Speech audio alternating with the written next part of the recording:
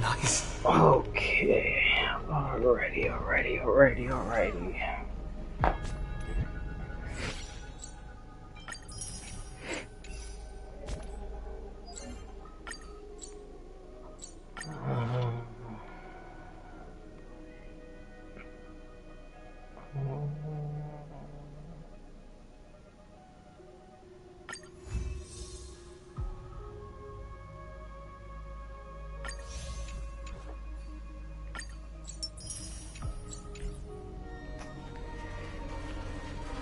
Okay.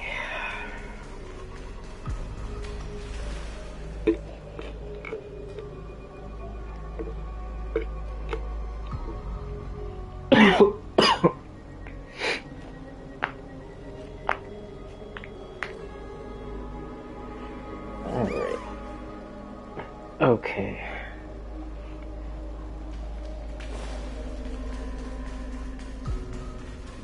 Alrighty. I am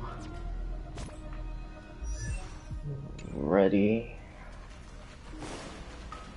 to finally add all the pieces together for, well, I would have said insane theory before, but I'm pretty sure I'm right now. I saw, well, I'm pretty sure most people already saw the animation leaks, and I saw some other leaks, like the new maps, Nice. that weird looking boss, Judiciary of Oblivion. I don't even know what the hell that is. I don't even have a theory for that, honestly. And I'm pretty sure that's probably not even its real name, honestly. Because when Lycus was leaked as a boss, the name was never Xandor. So, who the hell knows? Who is that really? For all we know, it could be, I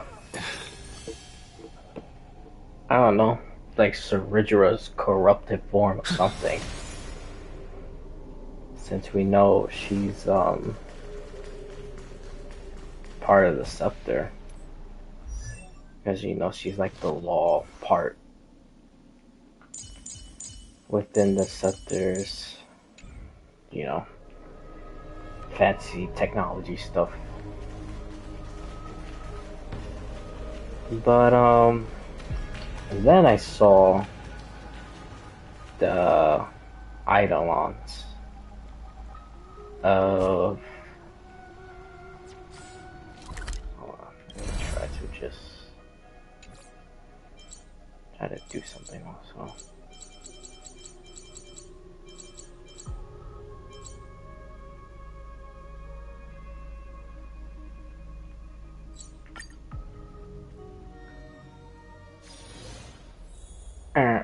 Oh, walk around and then just yap. But anyways, so yeah, then I saw the eidolons for March, and her last one, which would be 6, or Evernight, which is still March anyway. But the last one, it shows her like all like black and red, like glitchy, like how Finon, when he does the ending of his ultimate, when he goes back to his regular form, does that whole black hole thing, and then it's like all red and glitchy. that's how March is. But the part that really made me like my nonsense theory before of just saying Polka is March, uh, now I'm like 100% sure it is. Because within that picture of her being all glitchy and stuff like that, she holds her finger up against her mouth, basically saying like shush. So I saw that, and then like, I started doing piece by piece, and so far here's what I came up with for March's polka. So before I said in the last, are they talking about anything really, or this is just kind of, maybe I shouldn't do this, maybe I should just try to farm. Yeah, that wasn't too.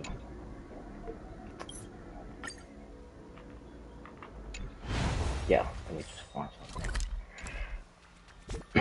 So anyways, yeah, so in the last, not this update, in the last update, when March is in that, I don't know what it is, the void, I guess, in the middle of the universe or something, where she goes through the door, um, and then the Memo Keepers are trying to persuade her to go through another door, and then Cyrene comes out and helps her to go to, well, she tries to convince her to go back, but then March proceeds to go into the door into Amphorius.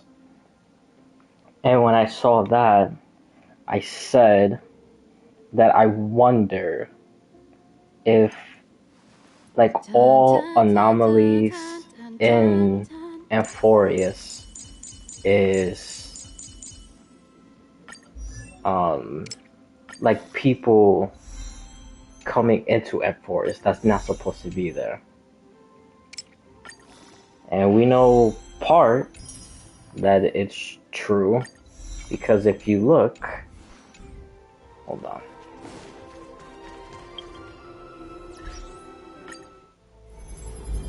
If you look at all this fancy stuff, oh no, that's the wrong one. I will be going to that because that has something in there.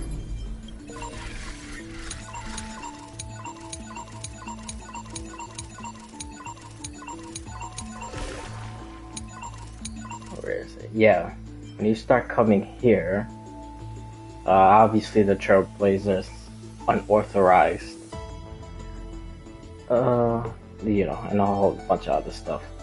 This is completely, like, basically, like redacted. I'm pretty sure this was redacted before, some of it, but now this is full. But yeah, Anomaly, and of course these guys are Anomaly also.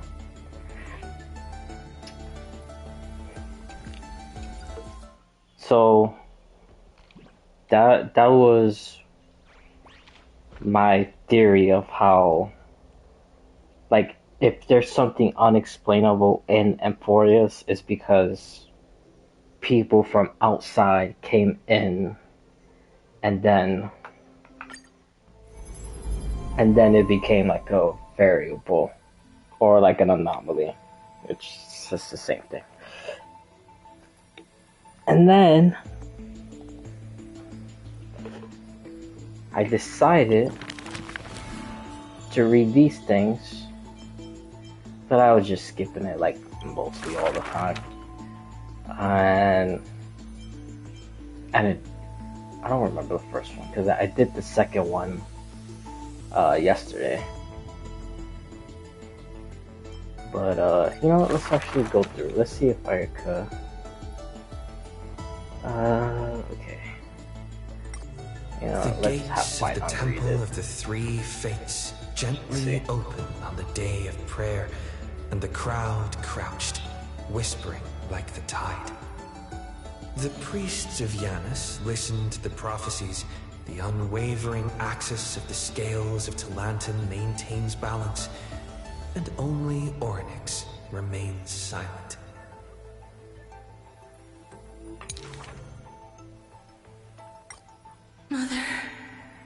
Mother, teach me how to answer prayers. The Titan tasked with time is as perplexed as a child. Don't be scared. Please don't be I don't afraid. think this really says too much into what I'm trying to get to, but... Listen carefully. The future they want is in the past. Like the first light of the morning star.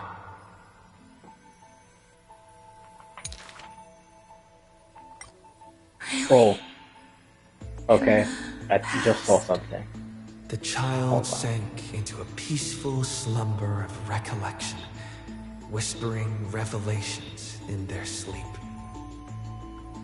Until the masses crying out amidst the flames of war were swept away by the sounds of sharp swords locking, the fires of ambition incinerating the law. Mother, usurper, assassinate the divine body. Memories are tightly entangled by nightmares with nowhere to run. Don't be scared. Please don't be afraid. An unfamiliar voice rings out. Go to sleep. The ending they want is yet to be born. Like the warm glow of the setting sun. Okay. I don't know if this is really gonna help my case too much, but actually maybe not, because assassinate the divine body.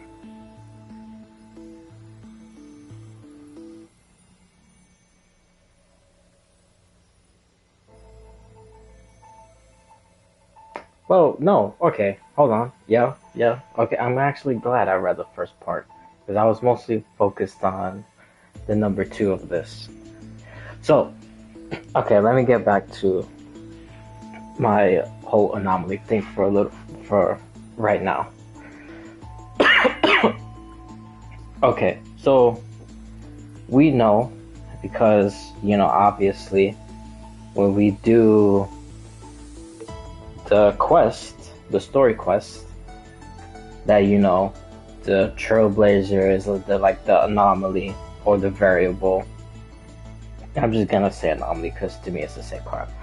But yeah, so he's causing a problem for Lycus, and he's even trying to take him out of Euphorius so everything could keep on running smoothly. So we know that when people go in there and they're not supposed to be in there, that they start influencing, and their memories and stuff like that starts becoming one with the scepter. As for that part, why do I say the memories start becoming one with the scepter? Okay. So, I believe that the very first anomaly was Polka. I believe Polka originally came to Euphorius, probably looking for another Rupert, or maybe she's looking for Xandor. I have a theory. I still think Rupert and Lycus is still connected somehow, but I'll get into that after my whole March crap. So, Okay, now this is where we go to the second part. Hold on.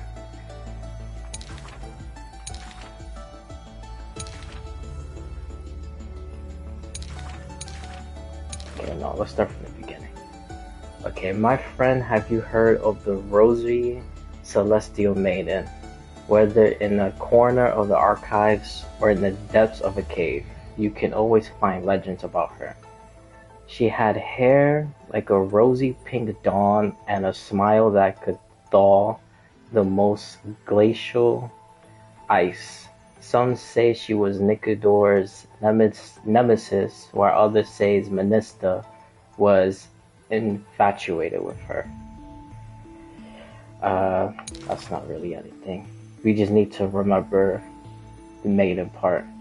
O mysterious and beautiful celestial maiden, how I wish to turn into a slate forever etched with your tale. Many have claimed to seeing that celestial maiden either in the half-remembered dreams of early morning or in the gossip and whispers after supper. She once whispered in my ear, she once saved my life, she gifted me an ice crystal. Her worshippers recite her deeds, even writing some into family teachings. Curious poets ask up and down the land, my God, my reading, only to find that the details of these encounters are difficult to recount even for the witnesses themselves. In the entire holy city, there are none who can provide proof of her existence. Now, like I said before, my theory about people coming in with the anomaly, and they become anomalies, that they also bring memories in their past and basically everything about them into it, and then slowly by slowly the scepter adapts and then they're written into it. That's how Dong Hong is written into it, because when the Trailblazer got stuck in the, I guess you could say, real Emphorius inside that scepter place with all the technology and TVs, he was in there for like a couple minutes, but thousands of years have already passed. So in the, what I call like the Deliverer occurrence, those 4,000 years, well actually it's 1,000 years, and then it became 4,000 at the end of the quest when he's fighting Xandor. But basically that's still the same, what I call like Deliverer occurrence. But anyways, so now that I had time to like adapt, then it recognized Dong Hong as like almost like one with Emphorius. So now he's like written into it. So then that's how you get his like permanence form that you see like in the leaks now. Which I will say, he is gonna be top tier support. Like he's going to rival Sunday. But anyways, that's not really my whole entire point. But yeah.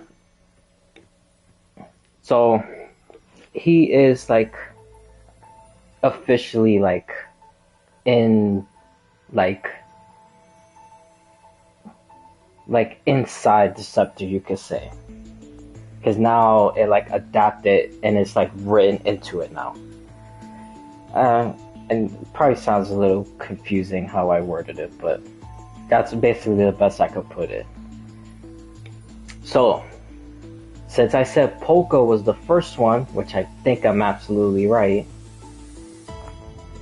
this Evernight, I believe Evernight is not related to March. I think this story is related to Polka, and then I'll get to how March inherits this story later. But I'm just gonna keep it on Polka right now. So, what do we know about Polka? Genius Society member 4. She basically is also, which I don't think a lot of people is not talking about either, or maybe they just don't know, she is also in this secret group within the Nihility, because she's a part of it. There's members of the Doctors of Chaos.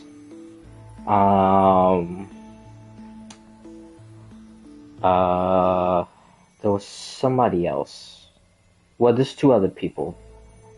The other person I remember, which is Dr. Primitive. Dr. Primitive is a part of that group, and he's the emanator of erudition. And then the 4th person,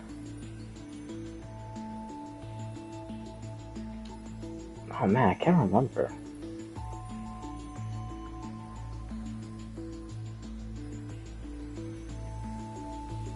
But yeah, basically there's like a almost, I wouldn't really say like a genius society, because I don't know if they're all geniuses, but basically a society like that, or somewhat like that, inside Nihility, which again is Polka is a part of that group, Dr. Primitive, some members of Doctors of Chaos, and again, I don't know why I cannot remember the 4th one.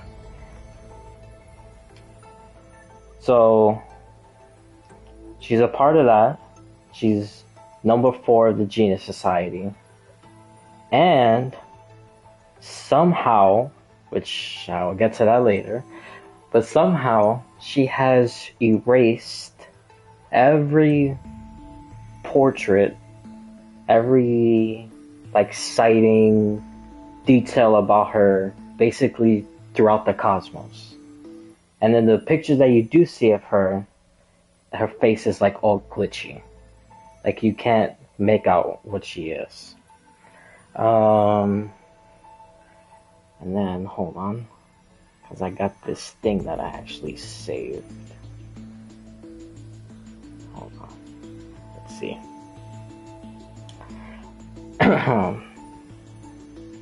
Okay. Polka Kakamon. This is actually inside the unknowable domain. It says, bearing the... How the hell do you say that word? A fight? I'm just gonna say name, because that's basically what it looks like. I'm just using context clues. Bearing the name Lord of Silence, Polka Kakamon is a female assassin who wears a candy-colored evening gown. Who else is candy-colored? Yep, that's right, March. And wields a surgical scalpel. March doesn't have that yet. But the candy color, we can relate that. She is suspected to be connected to many society members' deaths. We already know that. Rupert, the 2 Ruperts, I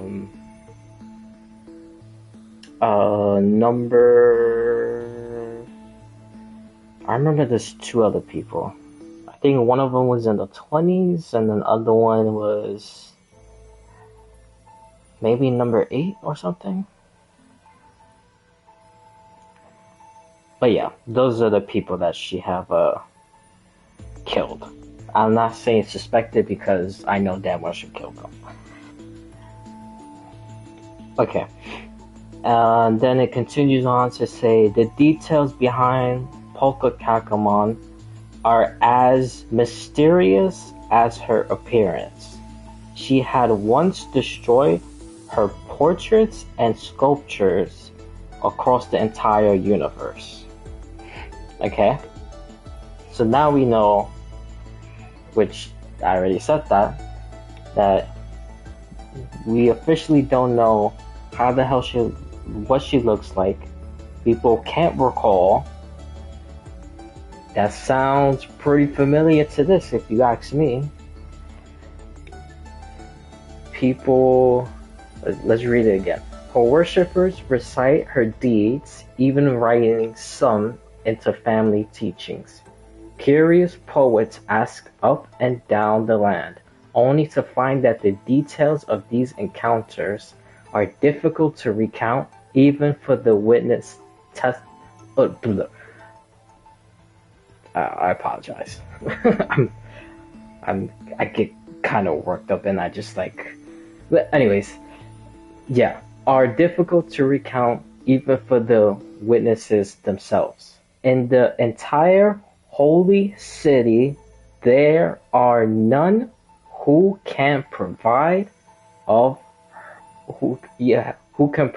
proof of her existence.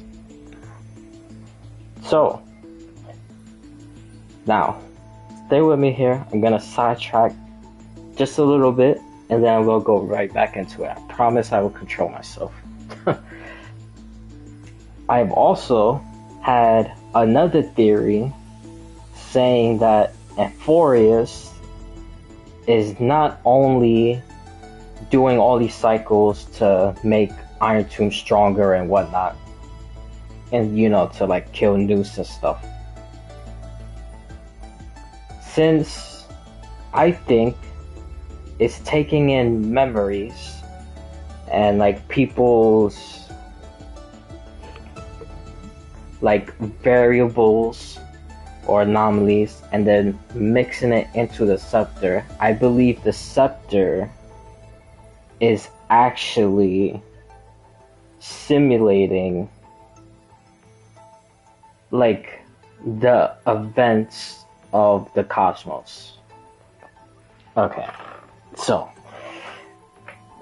the reason why I say that is because, let's see, we know it was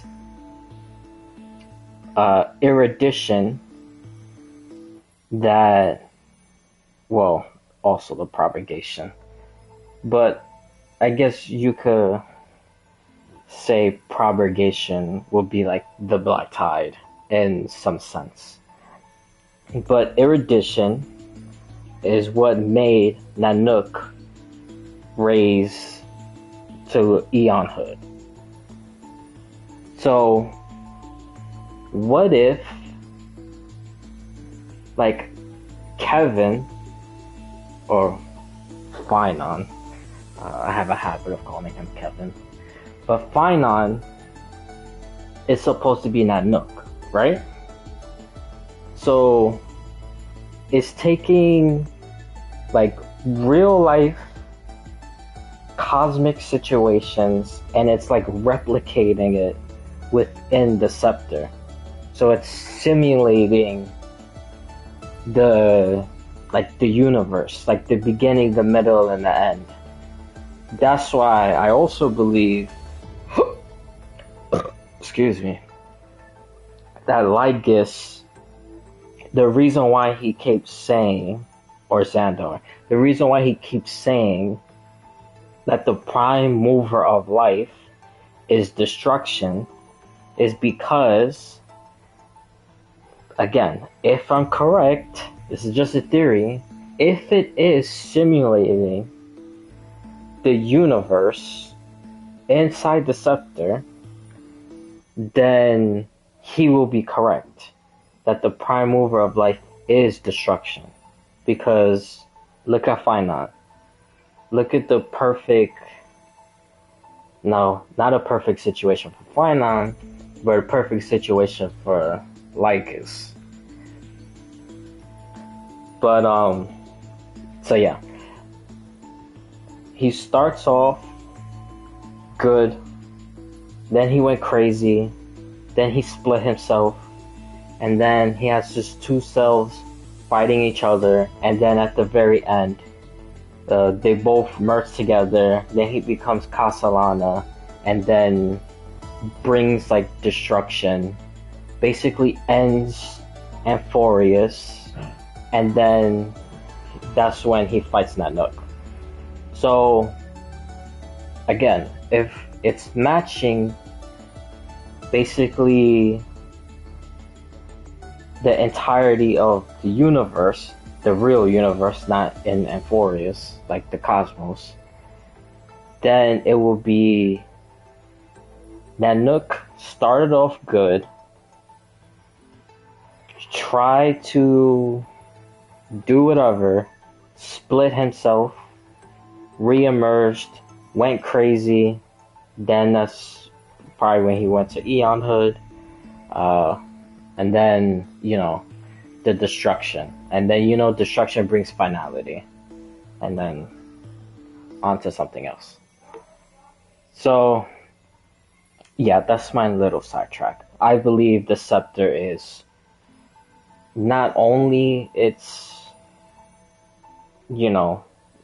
inhabiting Iron Tomb to make him destroy the universe. I think Xandar actually, you know what? Now that I'm actually saying this, I believe Xandar actually figured out what Noose can.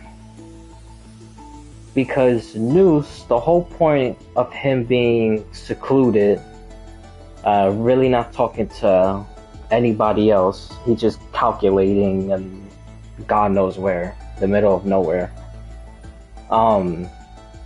that he's trying to figure out if destiny is predetermined or if the universe is predetermined.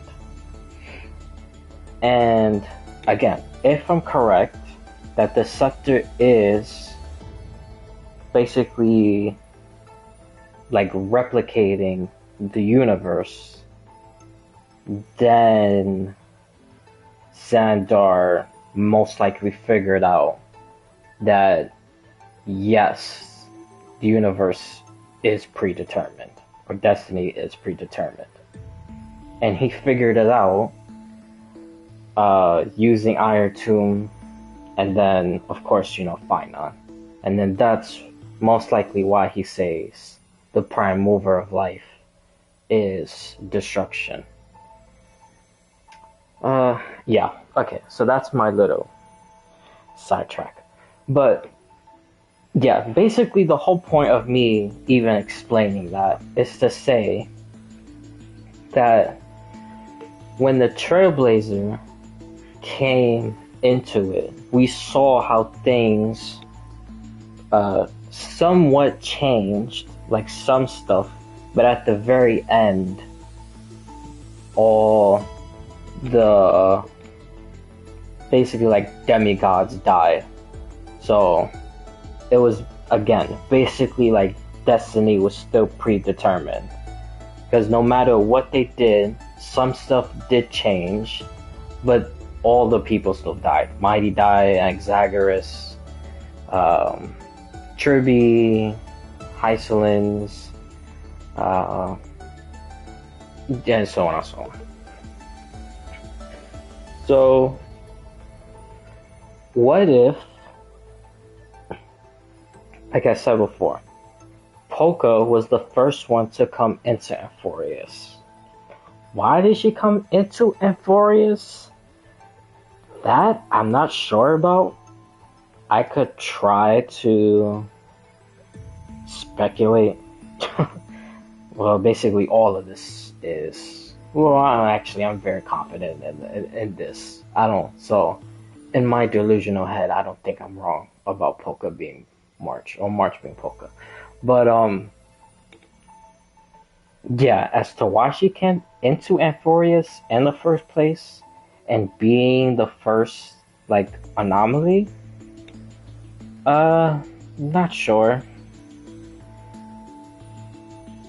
Maybe because she thought what everybody else thought, that Lygus is Rupert, and then she most likely found out that it wasn't, it was Xandar, and then she probably just bounced. Even though, I still believe Lycus is, somewhat part Rupert. And again, I'll get to that after. But, yeah, so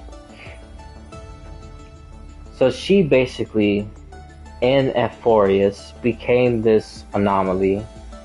Then, again, since it's like minutes in the real universe, but inside Euphorius it's like thousands and thousands of years, then most likely when she was here, the scepter adapted to her, and then she obviously became written inside of it.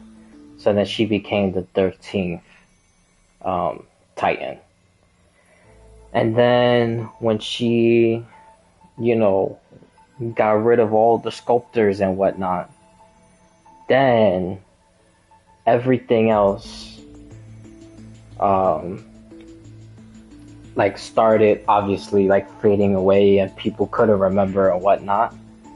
So because that the scepters adapts to people coming in, I believe that even if they leave, that basically information is still there. So even if something happens outside, it will affect inside also. Excuse me. And that's how the data got all corrupted, and then the 13th Titan became almost like a myth. And yeah, so this saying that in the entire holy city there are none who could provide proof of her existence, to me this is basically the information, basically the scepter adapting to what happened in the cosmos, to what happened in the inside. So now, again, the 13th Titan started to become like a myth. So that's one thing.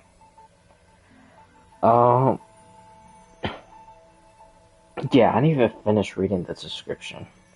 So yeah, let me just reread it. Bearing the, I'm just gonna say name, Lord of Silence, Polka Kakamon is a female assassin who wears candy-colored evening gown and wields a surgical scalpel. She is suspected to be connected to many society members' deaths. The details behind Polka Kakamon are as mysterious as her appearance. She had once destroyed her portraits and sculptures across the entire universe. Her way is not a cruel one and is extremely decisive. The calculations of Noose are beyond dispute, Polka said. She kills at the calculated moment, providing, now this is important, because I'm going to get back to this, providing either an ending or a new birth. Right? Let's just keep that in mind right now. Okay, now let's get back to this. It is not known since when the Celestial Maiden was always mentioned together with time. Again, because that's when Polka did all that stuff, and now this is corrupted also. So now, again, the 13th Titan is like a mystery. People recite her name during prayer to beg for miracles to appear faster. It is said that even in the selection of priests of time, girls with pink hair are preferred. They still didn't pick me. Maybe I need to go dye my hair. The brunette candidate was upset, but the examiner responded with a smile. Don't forget that Healer of Twilight has a head of pink hair, but she is a descendant of the sky. Scholars and poets discuss at length the origins of the rosy celestial maiden, but all mothers tell the same tale. That princess came. Listen, because this is important now. This is where I saw this yesterday, and the connection started even happening more, even after I saw March's new form, Constellation 6, like little mirror picture, and it was her like all glitchy and stuff. Which, by the way, glitchy. Who else is like that? Yeah, Polka Kakamwa. But that's besides the point. Let me get back to this. That princess came from beyond the sky. Her shooting star, like crystal ice, pierced the fog of the Veil of Evernight. She made friends with the Titan, and whenever the month of Evernight descended, they would meet again. Okay?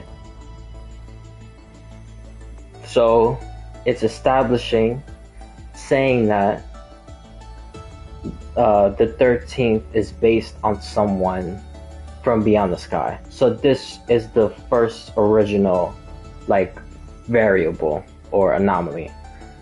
Again, to me, in this context, I'm using variable anomaly as the same. So hopefully I won't confuse anyone or confuse myself. Alright. Now, so far, it would sound like March. It sound like March's like regular form, like her ice preservation form. Because, you know, say shooting star and like crystal ice. But let's just hold that for right now. The children loved that tale, therefore, as the moon turned and shifted phases, the story became true. But someone always questions, unable to read the air. There are no worlds beyond the sky, so how can the rosy celestial maiden come from there? This is just most likely Lycus just trying to clean this up, you know, using some trickery. Now this right here is very, very, very important, because this, to me, when I read this the first time, or when Final was reading and I was listening to it, because I was also distracted with some other stuff, so I had to double take, and I reread it. This is what convinced me that this is not based on March. This was based on someone else. And then that's how I, you know, substituted that this is talking about Polka. And then, you know, I'll get to the connection after this of how Polka and March is related. But okay. Rosy Celestial Maiden, a world beyond the sky. The reckless adventurer takes out the photo stone, claiming it is the true work of the Celestial Maiden. The citizens laugh at this tale, with few accepting it as true. After all, long before the guests beyond the sky arrived, and that's talking about the Trailblazer and Donghong, and most likely March also.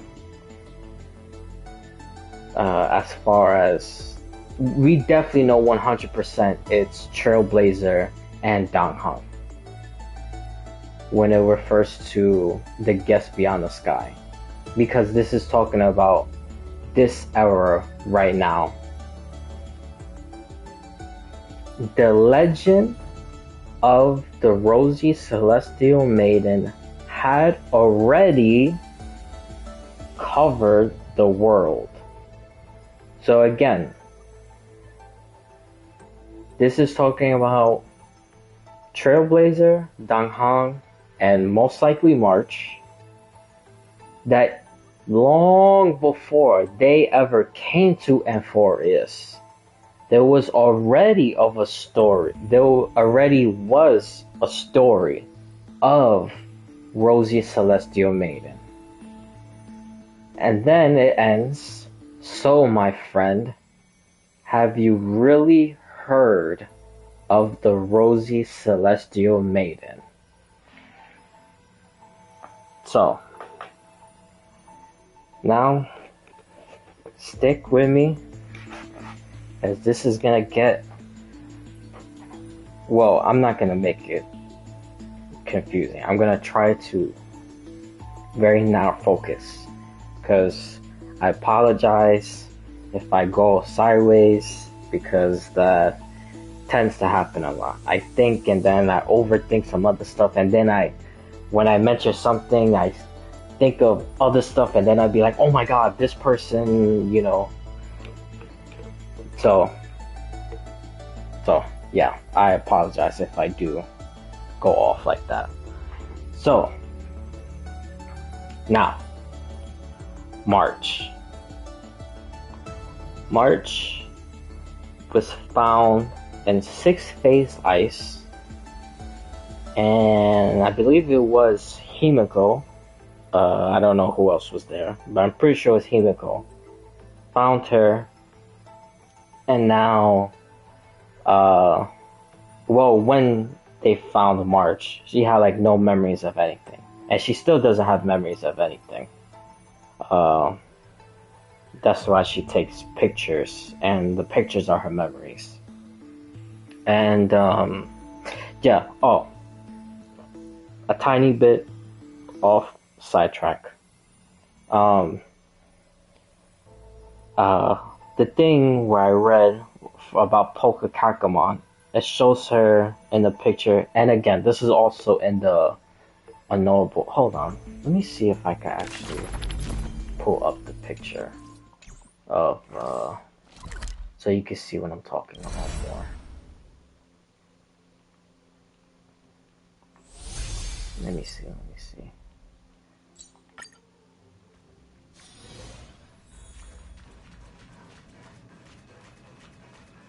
I don't even know why I just did a 360 like that.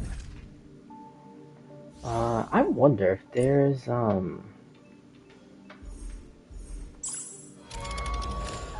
like a secret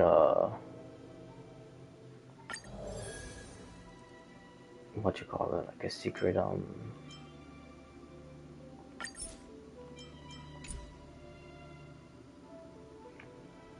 you know how like a couple updates ago you finished the thing and then you went to her space station, and then it was like the memory of Sunday and Welt talking. I wonder if there's that. I'll look for this after. How do I? Yeah, I still haven't even beat this. I honestly kind of just got triggered. I just got pissed off. Dude, I haven't beaten so much stuff. It's actually kind of sad. Where is the picture? Oh, it has to be on one of these.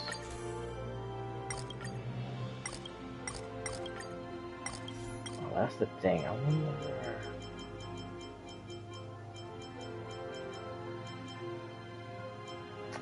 Shit. Hold on.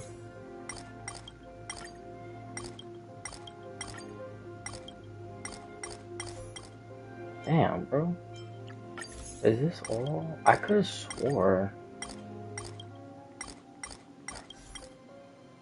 Damn, is it really not? Hold on. Is it really the same picture for every single one?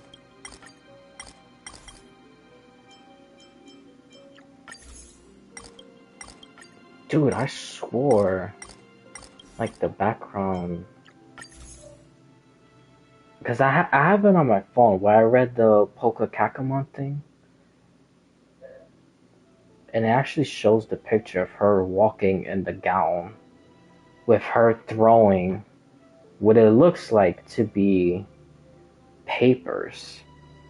But after I took a closer look, it looks more...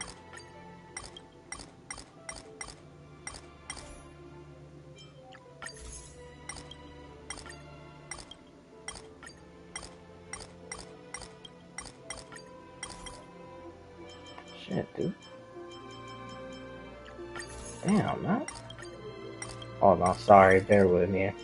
I know this is not very organized.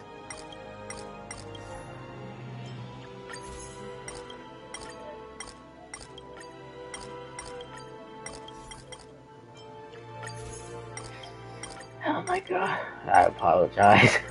This is so... Oh. I just want to see if the picture appears. Because, dude, I swore that same picture was inside, like, this talking thing.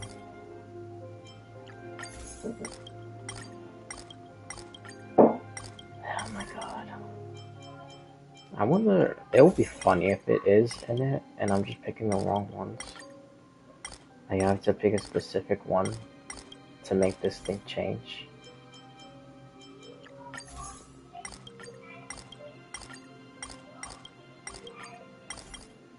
Fuck, dude. Oh my god.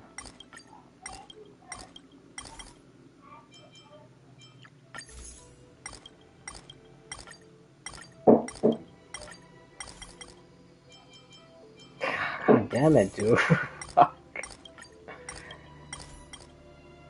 Oh my god. Dude, please. It has to be here somewhere. Ay, ay, ay.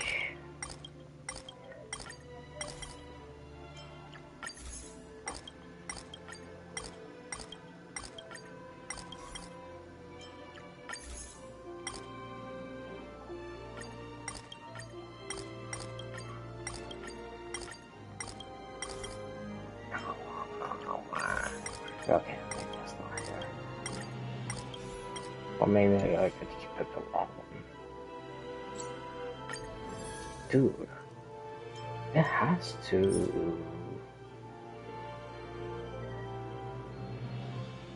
What?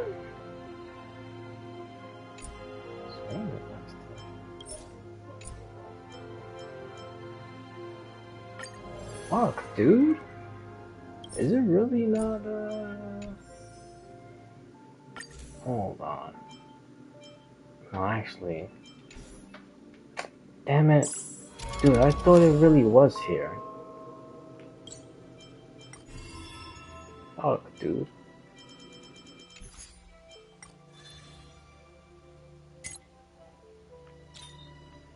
Nah, cause this is just all the... Yeah. Oh, this is all the scepters and stuff. Fuck, man. I'm still convinced it actually is probably here somewhere. I think I'm just choosing the wrong ones.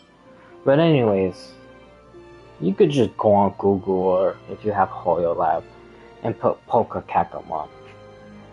Because you'll see. It's her with the gown walking with the pictures and it has a description under it of what I just read before. But by the way, now that I'm looking at the scalpel looks like a hairpin. Hold on, let me see.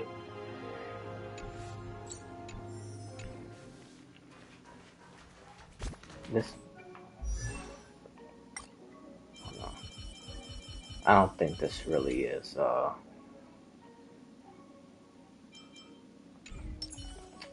damn it, dude. What the hell? How the hell do you even... Dude, I'm so, like, horrorless under this crap.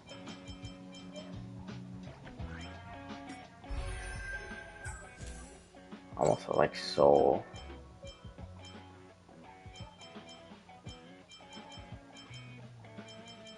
Again, apologies. I'm just, I guess, like, all over the place. No, it's not what I wanted to do. Oh, that's how you zoom in. Okay.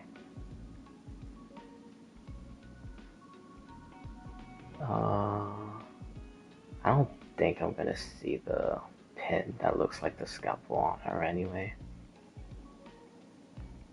And I don't think it will be on her new form also.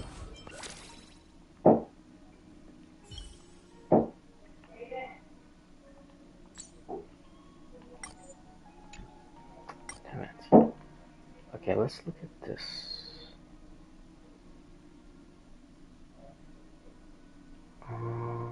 No.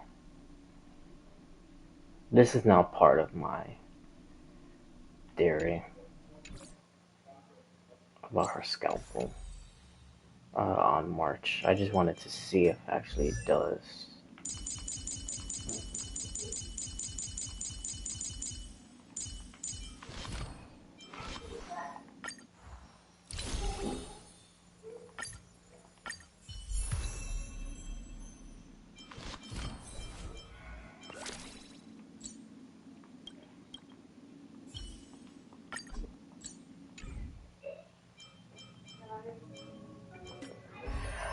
Ay, ay, ay.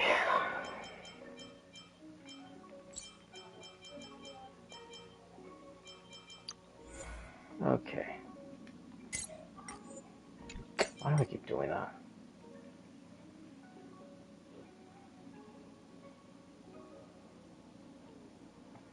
Under her hair or whatever. Okay. I mean, the colors on her, again, candy cane. Just like it said in the description of her gown. But this, the purple right here, it looks the exact same, which, again, this is not really saying much. But it's the exact same purple on the scalp, because it actually shows the scalp. And it was like, again, like I said, it looks like a hairpin.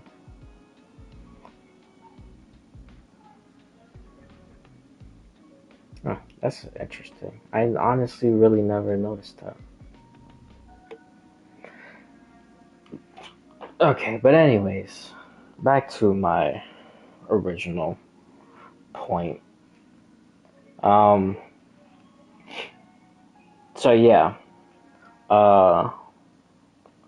in the picture, when it shows her walking, with the gown and her throwing, which it just looks like papers, but if you look closer, or maybe you really don't look closer, you can see pretty fine like that.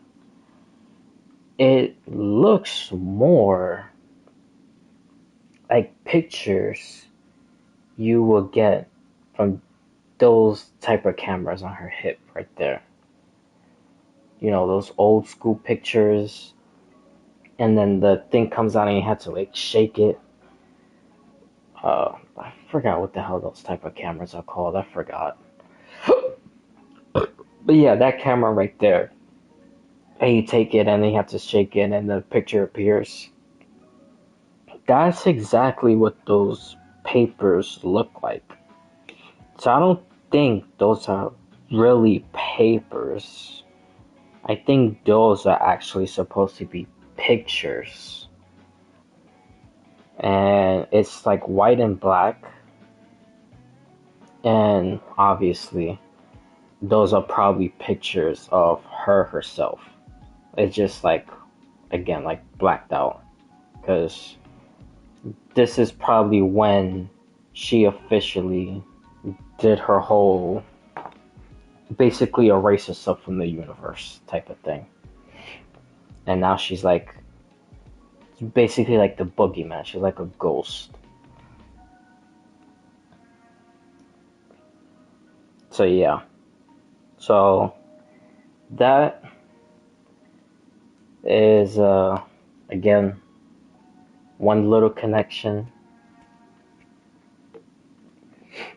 Not really a big one, but it just shows that both of them are kind of like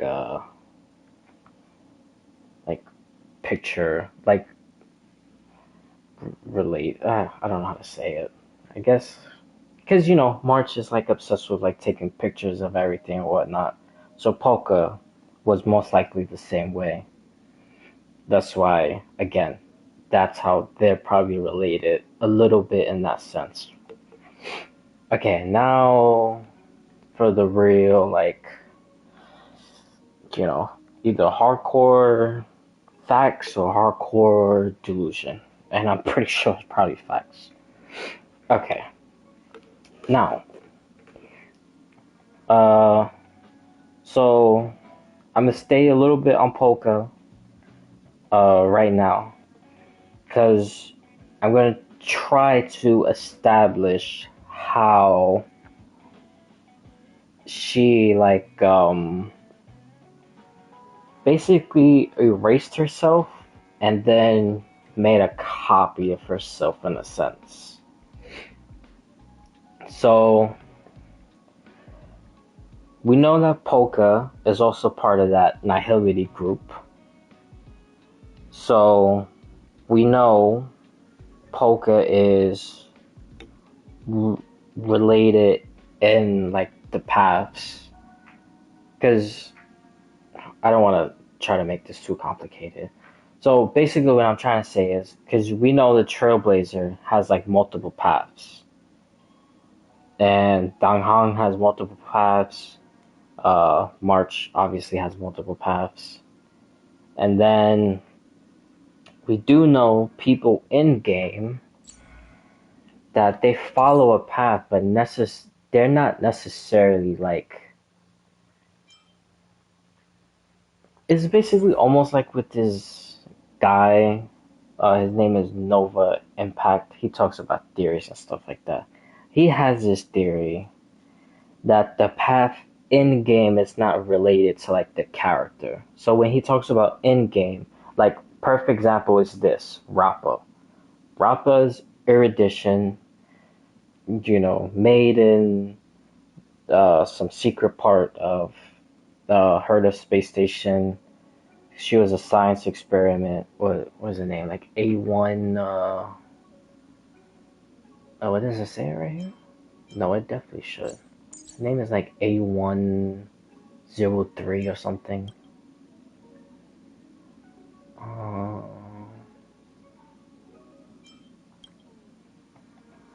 Dude, this should be here somewhere. I'm pretty sure some people know, because it was literally in the Pentagon story. No, I gotta do a little 80. But yeah, it shows that she was made inside the station and whatnot. So her in-game path, which is, I guess you could say, playable path, is erudition.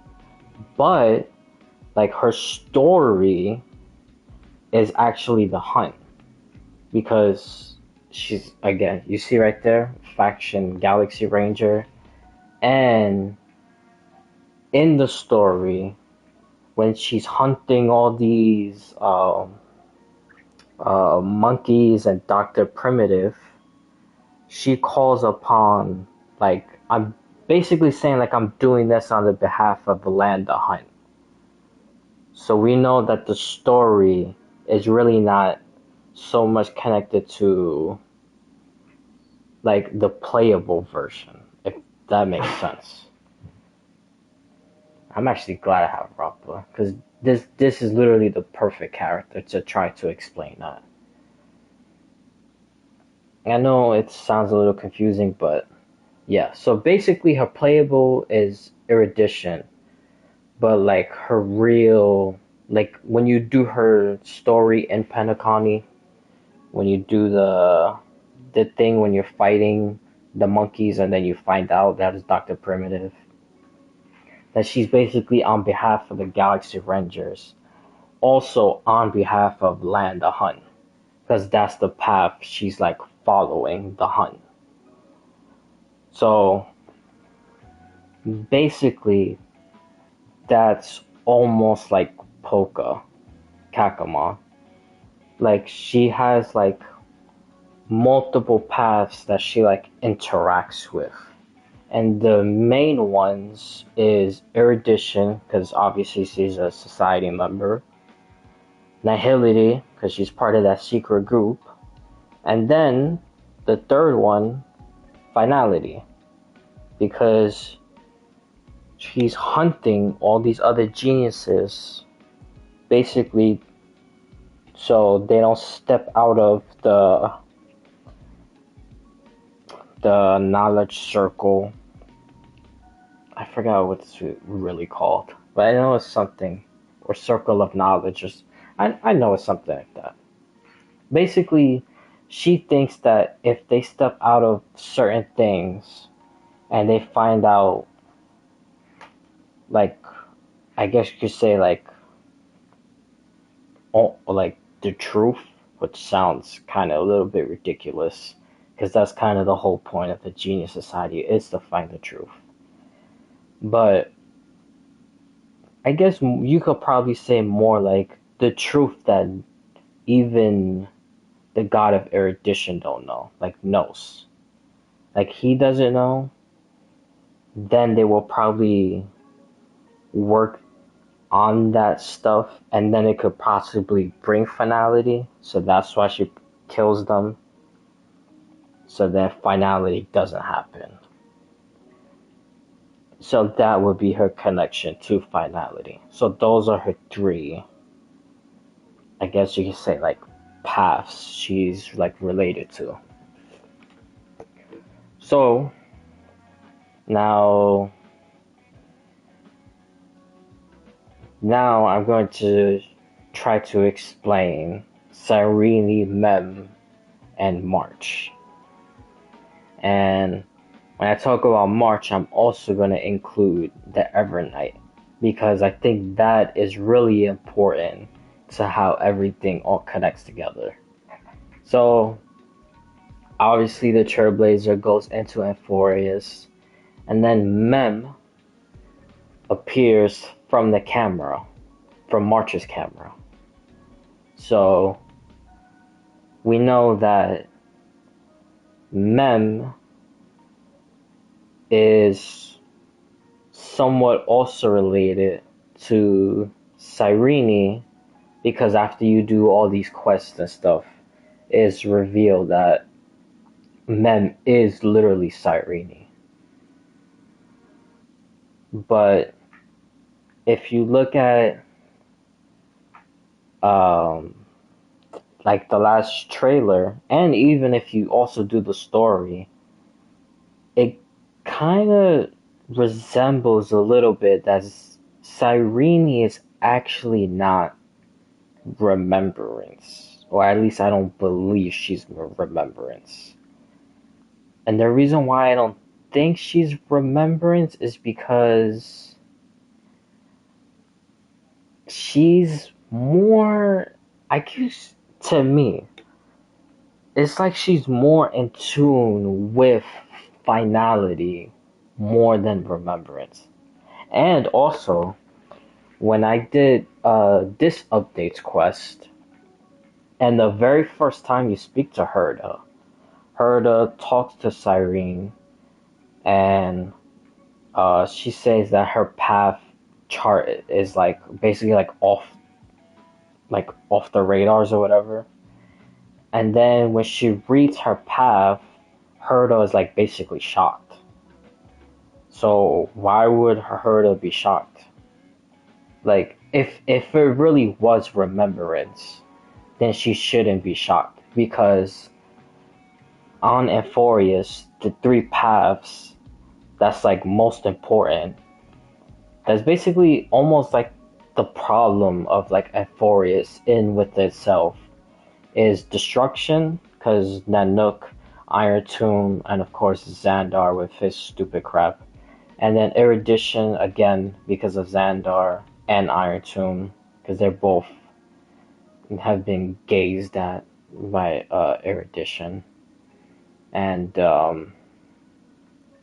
yeah, and then remembrance, because fully have gazed at Amphorius during, which I believe, because I don't truly believe fully, or maybe fully did gaze at Cyrene, like almost like how what's another good example?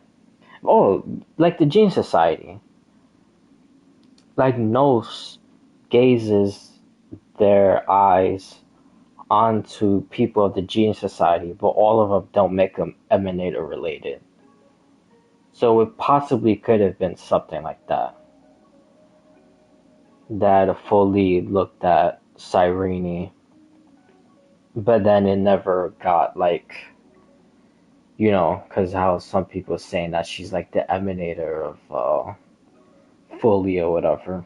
But that's a whole nother thing, because I don't really believe that.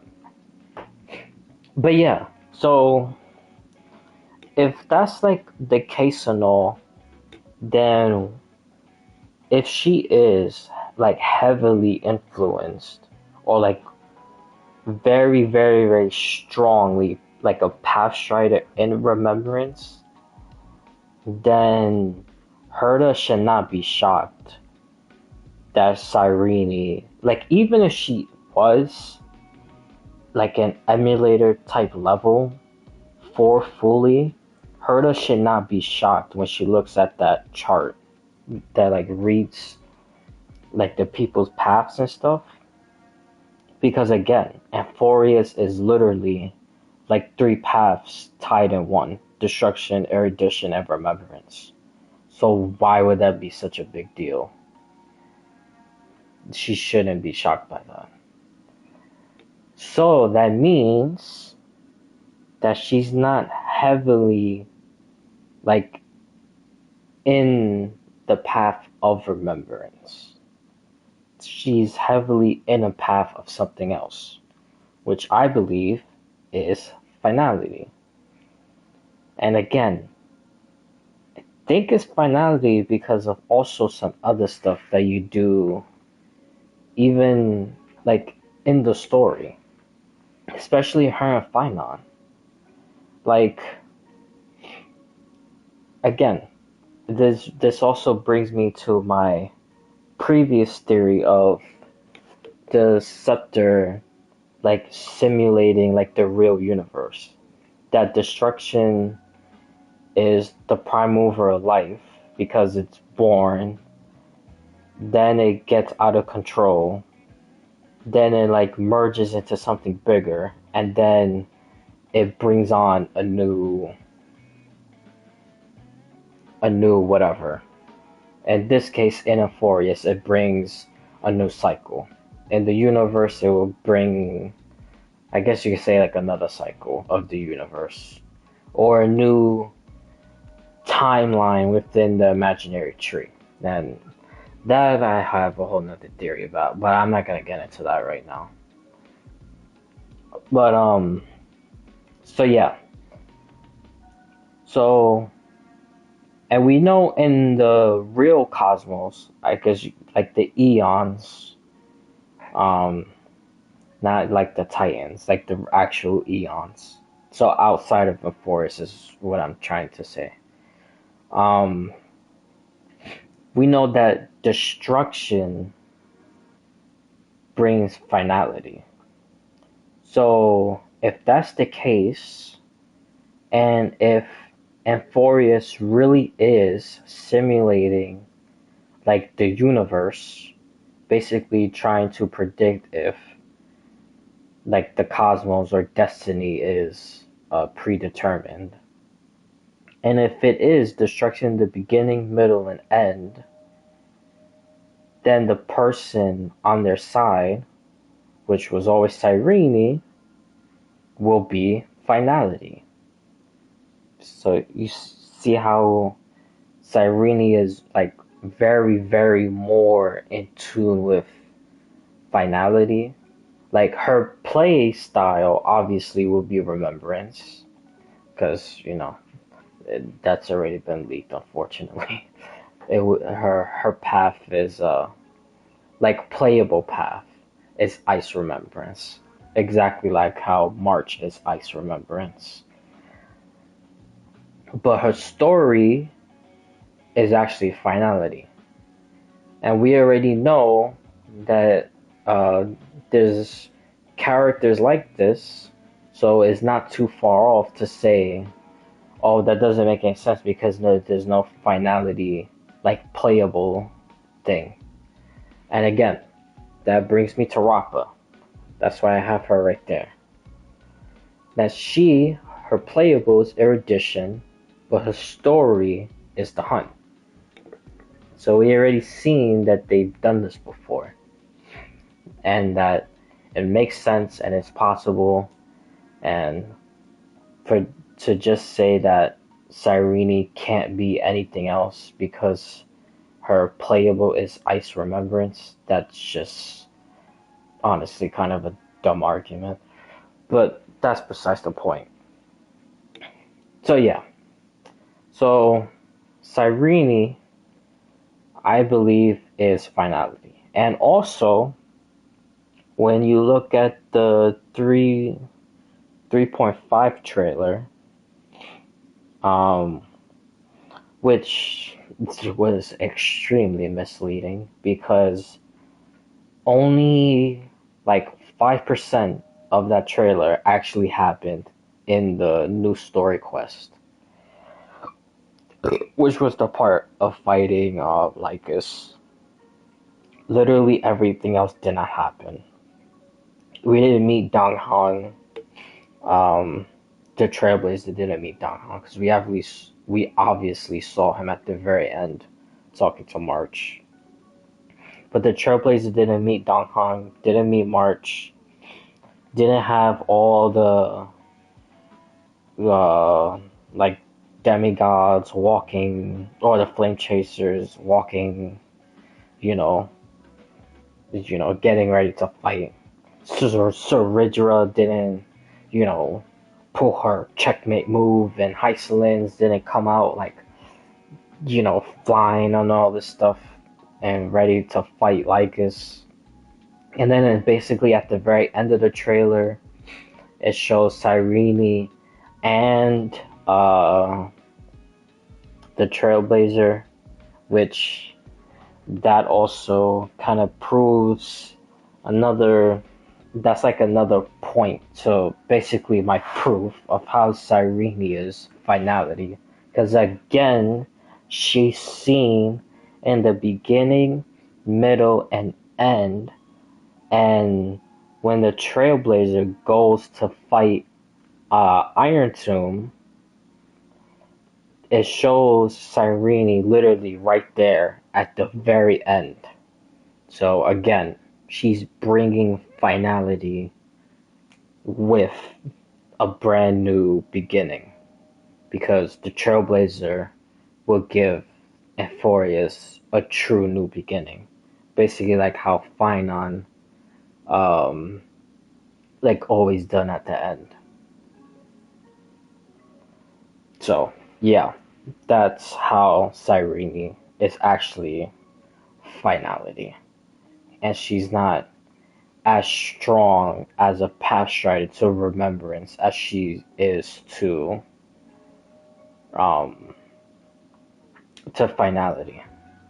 So she would be, again, a little bit of like Rappa in her situation, because again, like I said, playable, erudition, story, hunt. So Cyrene will be playable, remembrance, and then story, finality. That's where I'm getting at. And since Mem came from March's camera, that like awakened it and it called it Mother and all this stuff, is because, well, this one I'm not really, well, let me just like try to walk through it or talk through it. But yeah, we know that March is very like picture related stuff. So she's basically like heavily into like almost like remembrance and in some sort of way. Because her whole thing is like almost like memories. Because again, like her pictures, even her going to the what's that thing called? The divination thing. The thing with Fushuan. That Fushuan could like tell like a person's future or whatever. Again, using people's like memories and stuff. But they could tell like the past and the future and stuff like that. It basically like reads into their body. So almost not exactly like it, but almost like how I believe is something similar to like the Scepter and Euphorius. That it uses people's memories and whatnot, and then it could like dictate stuff. And then even after they move away from it, and if something happens to them, that it would still change. That's how I also think that machine that Fu Xuan uses is basically almost the same thing. So again, we know that March is very like remembrance, memory like related stuff. And this whole entire time, she's always been trying to regain her memories. So that is her part. Okay, now I'm going to really try to connect all three like into one. So okay, stay with me, right? So like I said, Polka is related to like three paths: nihility, erudition, and finality. So this is how I believe that it's gonna basically match with like March, Cyrene, and like Mem and stuff. So I believe that Polka, in order for her to get rid of basically like herself from the universe and turn, hold on, maybe I should put on March. Yeah, I should put March on now. Because now, yeah. But, oh, hold on, what does that say? I'm gonna get right back to it. Let me just read this real quick. A girl who once slumbered in eternal ice and knows nothing about her past. To find out the truth about her origins, she decided to travel with the Astral Express. As of right now, she has prepared about 67 different versions of her life story to herself, or for herself. Jeez, 67 different versions, what the hell? That's very... Oh! I know I was forgetting one thing. This also relates to remembrance and stuff like that. So, when I said that Cyrene really didn't get looked at fully, but she did get like a strong gaze of remembrance, like type thing. I believe is Mythos. I believe Mythos is the one that gazed upon Cyrene, and again, because Mythos and remembrance is basically almost the exact same path. The only problem is that the remembrance tells the truth and Mythos tells the lie. That's just about it. But memory wise is basically almost the same thing. That it's like, this is like a very shitty example, but like if I cross the street, right, they fully say like I crossed the street walking normal, and Mythos would say like I did cartwheels like across the street. So the memory is true, but the way that they tell the memory is the lie. If that makes sense. Again, I know that's a pretty horrible example, but yeah, that's kind of it. So yeah, um, yeah, that's who I believe actually gazed upon um Cyrene. It was Mythos. And then fully, when he for real gazed upon someone in Amphorius, was the Trailblazer.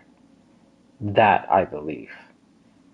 And I think um, Mem being activated also helped with um, fully gazing upon Amphorius, and then he just happened to or maybe he forcefully looked for the Trailblazer. But yeah, honestly, I believe that the reason why I fully even gazed at Amphorius and the like his real gaze, not looking at Cyrene, because I believe it was Mythos that looked at Cyrene. Um, I believe uh, that March's camera being in Amphorius, and then Mem coming out and like activating Cyrene. So Cyrene was like reawakened, and then but she was just a form as Mem. That I believe fully looked at Amphorius because it was looking for Mem, but seeing that Mem was just Mem and not Cyrene, it looked at the Trailblazer because Mem is the Trailblazer's memo spray. That makes sense. So I think that's the real reason of why I fully looked at the Trailblazer. That's just my little theory about that. And again, I'm feeling like very very strong about these. I think these are gonna actually become facts. But yeah. So back to my original thing. I just wanted to say that a little bit because I wanted to also bring up Mythos because Mythos plays a part in this also. So when Polka Kakamon basically erased herself, the only way, again, to fully erase yourself will have to be through Mythos. So she, I don't know, probably threatened to kill him or the followers because, you know, she's just insane like that. Um, but yeah, obviously she did something. And then she worked with Mythos, and then they found a way to erase people's memories of her. So now the only people that know her is from the sculptures and the paintings. But now you can't tell who she is because obviously it's like all glitched out, or the sculptor's face is like either like just broken or whatever. Because now you can't tell. It's like destroyed. So in order for them to do that, they have to go to Remembrance, the Garden of Recollection, where like all memories and stuff is kept and basically like preserved and stuff. So Polka most likely, because I think she had help, but I think she's the only one that like basically was kind of like the muscle, you could say. Like she did everything by herself. So Polka destroyed the memories within the garden of herself. So now people can't even remember how she looks like or whatever. So again, the only thing that people know of her is just the destroyed paintings and destroyed sculptures. So now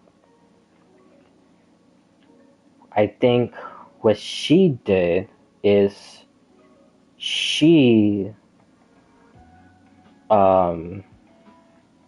probably, well, I actually have two different things, but it's a little bit related of the same. And I'll explain what I mean by that. I believe either Polka stole the memories from the garden and destroyed it, or she took the memories and then like hid it somewhere, probably with the Mythos. Excuse me. And then that's how Mythos was able to like basically like forged like false memories and stuff like that. And so then that's how people don't remember her.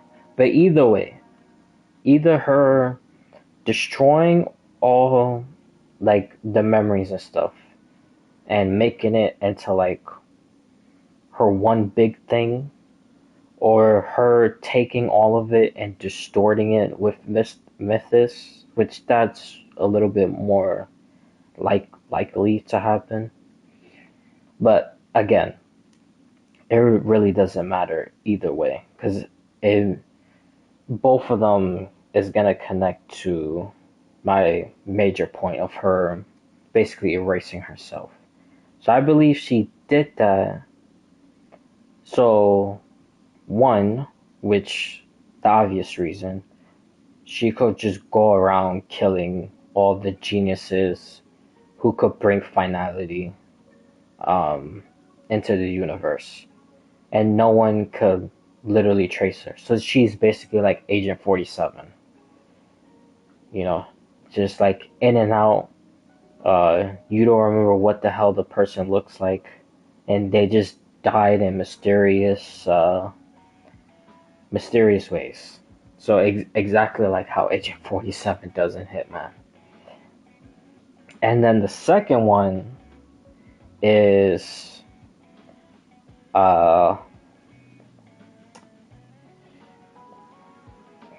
wait, where am I going? Shit, sorry. I kind of, while I was saying that, I was also thinking stuff in my head. I'm surprised I didn't say that crap out loud. Because I'm still thinking about the imaginary tree thing. Because I have a humongous theory about that also. And it's related to Aha. Sorry, I just had to let a little bit of that out. But so yeah, March either destroying or working with Mythos to, you know, change her like memories and stuff like that. So okay, yeah. So the first part obviously was to basically be like unrecognizable, so she could basically like never get caught, so she could complete her duty for finality of killing the society members. And then this is how it connects to Amphorius and March. So I believe that when Polka left Amphorius, because again, it said people from beyond the sky. Uh, no, it said a person being there before the guest from the sky. And when it says guest from the sky, in that context, is meaning Dong Hong, the Trailblazer, and March. So again, if there was a person before, then that person is who I think to be Polka Kakamon. So when Polka left, then I believe, again, because whatever happened outside, the scepter like adapted to it. And by the way, I probably shouldn't be saying this because I'm gonna get a little bit off track again. Um, but I truly believe about the scepter adapting and whatnot because this whole entire time, uh, Iron Tomb has basically been in Amphorius for so long, but yet he still managed to actually attack um, like other civilizations in the cosmos and stuff like that and actually destroy it. And he did all that while still doing the Amphorius thing. So we know that the adapting part is actually like pretty spot on. That it's able to adapt into the cosmos and still be in Amphorius doing their thing at the same time. Just getting as strong and doing all the calculations and whatnot, or Xandar doing all the calculations and whatnot to kill Noose. But okay, so yeah, back to Polka. Um, so yeah, she came most likely looking for Rupert because something with Amphorius. I mean, something with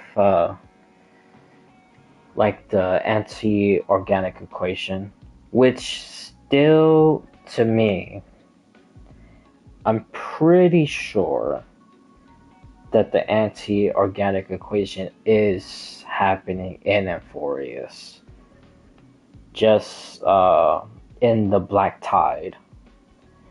That's basically the anti-organic equation.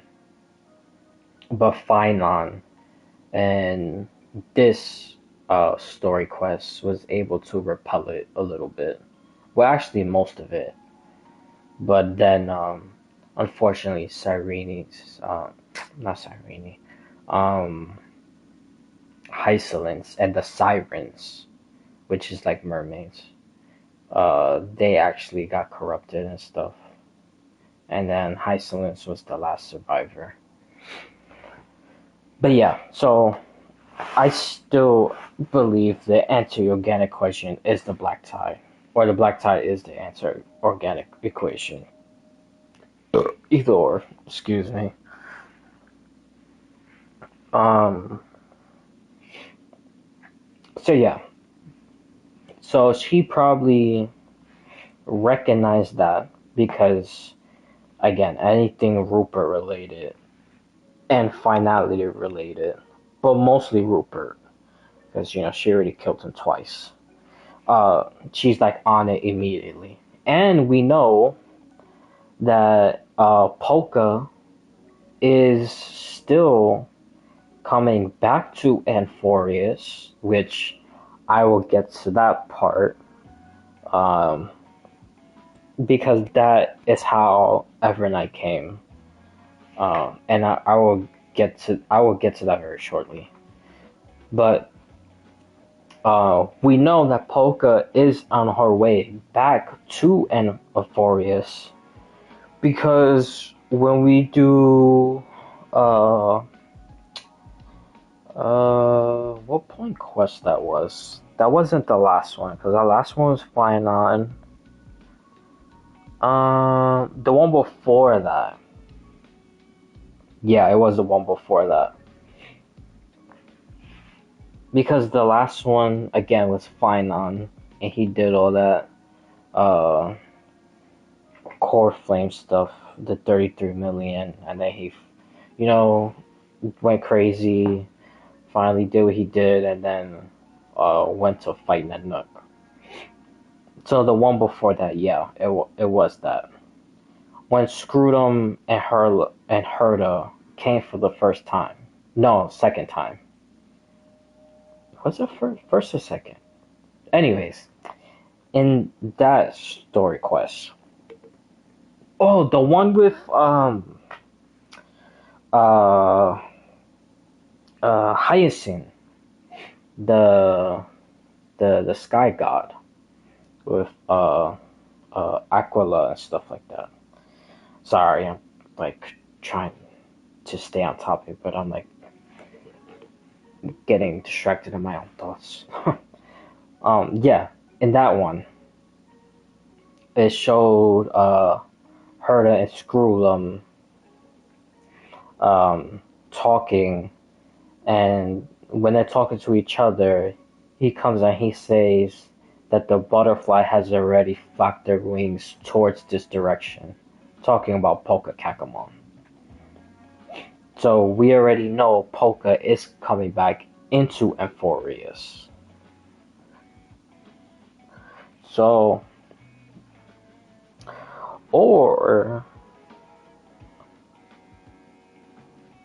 okay, this is I'm gonna sidetrack again a little tiny bit off.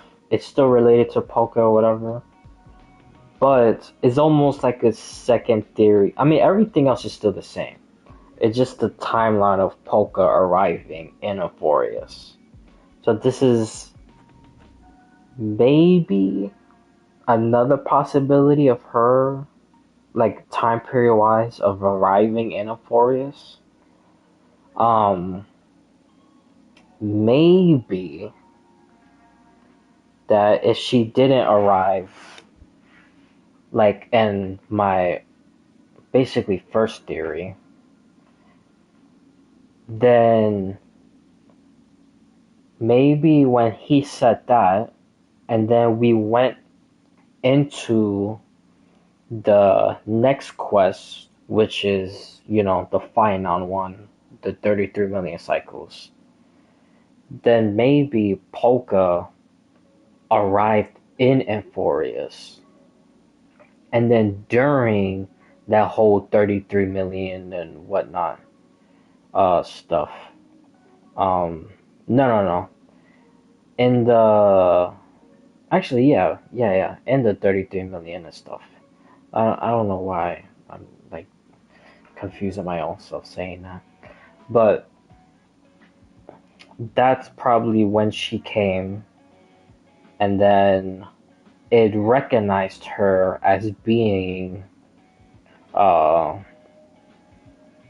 you know, like Polka and stuff, and then she obviously figured out like what was happening and whatnot, and then of course threatening Lycus, thinking he's Rupert. Then they most likely made a deal, and then she left Euphorius. And then his end of the bargain was to basically erase all the memories of her and whatnot. And then that's how she became the 13th missing Titan. Because also during that time, we see March going into Euphorius. That's basically during like the same quest of finance 33 million stuff. So again, like I said, it's not too far off That's just another possibility. But honestly, the time really doesn't matter too much because either way, I still believe that Polka arrived there before the Trailblazer and March. So she was the very first person. She was the person before guest from the sky. So yeah. But timeline wise, that's just another second theory I just thought of, and that very well could be possible. That it came during the time of when uh, Herda and Skrullum said that the butterfly's flapping its wings in this direction. But okay, back to my original thing. So, um, sorry. This is why I need to try to stay on. Cause I be going off, and then sometimes I even forget where I'm going, and then I forget my original point. Uh, what was I saying? I was saying timeline, Polka, being erased.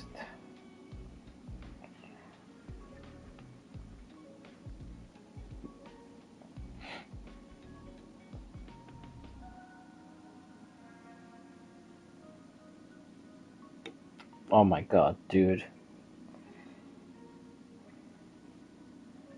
Dude, this is so embarrassing, man. Oh my god. I literally lost my original thought. Oh god, dude, what the hell? Uh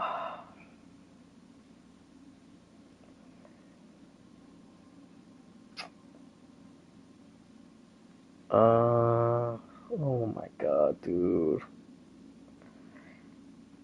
Dude, I'm gonna have to start eating goddamn peanut butter and jelly sandwiches. Or just peanut butter. I heard that's good for memory stuff.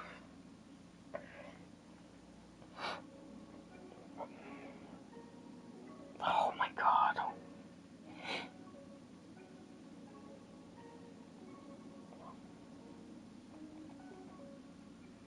Dude, where the hell was I even going with this? Jesus Christ, man.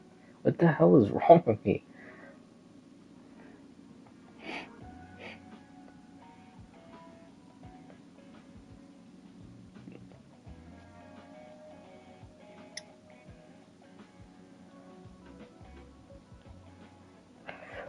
Okay.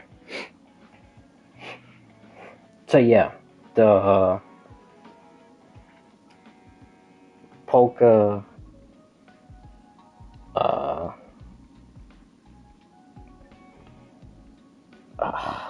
dude.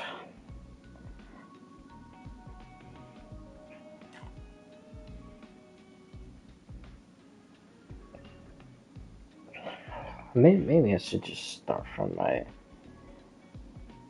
the second theory thing, cause dude, I don't know what the hell's wrong with me. I don't know why I got so distracted. I literally cannot remember. So yeah, basically, anyways, Polka arriving there before Skrullum or even after when Skrullum said that really doesn't matter. So basically, the point is Polka went there. Uh, the scepter adapted to the situation and the cosmos and whatnot. Even after she left, or maybe she went there, it read her, and then during the cycles, it adapted because in the real world, again, also, or the real cosmos, she like erased herself with Mythos' help, and then the 13th Titan like disappeared. And then during that's when Mythos looked upon Cyrene, and Cyrene thinking that it was Remembrance, but it was really Mythos. And then, occurrences later, millions of cycles in the occurrence. And a Trailblazer comes, the camera awakens Mem, then the real Remembrance fully gazed upon Mem, but saw that Mem was just Mem, and it gazed upon the Trailblazer. Then that's how he gained the real power of Remembrance, and then Mem was just the Memo Sprite helping the Trailblazer. And then March. Okay, now this is how March plays into Evernight and stuff like that. So we know that Cyrene related to finality, Polka related to all three, but she was the 13th Titan and then forgotten because of, again, what happened in the cosmos. Destroyed all sculptures and paintings, stole all the memories from Remembrance, which is the garden of recollection, and either destroyed it or saved it. That part really doesn't matter too much, because I believe that what Polka did is Polka, her deal was most likely to, again, remove herself from the information in the scepter, and then 13 Titan disappeared. But she probably most likely did another thing with Lygus, since, again, thinking that, which everybody else thought, that Lygus was Rupert, because the Black Tide resembles so much like the anti-organic equation, which I'm pretty sure that's still what it is. Then that's how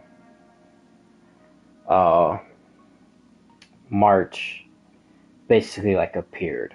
Because I think during all that time, when all that stuff is happening, I believe the Remembrance created March. Hey, stay with me, it's gonna get a little bit confusing also. The Remembrance created March and then snuck March into Amphorius. Lygus saw it, then took her and basically threw her out of Amphorius, and then she lost her memories, and the 6-phase dice and stuff. So when March comes back to Amphorius, now she's she's almost like how the scepter works. The scepter, like I said, people come into it that's not supposed to be in there, anomalies and stuff. So it adapts and regains memories, or takes people's memories and then writes it within the scepter and creates the simulations and stuff. So I think March is supposed to be something almost, I'm not saying she is a scepter, but I would say something almost kind of like a scepter, but the Remembrance version of it. So when she came into Amphorius, and then she went through all those 4,000 years of the cycle in like what I call like the deliverer cycle, which would be the trailblazer, which again is during the time of him being the deliverer and also the time him being in that technology place with all the TVs, and then that's how Dong Hong became within Euphorius. So he is no longer anomaly like, because now he's like simulated into the program, and then that's how it becomes Permanence and Terravox. But March, since she's still brand new there, she goes there, and she's basically the sole purpose. Her whole creation is to regain Polka's like memory and stuff, so they can have that in the garden. So March goes into Euphorius, and then she basically becomes, well, not basically, she does become the 13th Titan, which is Evernight. So when she meets Dong Hong, and then she says that she's still the same person and she regains all the memories and stuff like that. And then he says that you're not March because she wouldn't remember like such a thing, which is kind of true. She wouldn't. She can't remember anything. But again, since she's almost like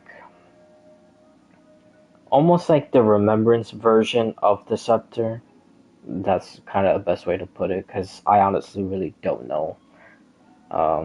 Or maybe I guess you could say like an empty light cone, just collecting for Polka's memories. Maybe that's the better way to put it. Because since we know remembrance does do that, because look at Black Swan. She with the Trailblazer and Akron, she did some light cone stuff to gain memory, and then that's how she knew that she was in the dream within a dream at Penacony. But yeah, so we know that that's very possible for March to do. But so yeah. Then when March regained, or did her version of the scepter or light cone or whatever, basically gaining Polka's memories, then at that moment she became Polka Kakamon. So that's how them two come together. Because when she's there, she gains all the memories and stuff, and then Polka is either in Euphorius and then merged in with March, which I know sounds a little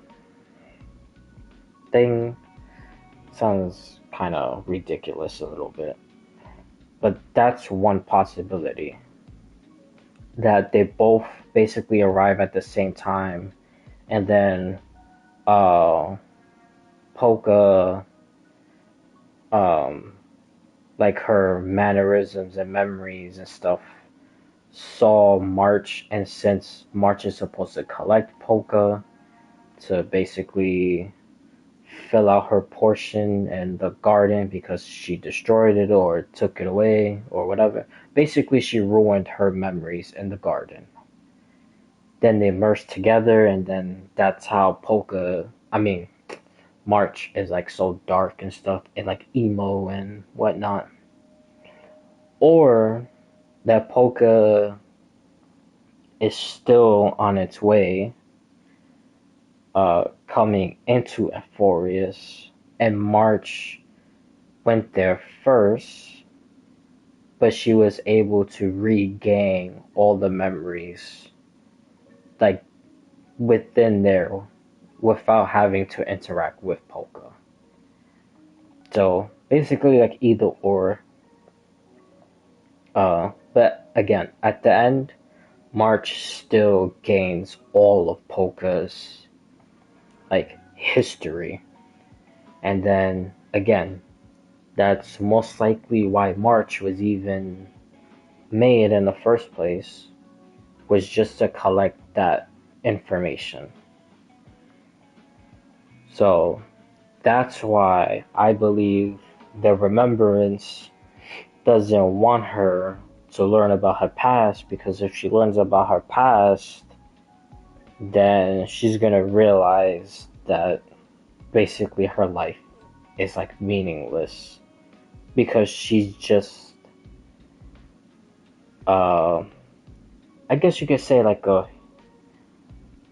she's basically like a mimetic virus, like how Gallagher was, even though Gallagher is like a little bit different, because he's also like a memory thing, but he had like to help the Trailblazer and stuff like that. So a little bit like it, but yeah, a little bit not. So yeah, that's basically my whole thing. That March is there just to collect Polka's memories and stuff, and then when she finally does, then she just becomes Polka. So now March is Polka. That's basically my thing. Yeah.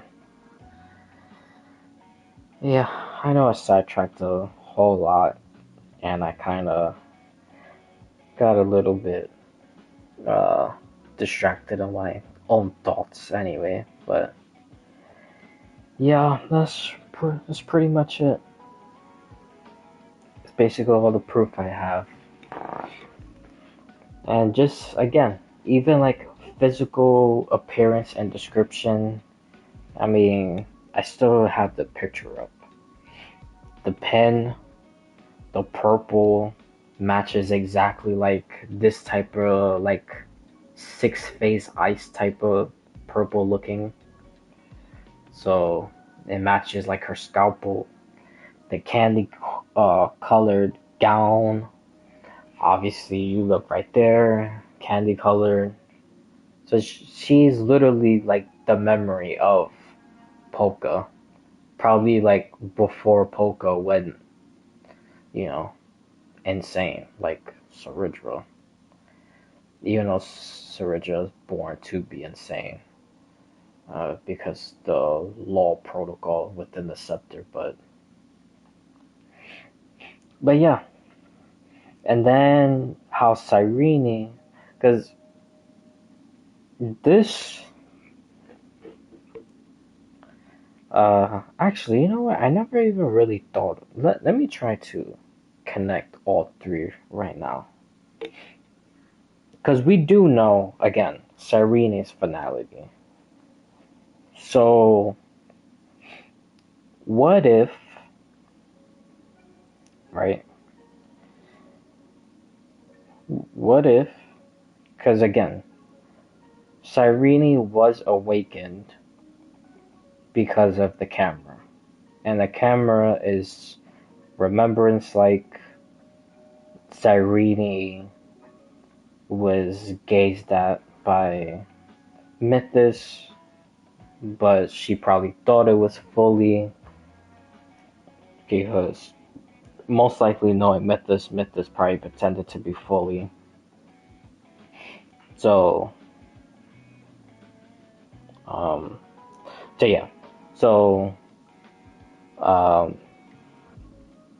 like the memories within March's camera awaken Cyrene.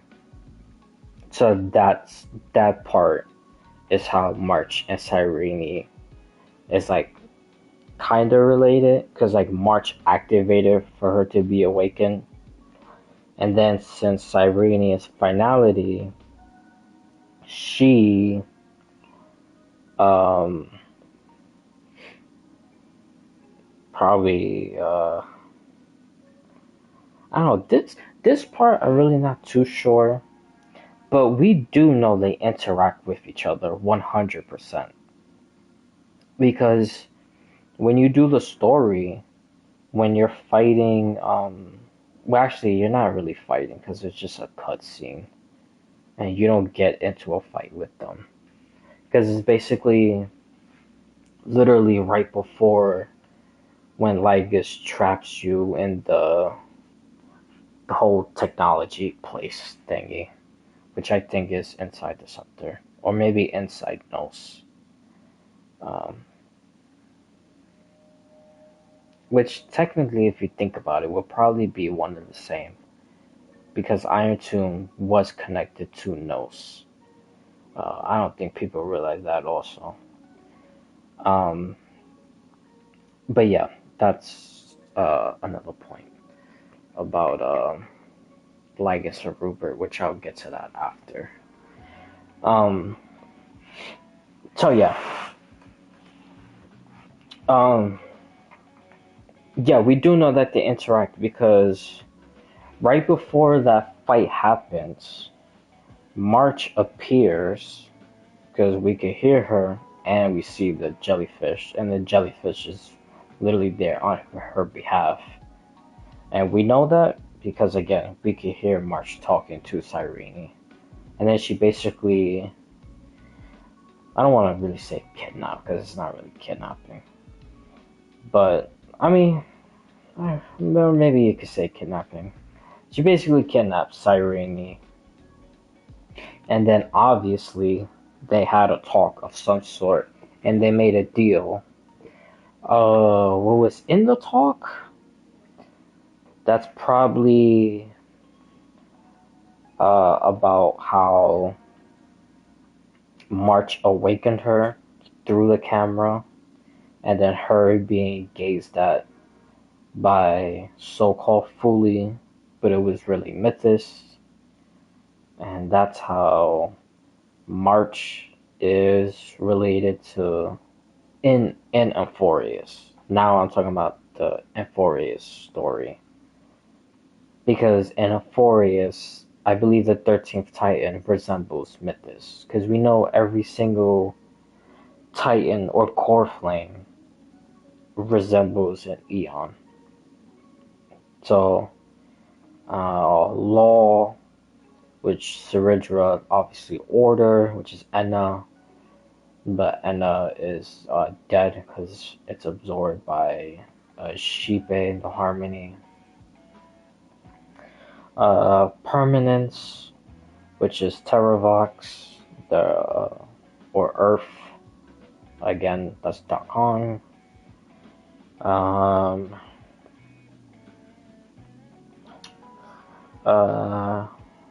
Anexa, or Anaxagoras. Him and Nos. But you know, and so on and so on. I can't remember every single one right now. But yeah, so I believe Mythos is the 13th one. And again, also in dealings with Polka and Polka most likely doing a deal with Xandor or Lygus, or maybe even threatening to kill him if she didn't do that. And then he probably accepted because, you know, I mean, who wouldn't accept, you know, something from Polka? Unless if you're Herta. But, you know, Herta has a death wish, honestly. Because she's another one. With her whole, what is divinity question. I think that's gonna get her killed in the future. Or maybe not. Or maybe she's just gonna end up doing the killing. But that's a whole nother subject because already I'm getting sidetracked. But so yeah, mm, in that conversation between Evernight version March, which like in Amphorius and Cyrene, I could probably guess, which I already said some talking points already. Um, fully not really looking at her. It was Mythos that looked at her. Um, her being related to like finality. That's why she's always there at every single like real cycle, not like a prison cycle, which that was obviously like the 33 million one. That was like a prison cycle. The the 4,000 years when the Trailblazer and Heistlands was fighting Lycus, that was like a prison cycle. She wasn't there. But the two real cycles, or one cycle, because the second one was just the trailer and the 3.5, but again, that didn't happen in the story. So, but it did show her at the end, helping the Trailblazer, and then she does her full, you know, Elysia, marrying humanity type of vibe I was getting from her. Uh, Marrying humanity is something from Honka Impact Third. So if you don't know what that means, that's basically where it came from. You could watch a video about the flame chasers in Honka Impact Third. Because I know some stuff, but I don't know like every single thing, and I don't want to get details wrong. But basically, Elysia, which would be Cyrene in Honka Impact Third, she ends up marrying humanity in order to save them. So, yeah. Uh, but again, back to the topic. Um, yeah, so obviously, Evernight March and Cyrene did some deal because when the Trailblazer is inside that void type of space thing, and he's trying to go back into Amphorius, like how March was trying to go into Amphorius for the first time, and the Memo Keepers were trying to distract her, and then Cyrene helped her, but she was trying to convince her to go back. March said no, that she was gonna go uh, to find the Trailblazer in Danghang.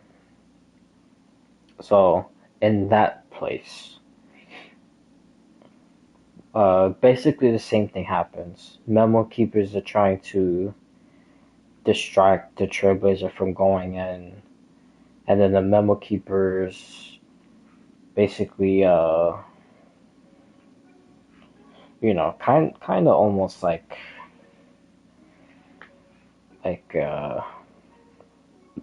it's not really like threat. I mean, it's a little bit threatening, like, but they weren't like, go back and like beat the shit out of you type of thing. It was more like almost like a passive aggressive type of threat. Go back and this won't happen and whatnot. And then that's when you meet Evernight March, and then she gives you the core flame of let me show you. She gives you this core flame. And okay, let me go back. But I can't do it here. Yeah. She gives you this core flame. Yeah, it doesn't matter where we go, because I'm just gonna go into the book.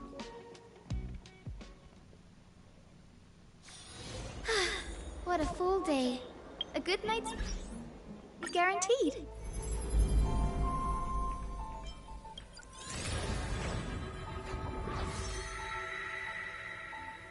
Oh shit. It's the people's face now. Okay, hold on.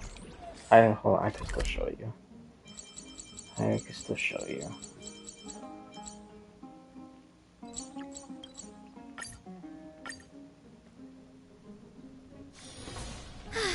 What a full day. A good night's sleep is basically guaranteed. That one, all the way on the top. Which is actually, that's this guy's core flame. I just realized that, I forgot. But anyways, yeah, the one all the way at the top. Kefali's core flame, that's his name. There we go. I already got stuck on stupid for a second. Yes, Cyrene gives you, I mean, not Cyrene. Evernight gives you, We will walk to the end with all your wills. No matter the cost. he's still gonna be the Eon of Deliverance. Sorry, I just had to say that. That's another theory I have. But back to my original one. So, anyways. Yeah, so Evernight gives this guy Kefali's core flame, and then he goes back into the cycles and stuff like that, and then he does what he does. So obviously, them to make a deal, and for them to make a deal again will probably be very easy because they all have that connection to the very same person they're all connected to. If that makes sense. I know, again, it sounds a little bit confusing, but basically, so this is kind of my timeline for the whole entire thing. That Polka went to Euphorius, did what she did, and then left. And then March appeared, and then, again, she's basically the sole purpose made to collect those memories. And then she basically got set out of Euphorius. And then, like, the 6th phase happened, and she lost all her memories and stuff. And then, with the Trailblaze traveling and whatnot. And then when they go back, the 6th phase things happen again. So, she's not able to go into Euphorius physically. But the reason why she's able to go into Euphorius is because the camera they take. And when they take March's camera, again, it's like a part of March going into Euphorius. So I guess you could say almost like spiritually she's going into Euphorius, because her physical body is not there. And then Cyrene awakens, and then, again, I explained how. And then Cyrene goes on, does her thing, and then March, since, some part of her is already in Euphorius, now she's able to take her subconsciousness and go into that void space, and then that's where you get the scene with the memo keepers, and then Cyrene clearing the path for her to go, and then that's how March gets into Euphorius. So it was Polka coming and going, Then the Trailblazer come with March's camera, awakens Cyrene. Cyrene allows March to come into Amphorius. Then, since Polka was already there, because I don't think she's there, even in my two theories of her being there before Skrullum or even after Skrullum, either way, I don't think she's there right now. So that part really doesn't matter. The time period she comes, because again, in either or, she's still before March arriving. So that's a thing. So yeah, sorry, I was getting a little too many thoughts just running at once. I apologize. I gotta try to start like focusing on one thing and then just run it through and then go on to my next theory. But yeah. So that, and then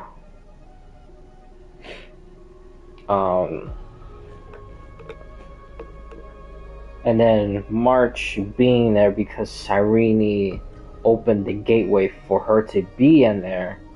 Now, since again, another theory I have, which I already said, March being made from the Memo Keepers to collect the memory of Polka, so she's basically almost like a mimetic virus, something almost to like Gallagher, but you know Gallagher is on the Mythos side, or even like Black Swan, because I'm pretty sure the version we see of her, I'm not entirely sure, so take it with some grain of salt, but I'm pretty sure the Black Swan that we meet in Panacani and even the playable one, I'm pretty sure she's also a mimetic virus, or I don't know, not really like viruses, like a mimetic like spirit or something, or like a memo sprite.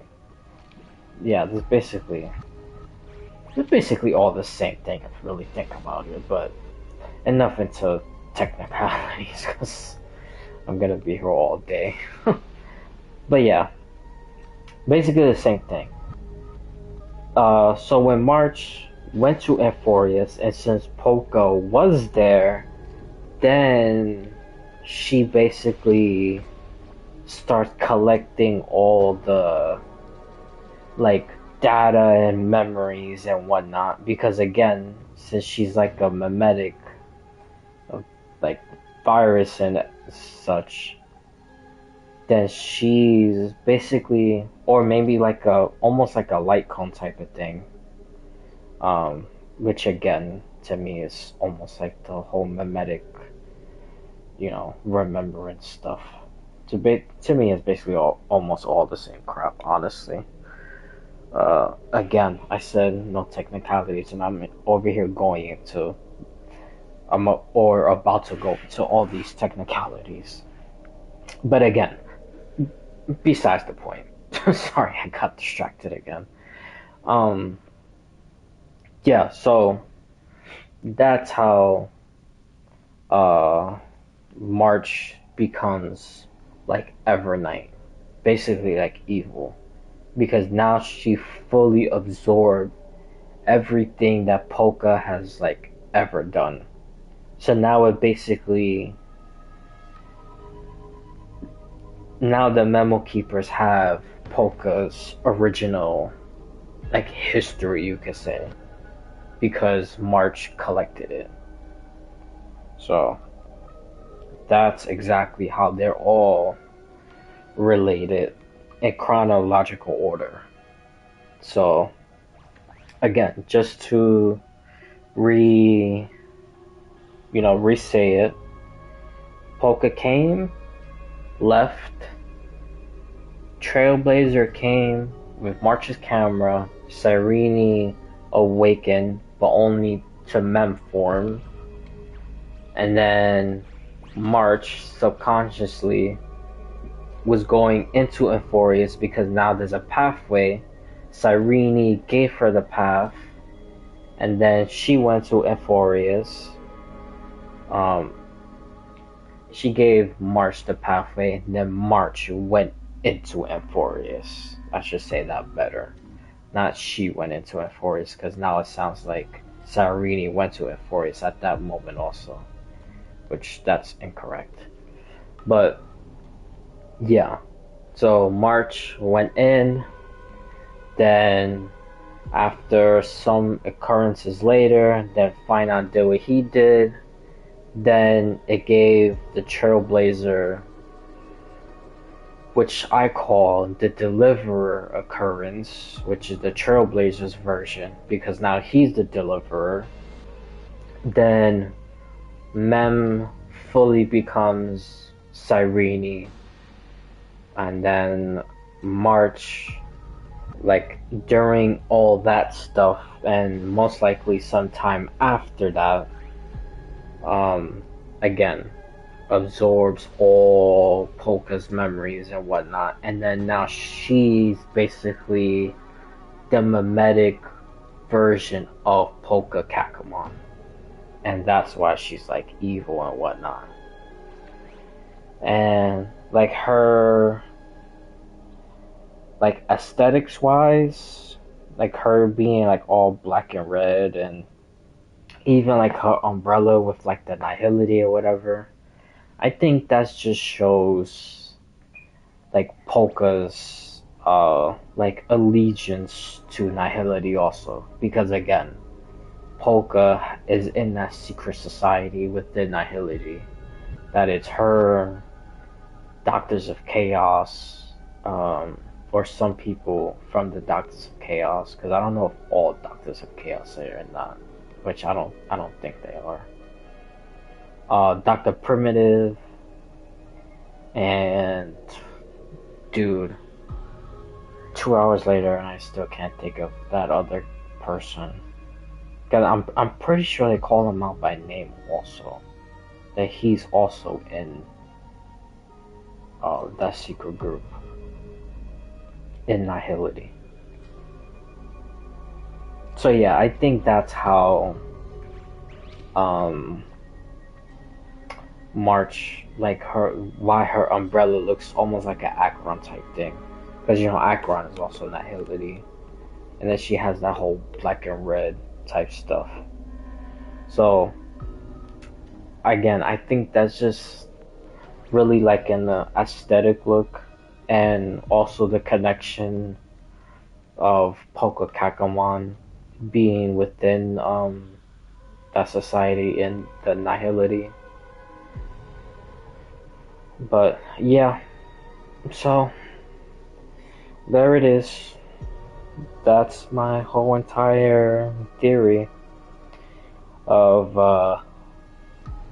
March being Polka, or Polka being March, whatever you want to call it. That's basically it. Had this for a little while. I've said this many times before. I said this since actually since the same quest when Polka is set to come back to Euphorius with Skrullum saying the butterfly has already flapped her wings, which that was the Hyacinth one. Yeah. Hyacinth is Cypher. Yeah, that's what it was. I forgot about Cypher. Yeah, because that in that story it was revealed that Kephalie's core flame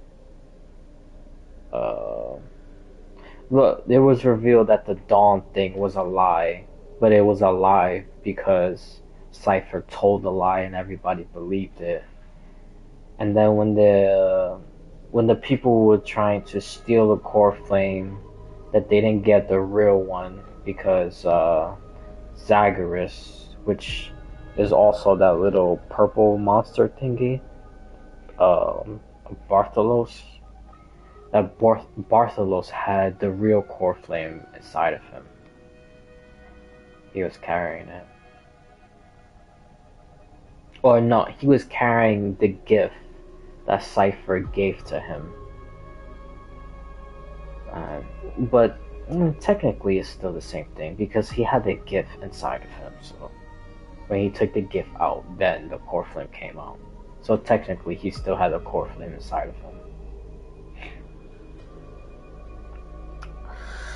But yeah, that's pretty much it. That's like my main reason I wanted to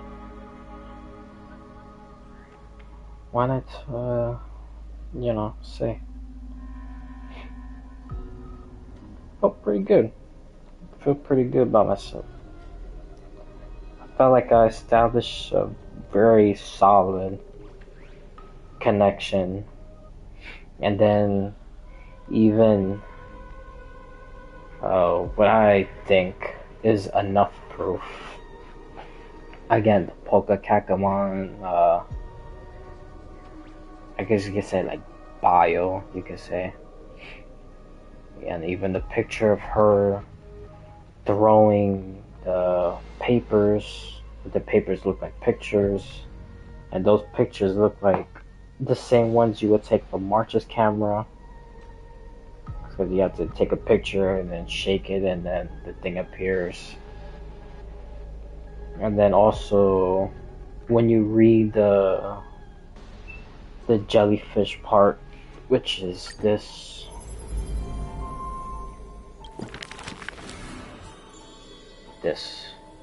mysterious foreign guest. That especially the second part, because at the very ending, the whole guest from the sky, or the person being there before the guest from the sky, which again means Trailblazer, Danghang, and March, which sounds exactly like Polka. And then her disappearing, just like she did in the real universe. So, basically, it all adds up. And honestly, this is such a big possibility because, Xandar is Lycus, which that was an insane reveal. That literally never crossed my mind at all. Honestly, nobody crossed my mind at all.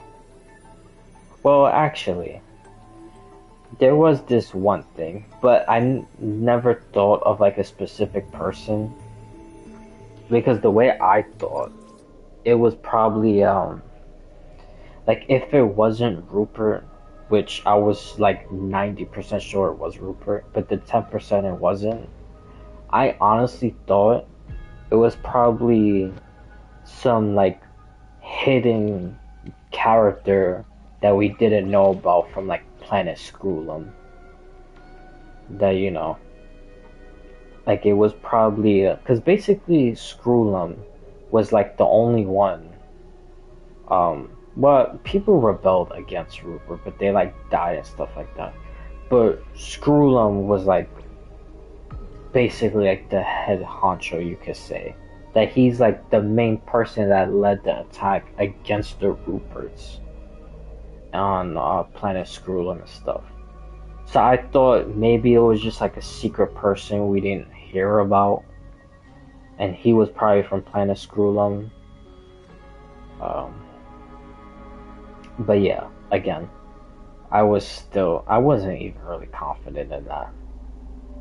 Because honestly, I was so stuck on Rupert. I swore he was Rupert the Third, man. But yeah, and then it turned out to be Xandar. Speaking on Xandar and Rupert's, I still have a little bit of hope. And we wouldn't be. I mean, technically, we would be wrong, but we wouldn't also in some way. Because it kind of reminds me of, like, even way before I started ever streaming. Like, I literally never even thought about doing it.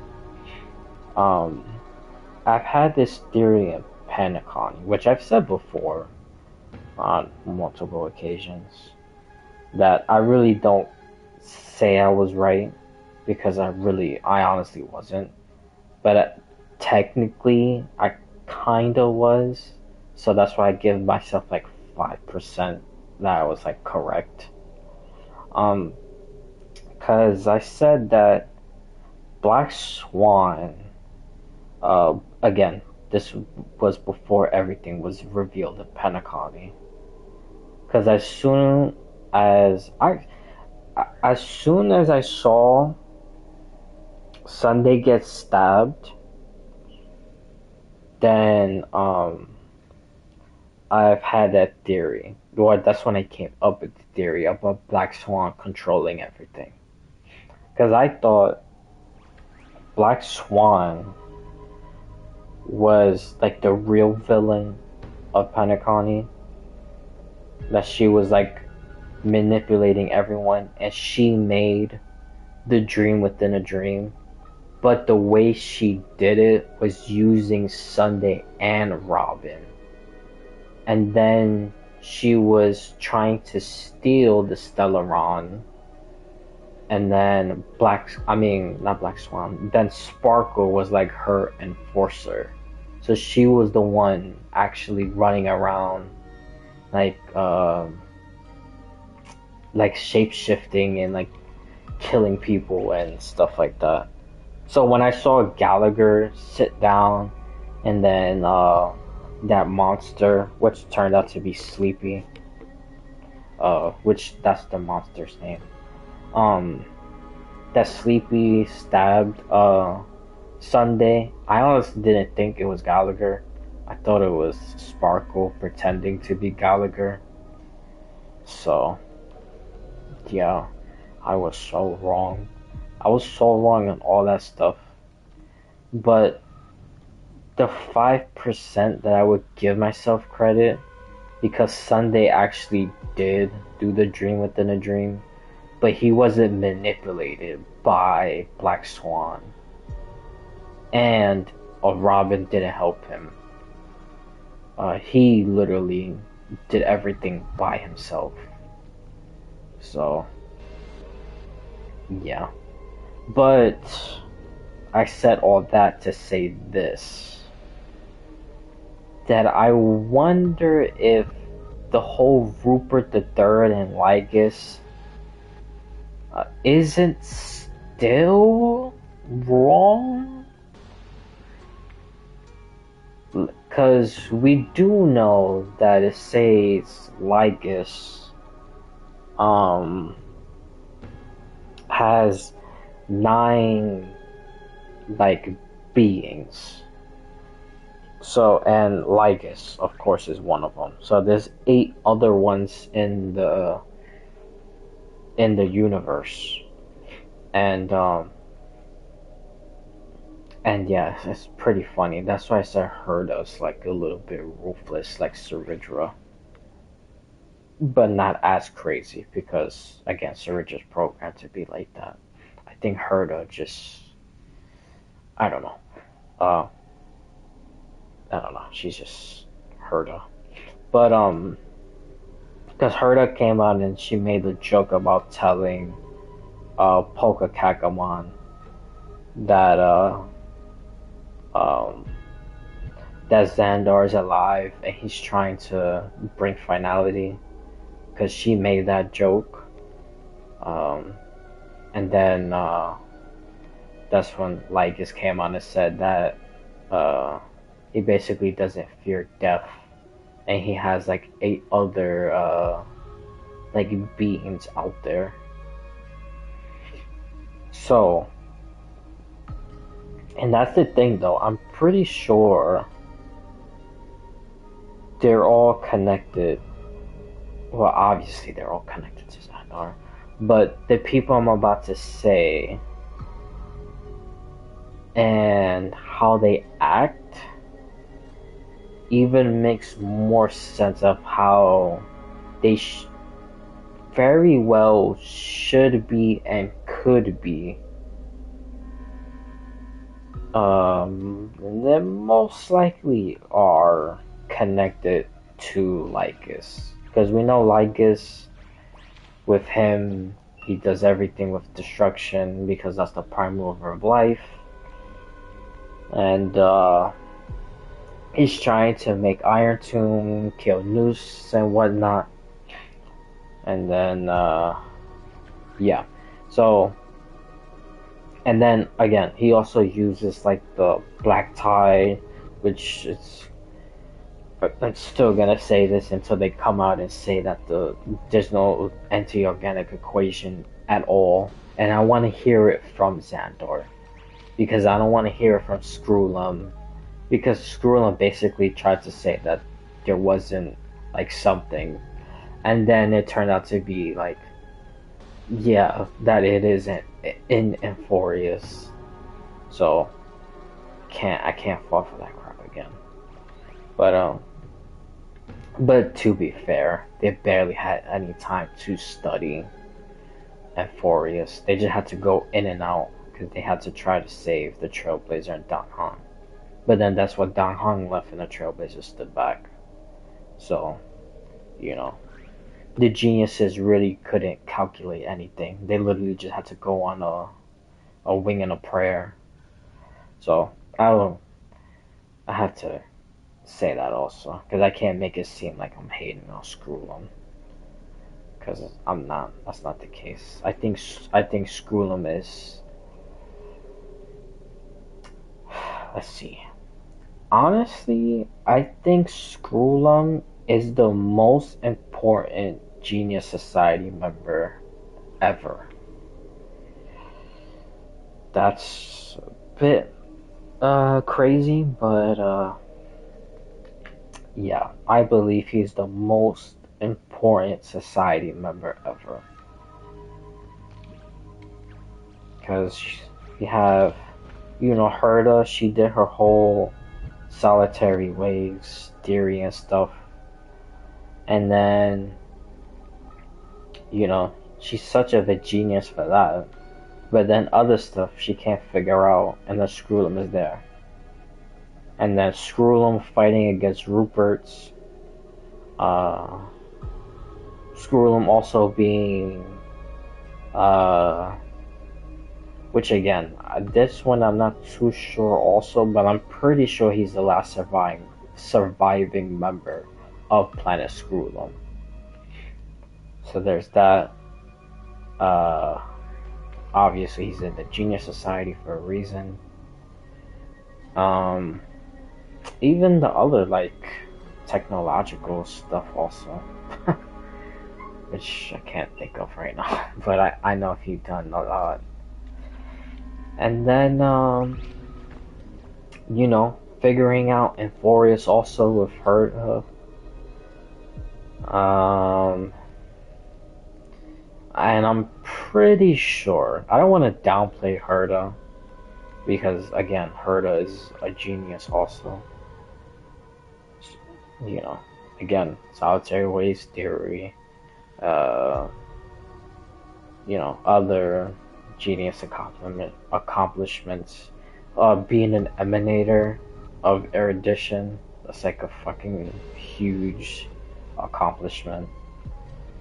And even her figuring out to stay young basically forever.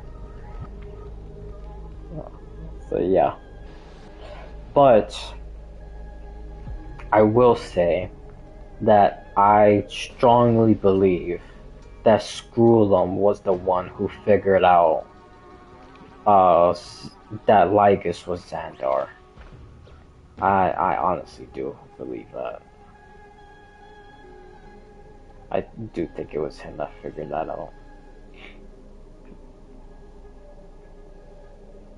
But yeah, okay. So yeah, see how I get distracted? I was talking about Rupert's bodies or Ligus's bodies, and I ended up talking about Skrulin being the most important Genius Society member ever.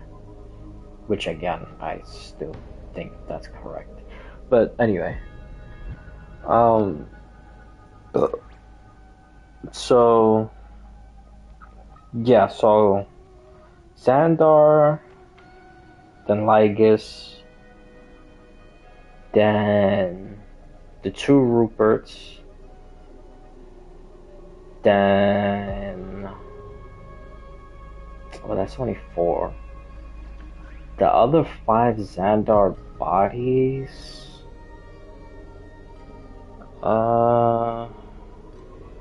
Honestly, I really got no clue. But I'm pretty sure they're probably all dead also. I think there's probably... I don't know. Knowing Xandar, there's probably only two alive. Because Polka probably killed all the other ones. Because she killed the Ruperts. Which... Rupert 1 was 27. 2 was... 66.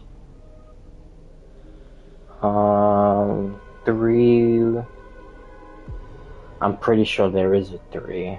Because I don't think 3 is dead yet.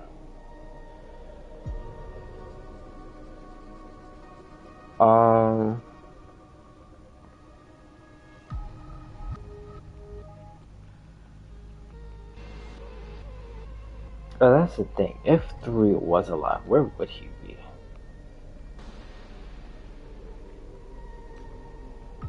Or maybe... Oh, okay, hold on. What if... Right, because if Xandar has 9 bodies in total, and Lygus is one of them, which I guess you could say Lygus is the main Xandar. That's basically the best way to put it. And then the two Ruperts are dead. I'm pretty sure, because again, that would be. Let's see, like this. Yeah, the other ones are dead. Then what if Rupert 3 is alive, but he's not like a being, like how Lygus and the other two Ruperts were? What if he's like an actual virus? What if Rupert 3 is the virus? And he's the Black Tide, which would be the anti-organic life equation.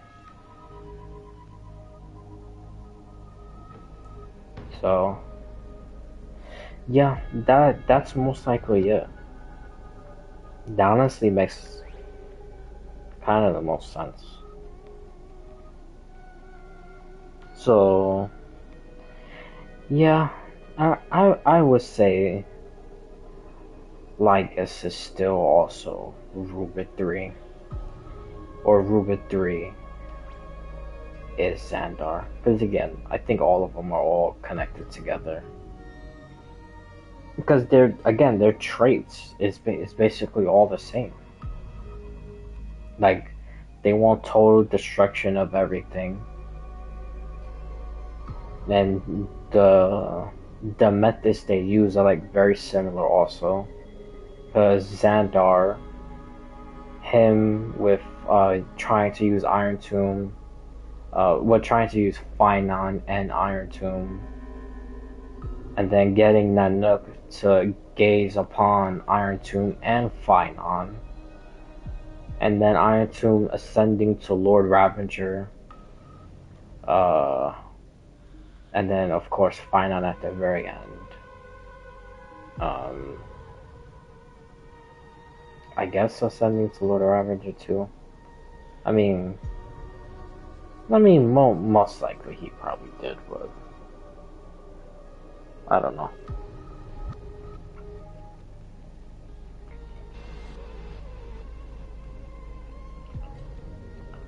But yeah,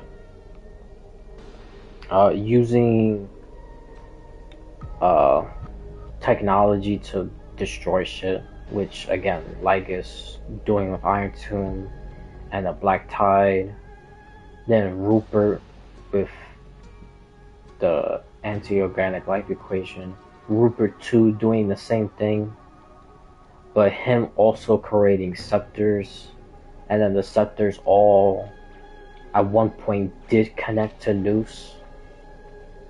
So he was literally piercing inside the mind of Noose, and the scepters, if you blow it up, it can literally like destroy universes or galaxies and stuff like that. Like, so like their tendencies is basically all the same.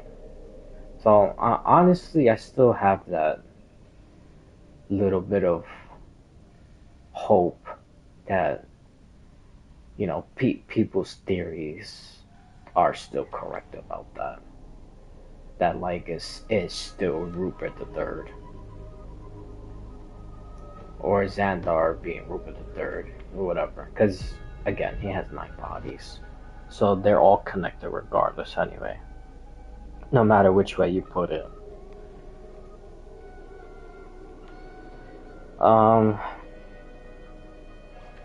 Yeah, that was another theory that I wanted to get out. I still have a whole bunch of theories. And I still didn't even do Genshin's Archon Quest. I heard that one was really good in terms of lore, which we really need that, because we need to stop going back and forth with like good, bad, and then you have a good one, and then like 2-3 bad ones in a row, and then you have a good one, and then you have a good, bad, and then like again the same thing, bad, and then like good, or sometimes just one good, and then bad. Like, it's ridiculous. I will say the event story with Venti and Benin and Mara Javara, honestly, I was kind of disappointed. I felt like I really didn't learn anything. I mean, it was literally pretty obvious. Like, if you pay attention to the story in the beginning of the game, or even if you did some early events, which some I didn't. I joined kind of late though, so I didn't do like every single one, but some of them I just looked up also, so I kind of know most of the lore of like the very old ones. Like some even like even the very first one. Like I saw a video about that event, and he was talking about like the creator of the Wind Gliders, because that was like the very first event story, the Wind Glider dude. But yeah, like it was literally established that Bennett was from Marjavar. Like, I don't know. I just felt like, you know what the problem is? Because there's always this, like, what you call it? There's always like this joke within the community of Genshin, like Genshin players don't read. So I think that's like insanely true, because again, multiple times said that Bennett was picked up from adventurers and Marjavara, like, and he was a baby. Like obviously he would be from there. Like what the hell did people think? Like was it like some Dumbo type of situation? Like a freaking swan just picked up a child, like flew across Tibet and just like dropped him, and he just landed in Marjavara. but he wouldn't be originally from there. Like, no. Like, obviously he's from Marjavara. That's where they picked him up from. So, I don't know. To see some people, like, shocked that he's from Marjavara, from Natlan, like, that just kind of baffles me. I don't know how the hell people didn't put two and two together. And Marjavara disappearing from the timeline, that's honestly kind of obvious too. I would say the person that did it, I honestly didn't think Venti did it. I thought it was either Osmode, which kind of made the most sense to me because she's like void and like space and stuff like that. So I thought she just kept it like in another realm of space. But if it wasn't her, then I thought it was Isharoth. And Isharoth, of course, you know, knowing her history, I thought she also like blew it off to Vet. But yeah, that was kind of.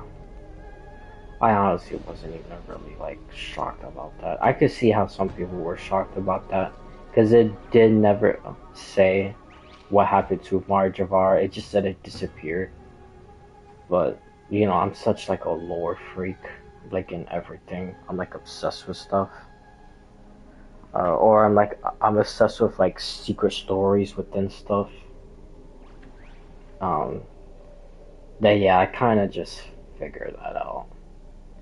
But again, I will say I thought it was my like main theory was like Osmodee kept it like in another realm of like space. Like she basically put it in a void. That's why it like disappeared from Tibet. That was my main theory. But yeah, being blown off the timeline again, really not surprised. I will say again, Venti the one doing it, that was a little surprising. Because I wouldn't think Venti did that. But honestly that kind of makes sense also. Venti would do it. Because Venti is like part Isharoth. So he's basically like a clone of Isharoth. Like basically Isharoth needs eyes and ears everywhere on Tevet because I don't know, she's doing God knows what. But yeah, that's basically. Or I guess like a better way to put it is like Isharoth is like the general. She like oversees everything, and Venti is like boots on the ground, like soldier. Like he's in, like in the battlefield or whatever, so he could see more of it. And Isharoth just has like a general like understanding. That's probably like the best way to put it.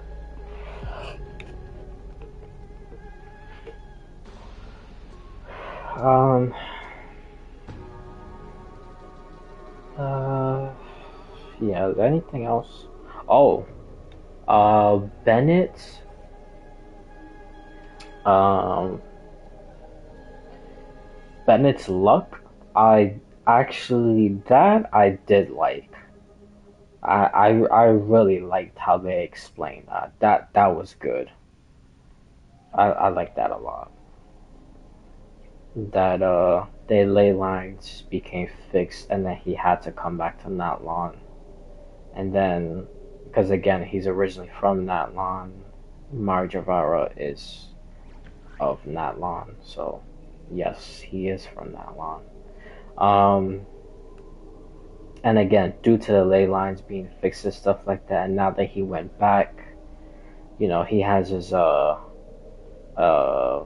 like night soul and stuff like that.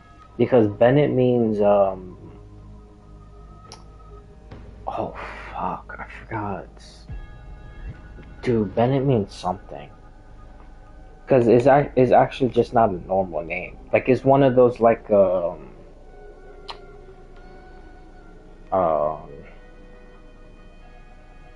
damn, I forgot what that process is called. It's like that thing that Shalon had to do for the Traveler. Basically, like, oh, the ancient names. Bennett is almost like well, Bennett isn't like an ancient name. But he's like the first inheritor of the name Bennett. Just how, like, the Traveler's Tumani, which it means hope. Damn, I literally forgot what the hell the other ones mean. But yeah, I know. Bennett has his one, and they actually said what it means. So I cannot remember what the hell it meant. I don't know if it was lucky.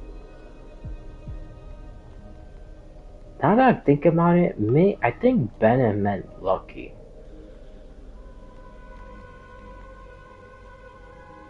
I don't know, it's something like that. But anyways, they explain him being from that line and the ley lines and whatnot. And then that's the reason why he started having like really good luck.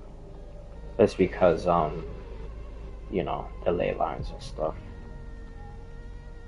So you could basically say he's like fixed. Well, hopefully he should be like fixed. It'll be funny, he'd go back to Mondstadt and then all his luck started to go down. Because then that would basically mean that, actually, you know what? That would still be very interesting. Because if that's the case, then the captain has no reason to be at the seat anymore. Because now that the ley lines is fixed and Bennett is like basically like good and he has like phenomenal luck. So if he leaves back to Mondstadt, well, he is going back to Mondstadt. But the next time we see him in anywhere besides Natlan, and if he has like atrocious luck like he's always had before, then I don't think it's really him being connected to the ley lines. I think it's something much more deeper of him being in Natlan. And I think that has to do with Mar Javara. And if that's the case, then other people leaving like outside of Natlan and like traveling, because when you go to the other regions, you actually do see like Natlan people. I'm not sure about Mondstadt. I know in Sumeru you see someone. Fontaine you see someone. In Mazuma, Leeway you see someone. Mondstadt, I'm not sure, honestly. Maybe there is someone. I'm not sure, honestly. But yeah. Then that just basically means like the captain sitting there and like merging with everything and fixing the ley lines is honestly completely like useless. Or that he basically did his part and he doesn't need to sit there anymore because now the ley lines is already fixed. And then whatever happens with like Night Kingdom and stuff like that, then that shit's the Lord of the Nights responsibility. That's just her responsibility. So yeah, I never really thought about that. Now we just have to see the next time we see Bennett. We gotta really see. And knowing Genshin, it'll probably be like another like 4 years. Like I don't know, Genshin is so all over the place.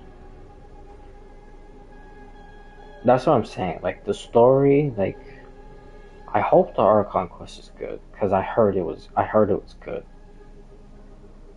but they gotta keep it like that, man. They can't keep going back and forth to good bad good bad. Like they gotta stay solid and just go one throughout.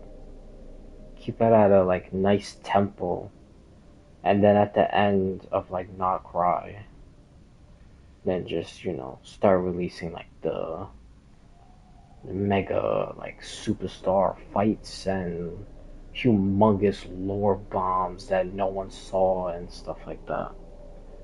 Even though I'm gonna try to guess all that crap through it anyway, and I could be wrong. I mean, I said Fane's Dubalon and Morax's brothers, so. And yeah, I went into detail about all that other stuff. I'm not gonna do that right now, because, you know, I'm gonna be here for like another 4 hours or whatnot. But, yeah.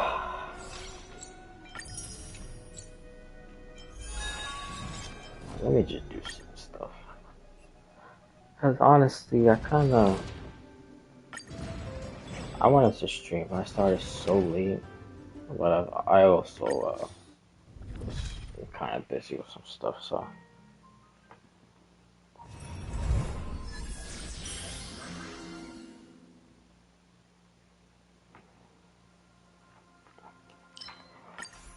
But yeah, my main whole thing was to honestly really talk about March and stuff. Cause I feel like, dude, I have just this gut feeling, like I know I'm right. There's just too many coincidences now. Like I don't know. Like I don't know. And then again, like Xandar being Lygus, literally basically anything is like possible right now in Euphorius. So I just started doing slowly some puzzle piecing, and then I saw the picture of March's Eidolon 6, and it's her glitching, doing like the silence thing with her finger on her lips. And I was like, okay, yeah, I have to try to like establish like a full connection and timeline and, you know, explain, the mythos, remembrance, nihility, and finality thing all together with Polka. Hmm. Yeah, I felt like I did pretty good. I know I kind of sidetracked a little bit, and I got stuck on stupid for like almost 10 minutes after talking about the two different scenarios of how Polka arrived. But again, still, it does not matter because she arrived both before Trailblazer, Donghong, and March. Because again, time moves differently. So, yeah. I feel very, very, very, very extremely strong about Polka and March being one. And March being almost basically like a light cone, just there to absorb the memories of Polka. Yeah. Uh, yeah, I got many more theories, but Yeah, maybe I'll go into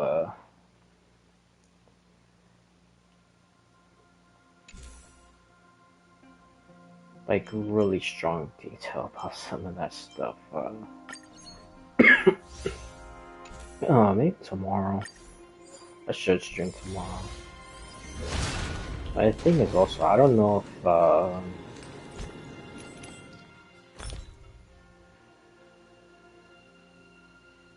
what the fuck. The following items have been recycled upon login. What?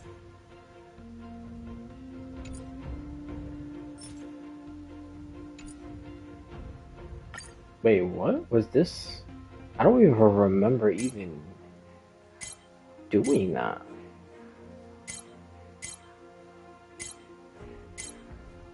Wait a minute, was it like for free or something? Oh, dude, I got all these things. I gotta put these inside the.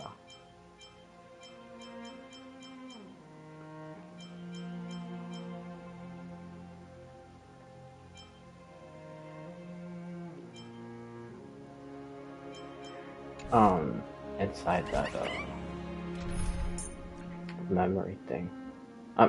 Memory. Inside the record player.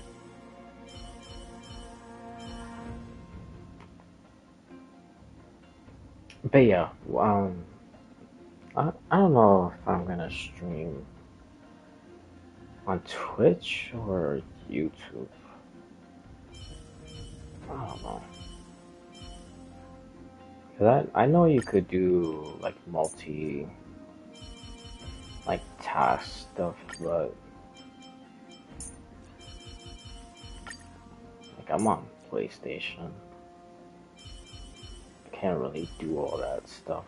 I mean, there is ways you gotta be using third parties and stuff like that, but yeah, I honestly I don't know about all that stuff.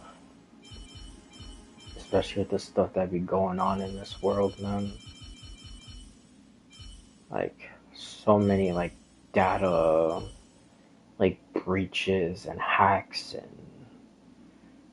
freaking like blackmail, like goddamn, dude. Like,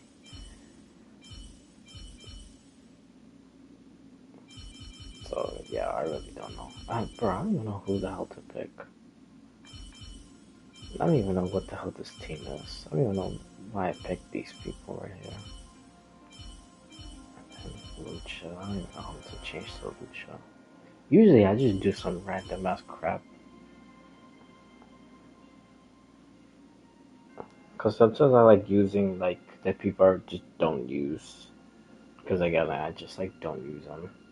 So I feel like when I do this stuff, especially when I'm just trying to do like quick rounds or whatever, or sometimes I just forget throughout the whole. Oh yeah, I have a theory about this guy, but um, let me finish what I'm saying. Um, yeah, sometimes I just forget and I just do it last minute, just to get like all the rewards and stuff.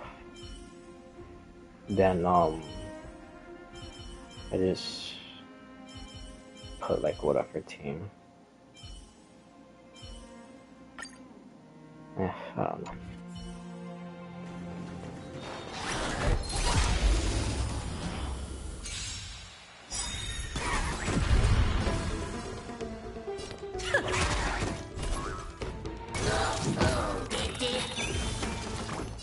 Have some sunshine.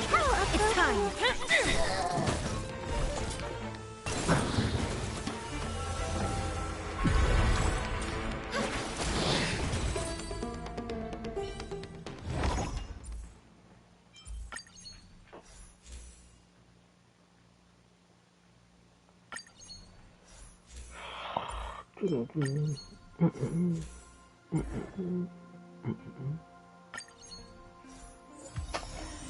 But yeah, now that I see Aha also,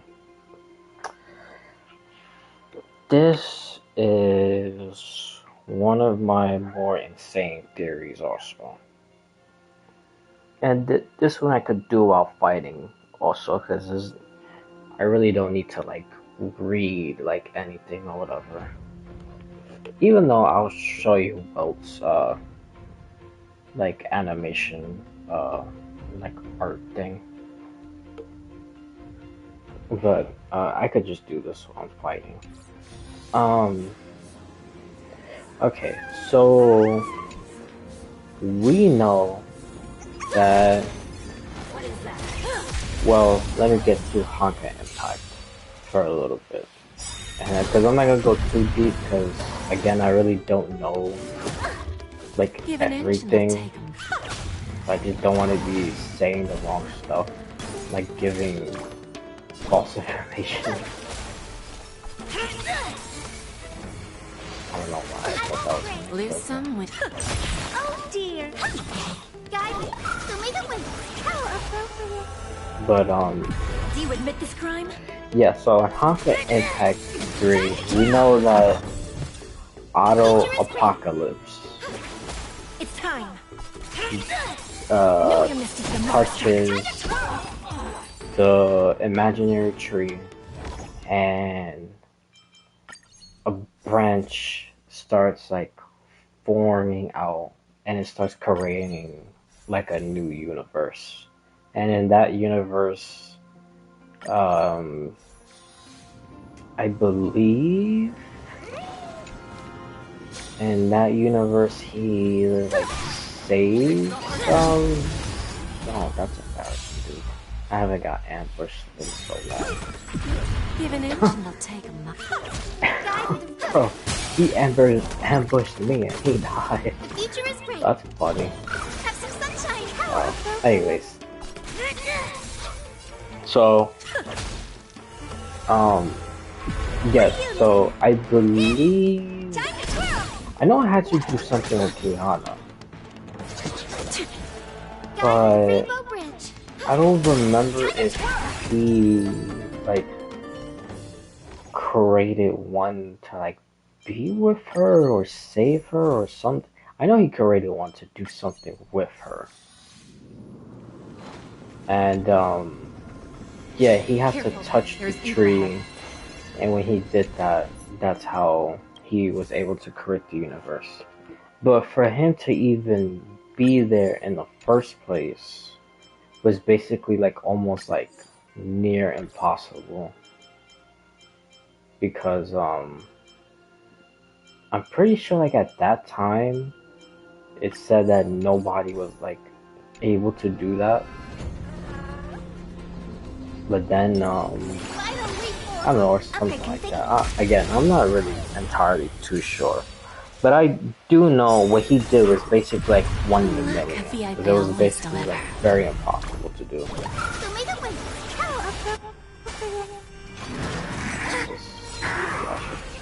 don't even know why. Restore the sky. Motor function restored.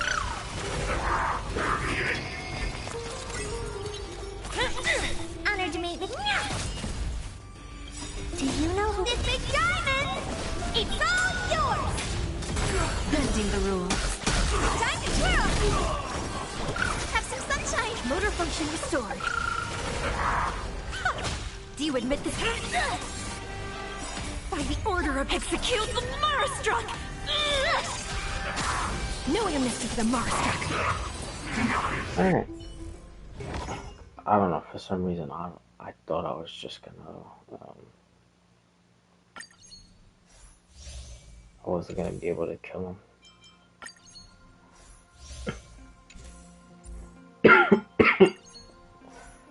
Ay.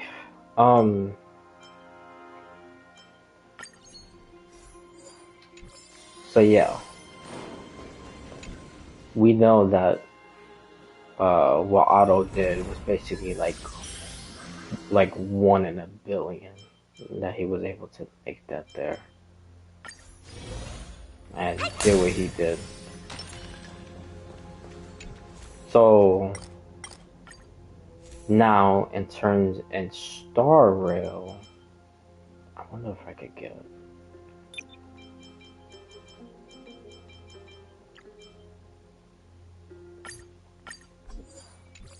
Now, in terms of Star Rail, which I'm pretty sure is also Honka Impact, because we do know, again, it's like very similar, and well, is literally from Honka Impact. He's not like a variant or like a duplicate or like whatever.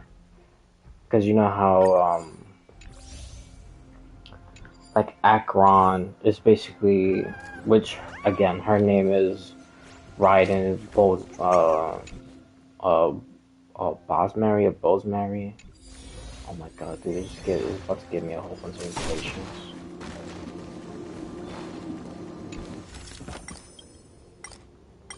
But we know that Akron is not the exact same one as the Raiden inside Honka Impact. But Welt is the exact same one from Honka Impact into Star Rail, and I'll get to that a little bit later. Um, but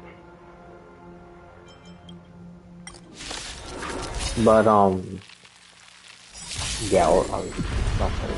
Lose some, I always deliver. Lee, there's no backing out now. For me or you. So may the wind. May this dispel the gloom, destroy the skies. How appropriate. Alright, so Aha was able, which it never said how, it just said that he did it. As to speculation of how he climbed the imaginary tree, honestly, I really don't know. I'm gonna try to watch more videos on Honka Impact and try to see if there's like some little tiny secret in it. Maybe someone is not seeing like what I see, or maybe someone did, or maybe because another thing also of Honka Impact is that part 2 of it came out last year, so it's like a little bit like of a new story in a way also, even though it does connect to the original Honka Impact, but is also different a little bit. Because I won't go too much into it because again, I really don't know like a whole bunch, but I do know that the timeline is Honka Impact 2, and then some fights, and then the Cocoon of Finality, and then like another part of Honka Impact 2, and then it's supposed to be Honka Impact 1, then like the Flame Chase, and then like Auto, and then it's also like another part after that of Honka Impact 2. Because you gotta remember, in any Hoyoverse game, honestly, the timelines get very confusing, because if you really think about it, in almost every single game, the past, present, and future basically all happens at the exact same time, which I really don't. I mean, I could kind of get the knowledge about it because it just basically shows that time doesn't exist, and there's like a whole philosophy about that. Because again, Hoyoverse tends to use real life, like followings, beliefs, theories, and like make it into their own form, but like the base of it is like somewhat like real. Again, it's just like the prime mover of life. Even though Aristotle didn't say the prime mover of life is destruction, he said it was I believe he said it was motion, and then someone else said that it's something else because you have to have motion to push it, or something like that. I don't know. I'm not a philosopher, but I do know very little bit about that. But yeah, so you gotta try to keep in mind that God, did it just say the arrow hit the guy? Look, a VIP. Don't let me down. Guide with the rainbow. But you gotta remember that in all Hoyoverse games, Dispel the glue. the past, present, and future basically happens at the same time. And in Genshin Impact, that's basically There's officially no backing out now. For me or you. correct. Because when you do the last Conria quest, What are you looking at? excuse me, the sibling comes out and says that Have some sunshine. everything is about them. It starts with them and it ends with them. Which I have a theory about that also. But actually, I will say it, but let me finish this thought out first, and then I'm gonna say that because it's very short. I'm not gonna go into detail because I will go into detail whenever the hell I play Genshin, which will be soon, and hopefully I will do it on stream. By the order of the ten, And I just don't do it just normally. Or even if I do, I'll probably talk about it anyway.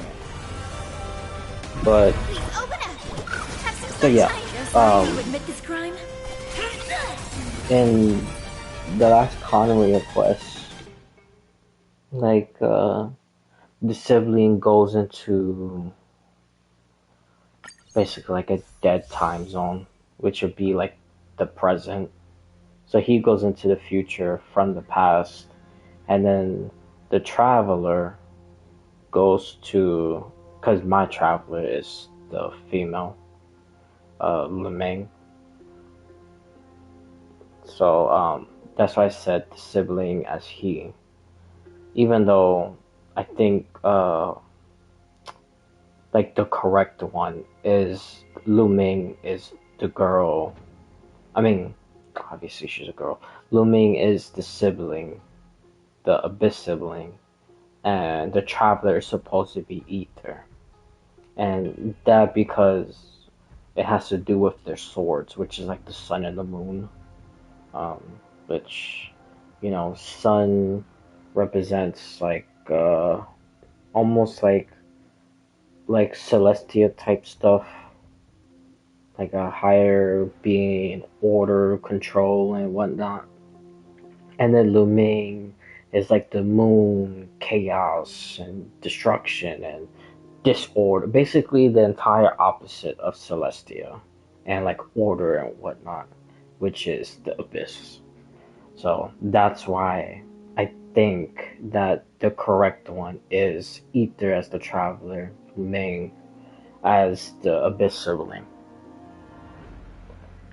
But yeah, that's really not the whole entire point I wanted to go to with. But I just wanted to say that because that's just what I think. But yeah, so and then you have Lu Ming in the present going into the past, and then that girl who's supposed to give the key to the Abyss sibling, that she's basically in all three. She's the past, present, and future. So she's like the one that basically kind of holds like all that stuff together.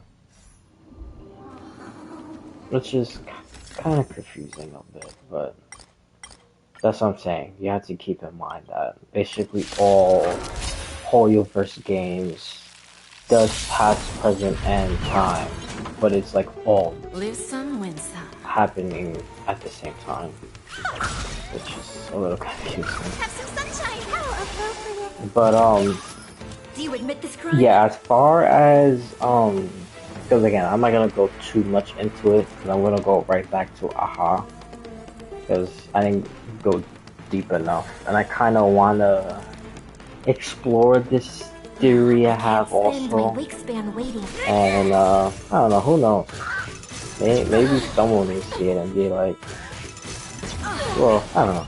I'm pretty sure people will see it, but I wonder if they will be like, oh, this guy is just crazy. He's just saying a whole bunch of stuff, which is kind of true. But I mean, what's the whole point of the, you know, not making theories? I mean, I feel like Hoyoverse is just meant, like all their games are just meant to make theories. It's just like never ending. Like there's just so many possibilities.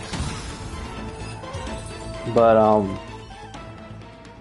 yeah. So the reason why I think the siblings, like both of them, the Big Sibling and the Traveler, I think the reason why they have, dude, I could never get all these super things. And also sometimes I just do stuff just to do stuff. I kind of just try to hurry up and just pass through stuff. Yeah, of course I lost that. Careful, there's evil ahead. Yeah, nah, just keep going.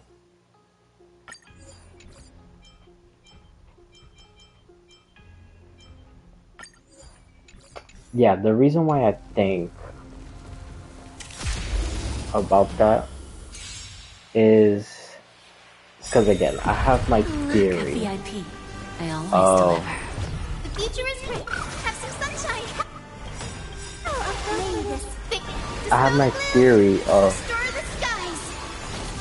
you know, Paimon being the first, There's no backing like, out now. For me, original, I guess you could say, like, creator, like, even creating the dragons. I believe she was part of that, or she did that.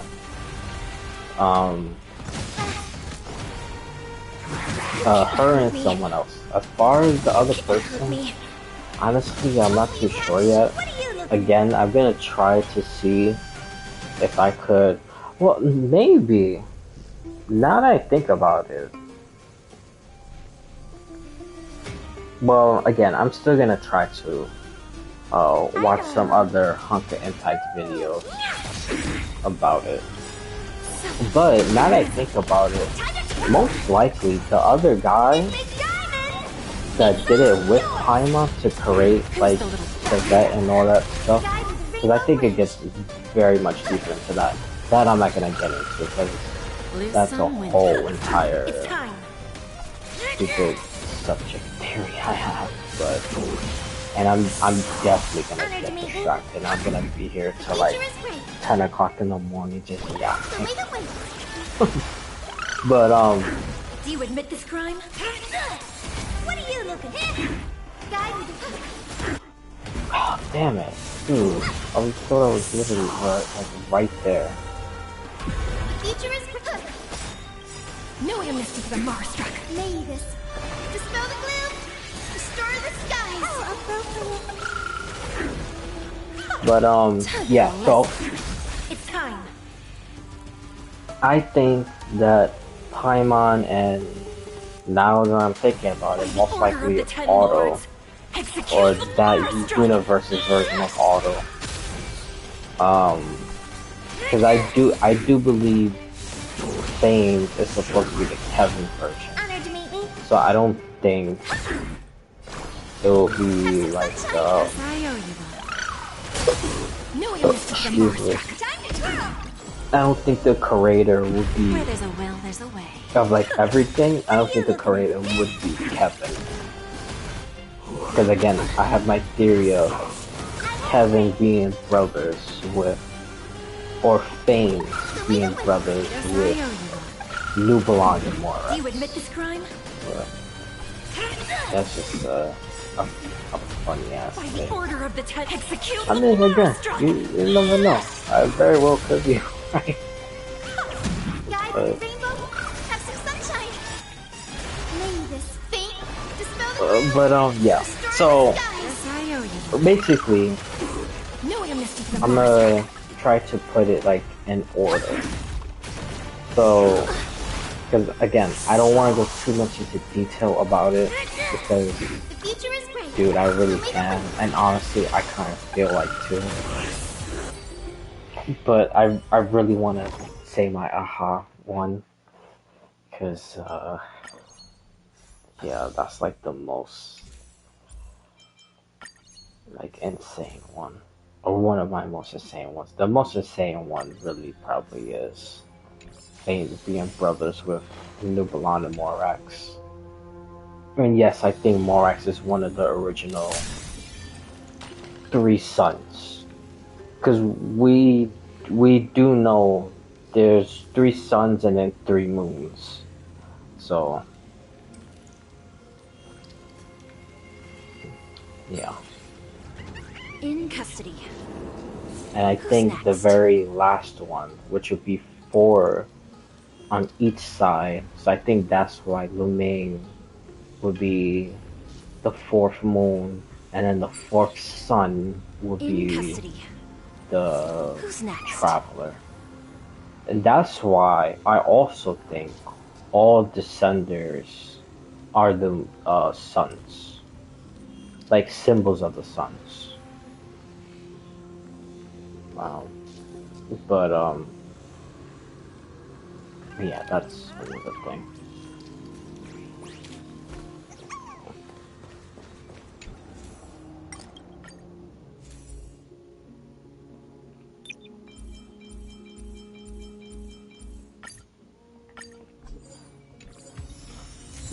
It's funny because now I said that they're all like resemble of the sun, but it's the moons that end up corrupting them anyway.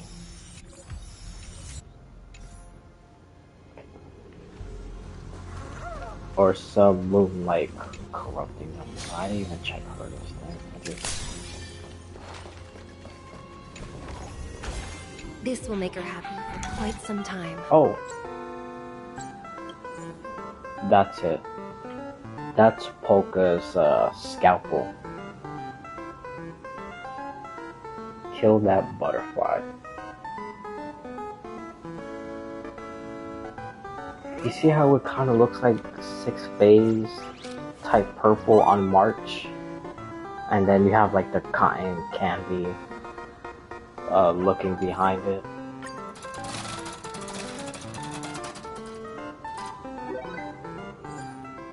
Dude, that's so fucking funny. I spent the whole entire stream just talking about that. Dude, I'm still upset that I couldn't find that. You know, like when you're talking in the what you call it, like in the simulated universe stuff or a noble domain.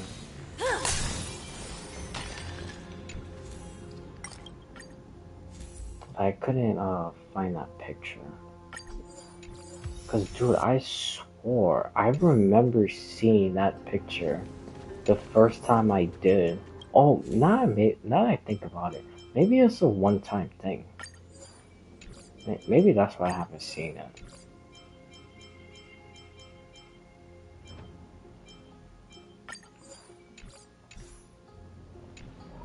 Yeah, maybe that's exactly what it is.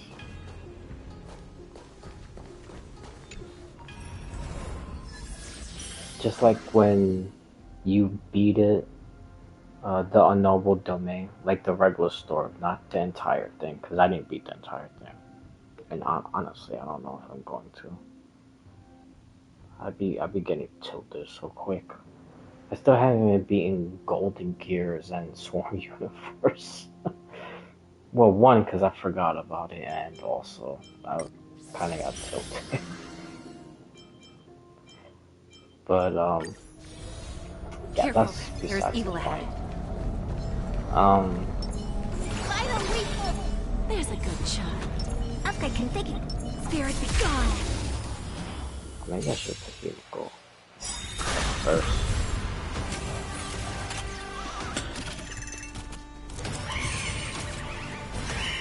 Look, Vi, don't let me down. Tomato wings. Motor function restored. Dispel the glue. But Skies. How appropriate. yeah, so I feel I'm already getting like We? excited. There's no backing out now. For me or you. But yeah, so I think that each descender is sun related, and then it's the moon that ends up corrupting them. Even though I do think every Can't spend my wings. descender comes with a partner. That makes sense. So I believe that Spain's was, because again, I also believe that they were all brothers at one point. And then, of course, the original son, which is, now that I think about it, probably Otto. Otto fought Honored to meet me. Paimon, and then Paimon fell. She went into the abyss, or maybe she created the abyss. Who knows? I'm not really too sure about that. Again, I'm gonna try to watch Honkai Impact to see. But that reminds me also, they also have these other games, like Honkai, what's it called? Honkai, like, Guggen or something? I know something like that. Guggen or You know who Gekken? I am. And then you have like, Gun Girls, Time for a lesson. No amnesty for the Marstruck. Future is is free. it Z or something? Tomato wings. Basically, you got like, I think like 2 other stuff. But I'm gonna try to see if I could find I always deliver. like a connection between all that stuff. Try to see if I'm right about it. Marstruck! Which I feel like I'm probably not. I feel like it's probably, because if you think about it, like Paimon is probably like Have some sunshine. the Genshin universe's, Dispel the glue. I guess you could say like Kiana, How appropriate. and then her partner was Otto, and then, you know, they fought, and then Paimon created like the abyss, and then probably their children's like went to war with each other, basically like how like everybody goes to war against each other in Bending Genshin. the rules. No amnesty for the Marstruck. We have it. There's no backing out now. For me or you. Yeah, so Self-inflicted misery. I believe Know who I am. things went to war with Morax and New Belong before they would basically have like their full-fledged like dragon power. The future is great. So Tomato wings. they probably fought, Fame's lost, and then they probably like wiped his memory or something. And then when he came back, or maybe he did remember stuff. All I will Peaceful say days are like breezes carrying the is, scent of wheat fields. I do believe that the reason why Zhongli is still alive even like now after basically almost everything happening is, again, one, because I think he's the brother of Fangs and New Belong, but 2, which this is a little far-fetched, but I mean, them being brothers is even more far-fetched. but like when they fought and they beat Thanes, then Nubelung probably wanted to kill Thanes, and then Morax did a deal, because, god of contracts and stuff like that, that he probably did one with Thanes, and the Thanes had to leave, and then that's how probably he either lost his memories or maybe he kept his memories. That I'm really not entirely sure. But basically, when he left and he came back, then he became First Descender. Because I believe that Descenders are, I think all of them are originally from Tibet. I think the difference,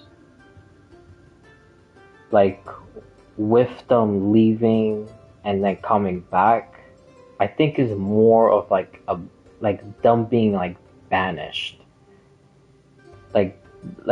basically like they're just sent to like like another universe, and they can like never come back or whatever. So when they do, since they already have the authority of like Tibet, you could say, because again they're originally like from there, then they become like Descender, like I don't know, like kind of, if that kind of makes sense. It's like, think of it as like this. It's like Skirk, right? Like Skirk, she's an outlander, and she comes into Tibet, and then Alice tells her basically to like stay in your lane, don't venture off and do some like crazy stuff, because then there will be like consequences. And then even like her master says she's basically almost like Descender like in strength, but the problem is that she doesn't have like the will to change the fate of Tibet, so she can't be like a Descender. But like, if you're already from Tibet, then you could have like the will to change it, because you're like of Tibet, if that makes sense. So again, I think Descenders again are like from there, and then they get sent into like banishment, like they can never come back. But when they do come back, they have like their like powers, and then again they're able to adapt within the world. We clearly see it with the Traveler, that they're able to do all this stuff. They could absorb like abyssal like corrosion and purify abyss stuff, and the crystals, and even absorbing the elements, and then like not having a vision, like literally absorbing it.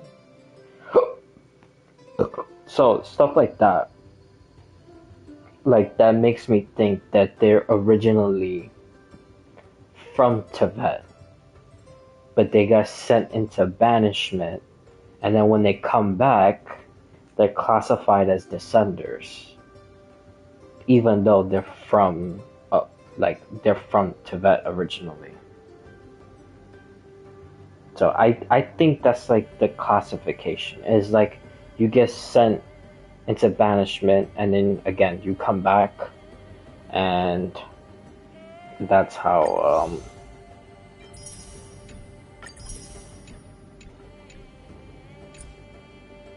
how much do I have for this? Oh, so I gotta get rid of 4. Honestly, I don't even know which.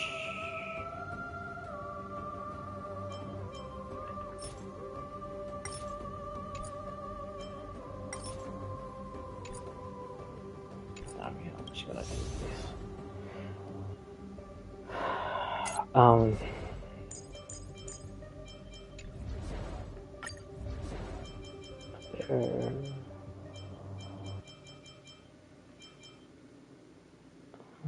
Why not? Let's conservation one. See if I could try to build something.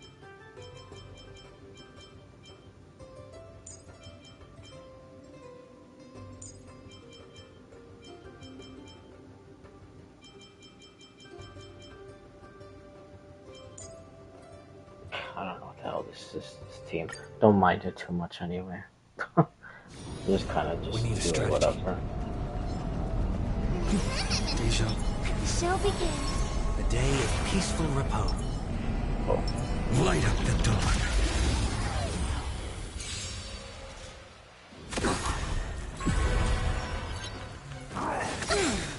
Let's try it this other. We can do it. Resonate all together. This mortal form. I will watch over you and guide you on your path. Born to doubt, farewell. Trust me. We can do anything. Existence is for tomorrow. This trial is fitting. I can't let them. This is being in sync. Mimi! Stars echo!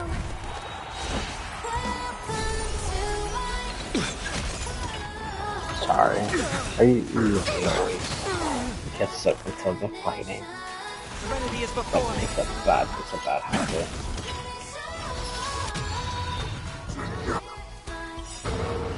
But This mortal. yeah, so Guide you on your path. I believe that Thane, when he first so-called descended, well, he did descend because he was into banishment. But him being classified as a descender, the person he came with, because again, I believe everybody came with somebody. Oh my god, dude, what the fuck is this?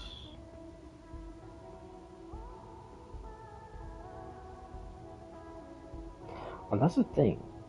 I gotta look, because I'd be watching some of those, like, leak videos of how, like, the animations and even, like, teams of how to fight and stuff. And sometimes they show the artifacts. So I gotta... Honestly, I'm not gonna, like, mark anything.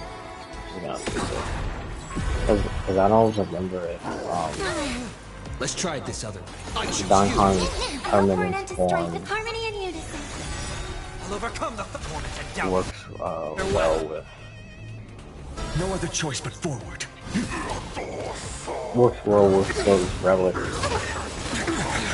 Because I do know there's supposed to be new relics. Because,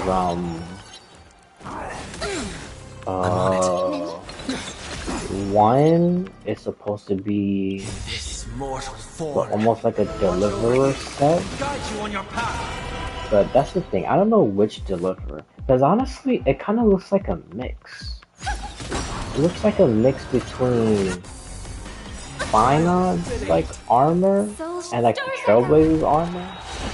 I guess both of them have to deliver. Or deliverer. Future will come. But honestly, I'm not entirely too sure. And then the other one is a Pentagon one. I think it's called like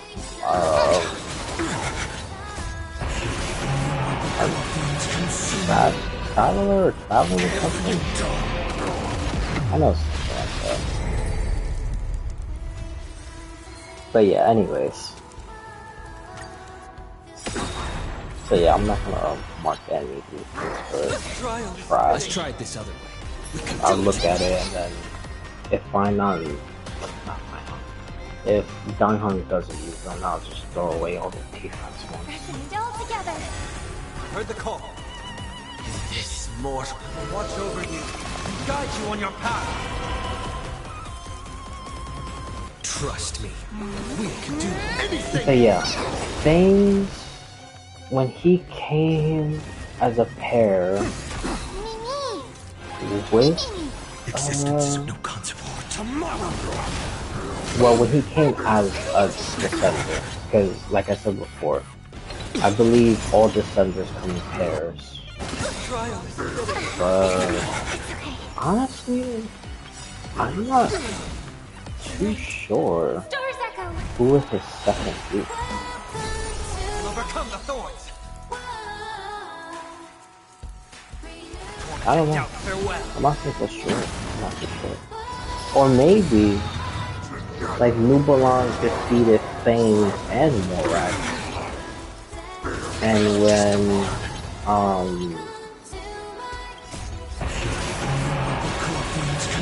And when Fane's won, or again, when he came back, maybe he was classified as the partner that came with him. But again, that wouldn't really make too much sense, because I believe that the person that comes with them is the moon. Harmony and unison. And that like, Watch over you. sort of have Guide you on your proof path. for, Trust me. because, well, it's obvious.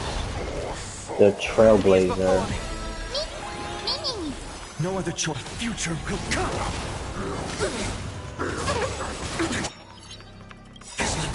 Night. Stars echo. the Trailblazer, my god. This being in sync. See what happens when I get like all over the place. The Traveler and his sibling, Safe Sun and Moon. Then Nubalon, which, again, he's someone to be of Tibet, but then he leaves and he comes back and he's classified as a descendant.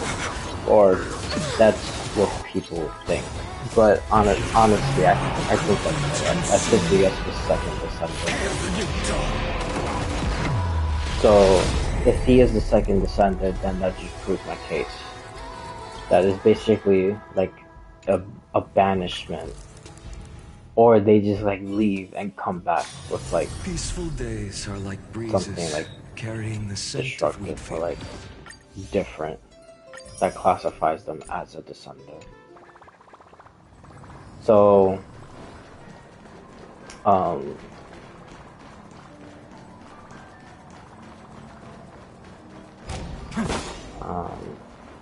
sorry, I got a thing. I got distracted again. I don't know what the hell is wrong with me.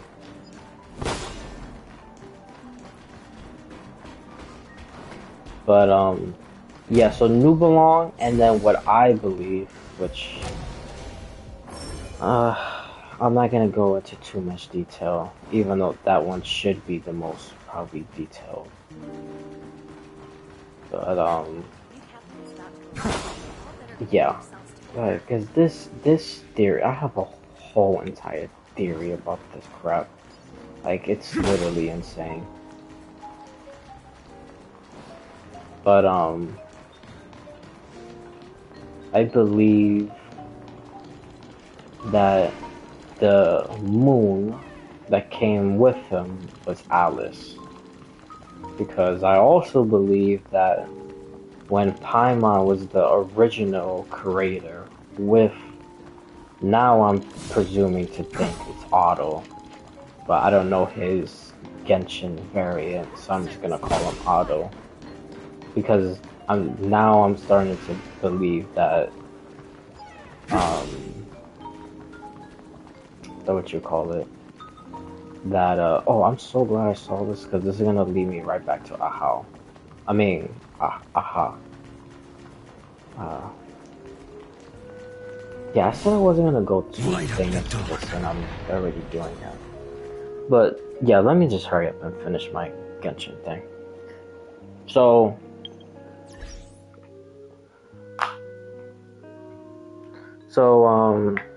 yeah, so, I almost lost track. So, Nubalong and Alice, because I believe Alice was the original Moon Maiden to Paimon, or whatever symbol Paimon was, which I'm pretty sure she was the original moon. And then when she fell, then she created the abyss. And then Alice went with her, and then she was like, I guess you could say like second in command or whatever. But yeah, I believe Alice is the person that came with New Belong. I think she's like his moon, and he's the sun. Because I don't think it's vice versa. Because again, I think every descender is sun, or that represents the sun.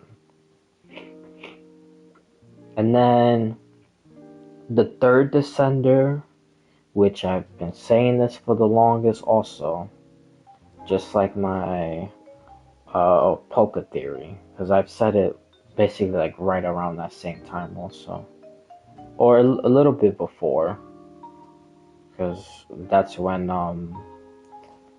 the Conria quest came out, and then I started to like connect some dots, and then I just ventured off and made my own things.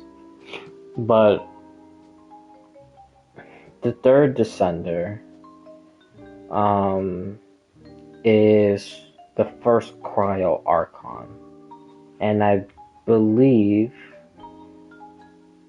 or I'm like 90% sure, because again, I don't think I'm wrong about this either, because I think the Cryo Archon, the first Cryo Archon, is the third descender. That's why the Sarista is taking all the Gnosis, because she's not using the Gnosis to fight against, well, is also part of it, to fight against Celestia. But in order to fight against Celestia, you need a descender, because only descenders can rival those beings, because they can break fate with their own will. Which, again, the only people who could rival that would be people of that power, which would be the representation of the sun. Which, again, sun is like law, order, and whatnot. And who's the people that resembles that? Celestia. So, but yeah, back to my topic. So the third descender, the first Cryo Archon, and his moon is the current Cryo Archon. I believe them two came together. And I think that's why the Cryo Archon doesn't have a demon name. I believe her demon name would not be, because I talked about this before. I'm not gonna go too much into it, because it's gonna start leading to other stuff. But I believe people who get demon names in Genshin obviously is like god figures and stuff like that. But the reason why they even get it in the first place is because the people that like are under their punishment, then they give them their demon name, and then that's just basically almost like passed down throughout like the position that people hold the authority. So when I say that, it's like perfect example, Pyro Archon.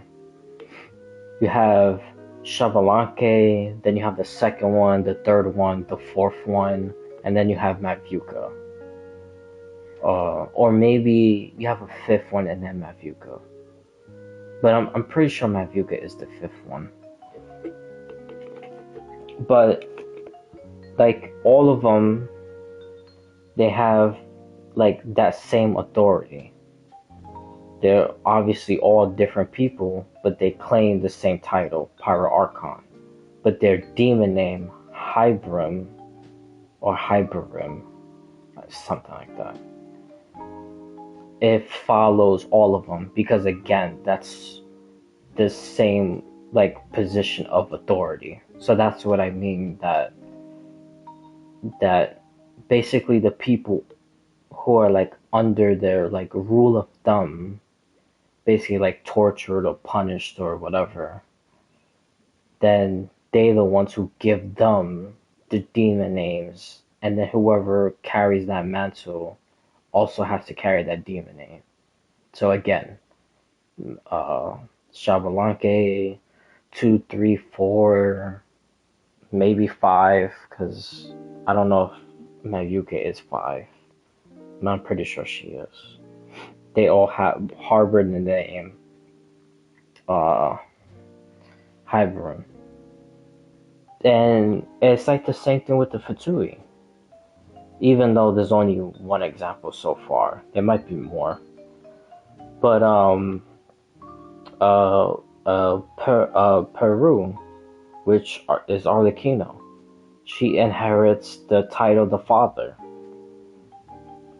Well, actually, technically it's the mother, but she wanted to be called the father. But again, the position is still the same. So, but yeah, so that's basically what I think about the whole demon name thing. That's why I don't think the Sarista has a demon name. And if she does have a demon name, it's not from the people who gave it to her. Well, hold on, let me backtrack, because that sounded dumb. Because obviously, the name would be given to her. What I mean to say is like regular like humans, basically people she's like ruling over. I don't think it would be them who gives it to her. I think it would be Celestia that gives it to her. And if Celestia gives it to her, I don't think it would be to Celestia it'll be a demon name. But to the common folk, like again, like people she like rules over and stuff like that. Because again, she's the Cryo Archon, so she's the queen. I think it was symbolized like an angel name, not a demon name, if that makes sense. And also, another reason why I think that is because if she did have a demon name, then it will be Barnabas. And the reason why her demon name isn't Barnabas is because there's already a character called Barnabas, but that person died. I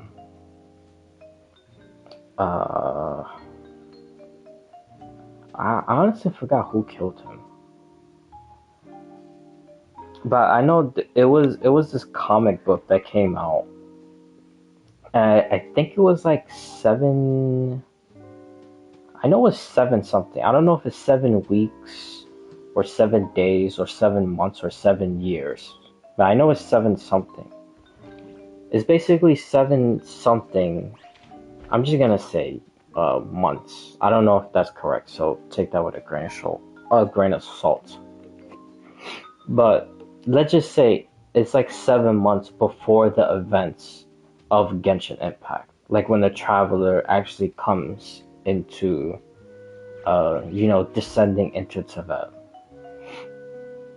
and then she's like running around Mondstadt. So it's like 7 months before that.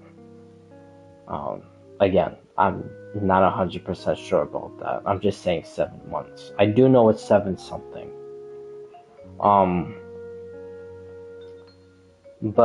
Yeah, and it was Barnabas and the doctor, of course, because it will always be the doctor that does some shit like that. And they do like this horrific experiments with like Kali, and then Kali like escapes, and then Amber ends up helping her, and Luke gets involved. It's like a whole entire thing. But at the ending of it, Barnabas dies. So Genshin is not going to reuse the name Barnabas. So if she does get a quote unquote demon name, which will be from Celestia, it will really be an angel name to like the common folk. And her angel name, that I have no clue. I'll try to go into some rabbit hole about that. But I don't know, that's a possibility. Another possibility, because at the end of the day it is Genshin, uh, she could have a demon name, which honestly would kind of suck because, again, I truly believe she doesn't have one originally. I think it's gonna be made up by Celestia, or, which again, this is Genshin, so this is probably how they would do it. Like, during the Archon quest, us says Naya, like something would happen with the Cryo Archon, and she'll, I don't know, maybe be put on trial, or like people are rebelling against her, or something crazy is gonna happen that the people in Cesnaya is gonna turn against her, like 100% fully turn, because now she's gonna be for real like the god of hate, even though she's supposed to be the god of love. And then I think, of course, someone in Celestia is gonna do some sneaky shit and manipulate someone in the group, or maybe just a regular citizen or whatever. Basically, Celestia is gonna get involved somehow, and then her demon name will appear, and then the common folk will basically call the Sarista that, and then that's how she'll get her demon name. So she'll be the very first of the Cryo Archon to get a demon name, because the first Cryo Archon didn't have a demon name. That's just my theory.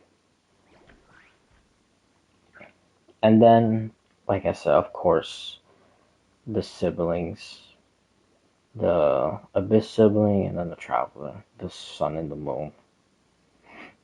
But with them, the reason why everything ends, begins, basically present, past, and future, is with them, is because I believe that they are the exact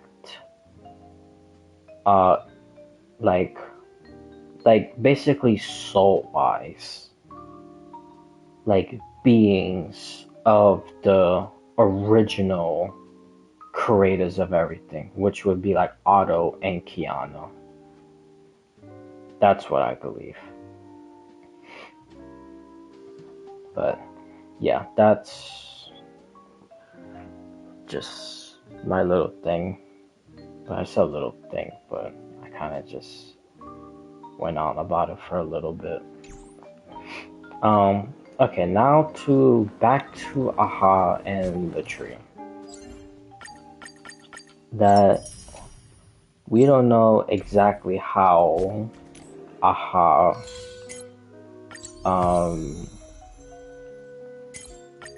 like went into the imaginary theater's like realm. Oh yeah, that's right. I could put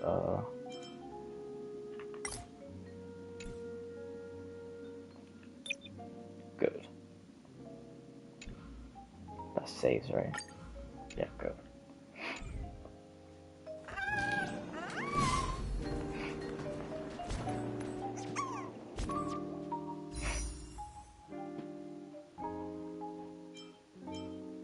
Let's see how many. Oh, But yeah, I'm just gonna, cause my Aha theory is honestly not that long, so that's why I kind of kept it for last. Cause honestly, I would like to stream longer, but I don't think it's such a good idea. I literally started mad late, and I'm like going into the morning. I need some sleep, dude. And also, the Bua uh, live stream is later. And I'm gonna say this one theory at the very end of my aha thing. And then I'm just gonna stop with theories. And then, I don't know, maybe I'll end up. Maybe I'll just do one more, like, fight or something. And this was mostly just like a chill, somewhat talking thing. So, sorry if you expected, you know, me to be like, zero cycling, like freaking level 12 and stuff like that. MOCs or whatever. I'm dog shit at this game anyway, so. But anyways, so we know that Aha went into the realm of the imaginary tree. It doesn't say how he did it. Then he climbed the tree. It doesn't say how he climbed the tree. Even though he most likely just regularly climbed. But the problem with that is, well, it's not really too much of a problem. But I mean, it kind of is, now that I think about it. He probably had to do it like some specific way. Or maybe the tree was literally basically empty. Like maybe a couple branches, or maybe no branches at all. And he's the one that created the branches. But again, that I'm not entirely sure, and that's not part of my theory. I'm just speculating. But yeah, so either way, he climbed a tree, and most likely he created another or multiple universes, because Otto, he touched the tree and it created the universe that he made with Kiana. And then yeah, so that happened. So for Aha to climb the tree, he had to make multiple universes. But he climbed the tree, he went all the way at the top, and then he just stared into the void for who the hell knows, because it never specified how long he did it for. Although I think I have some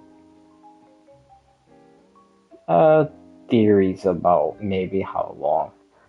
And then that's probably why he looked at a random kid falling and then he just started laughing. Because I think he went crazy. But I believe that the identity of Aha is actually, let me show you, because we know in every universe there's like multiple like copies or like duplicates. Like I said with Akron, like Akron has, even though this one and the other one has the same name, they're completely two different beings. So, like Akron is one, Himiko is another one, Kafka is one, Lucha is another one, Shusong, which is her, Natasha, Pela,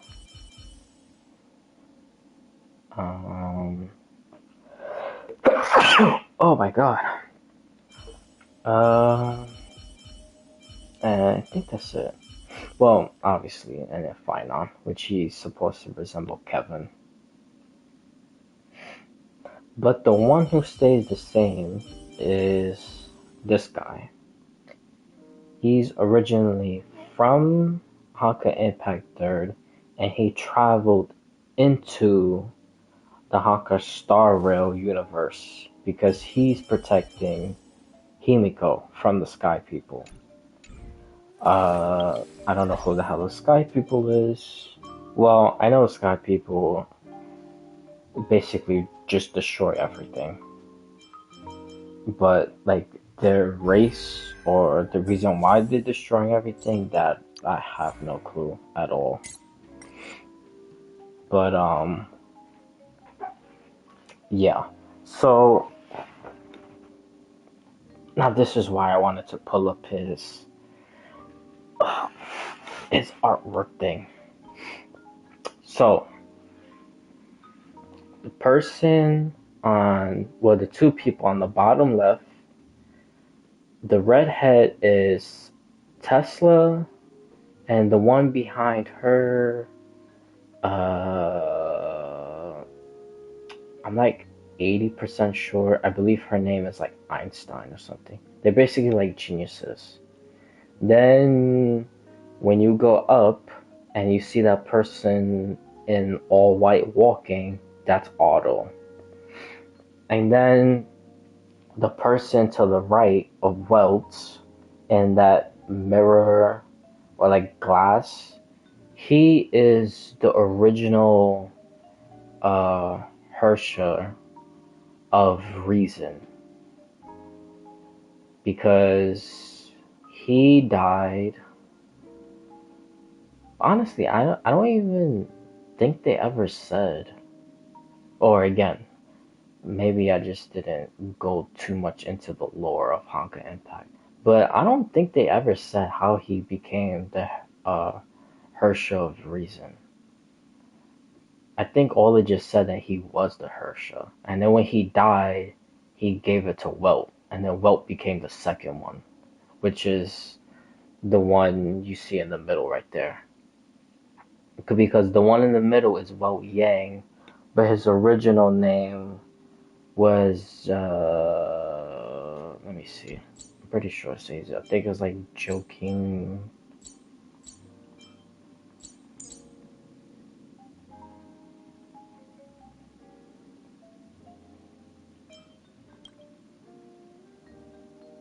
God damn it, dude.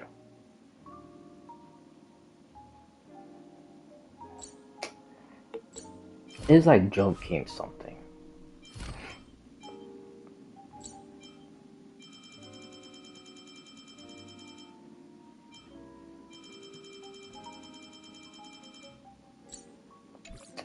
Anyways,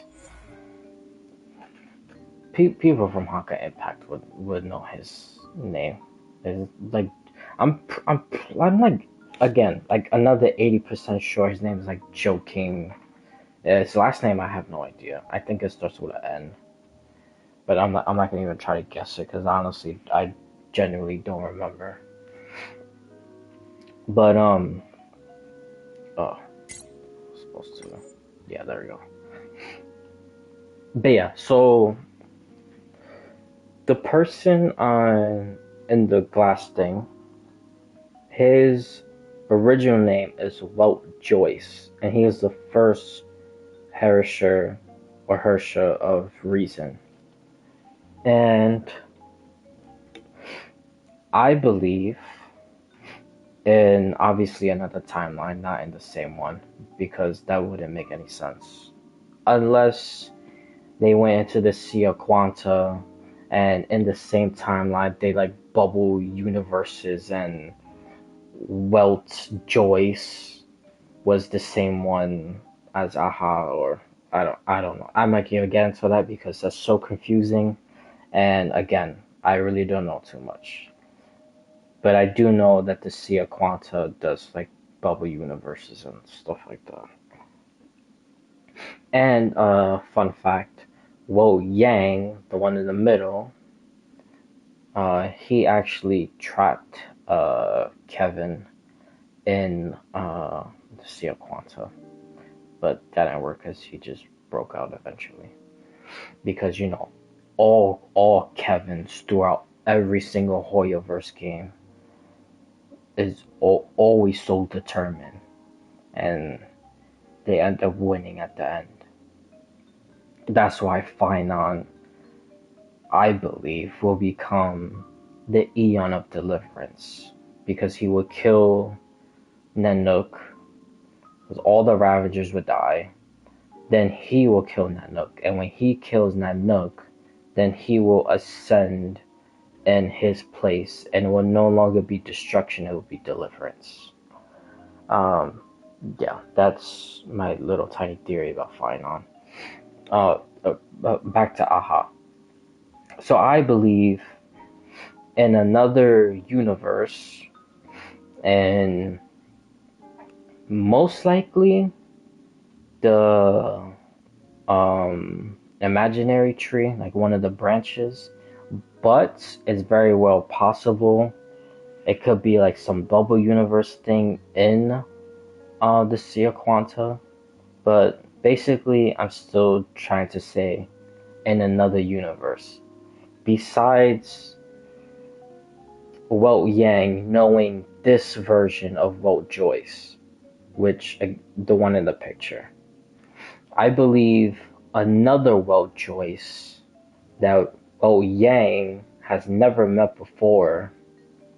I believe that Welt Joyce went to the imaginary tree, climbed it, and tried to basically do almost like an auto thing. Although I believe that Welt, he tried to create another timeline with Tesla, but then I don't know, something happened. I really don't know. I'm not gonna even try to think about that. But basically, he tried to create another universe and it didn't work. So he went to the top of the tree, and then he just sat there. And when he sat there staring at the void, I believe, because again, the whole past, present, and future is basically all at the same time. Even though it's like apart, it's technically all in the same time. Because again, you gotta remember, Hoyo versus games, that's what they do. That's why it's like so complicated to try to explain to people. You just either have to watch like a super hardcore video that's like 4 hours long that explains every single thing, or you just have to play it yourself to understand it. It's basically almost like Dark Souls. Like for me, like I watch some videos on it and stuff like that, but I still don't get a lot. Like I have to watch like a hardcore, or maybe just play it myself to understand like every single thing. But yeah, so in another universe that Welt Yang doesn't know, a different Welt Joyce tried to create the perfect one. Then he went crazy. He climbed a tree, stared at the void, probably for, honestly, maybe like eons. Like probably until the tree got like humongously big by the time like Otto even reached it. Like probably for like that long, because he probably went there at the beginning. That's my theory. But yeah, so he stood there for a long time just staring at the void, and then he like finally just like snapped. And when he snapped, everything to him means nothing, because he knows that, like at the ending of his life, or everybody's life, like basically people just all die. So literally nothing, everything means nothing. Almost like a nihility type of, view on the way of life, if you want to call it like that. So yeah, until he looked up and then he saw a kid fall and cry, and then he just busted out laughing. And then that's how Elation appeared. He ascended to Elation because he went mad, because he figured out that literally, like, the meaning in life means nothing to him. I'm not getting like whole philosophical thing. I'm talking just in Star Rail and how can impact stuff. So, don't be thinking I'm saying that about real life. That's a whole nother subject. But yeah. And then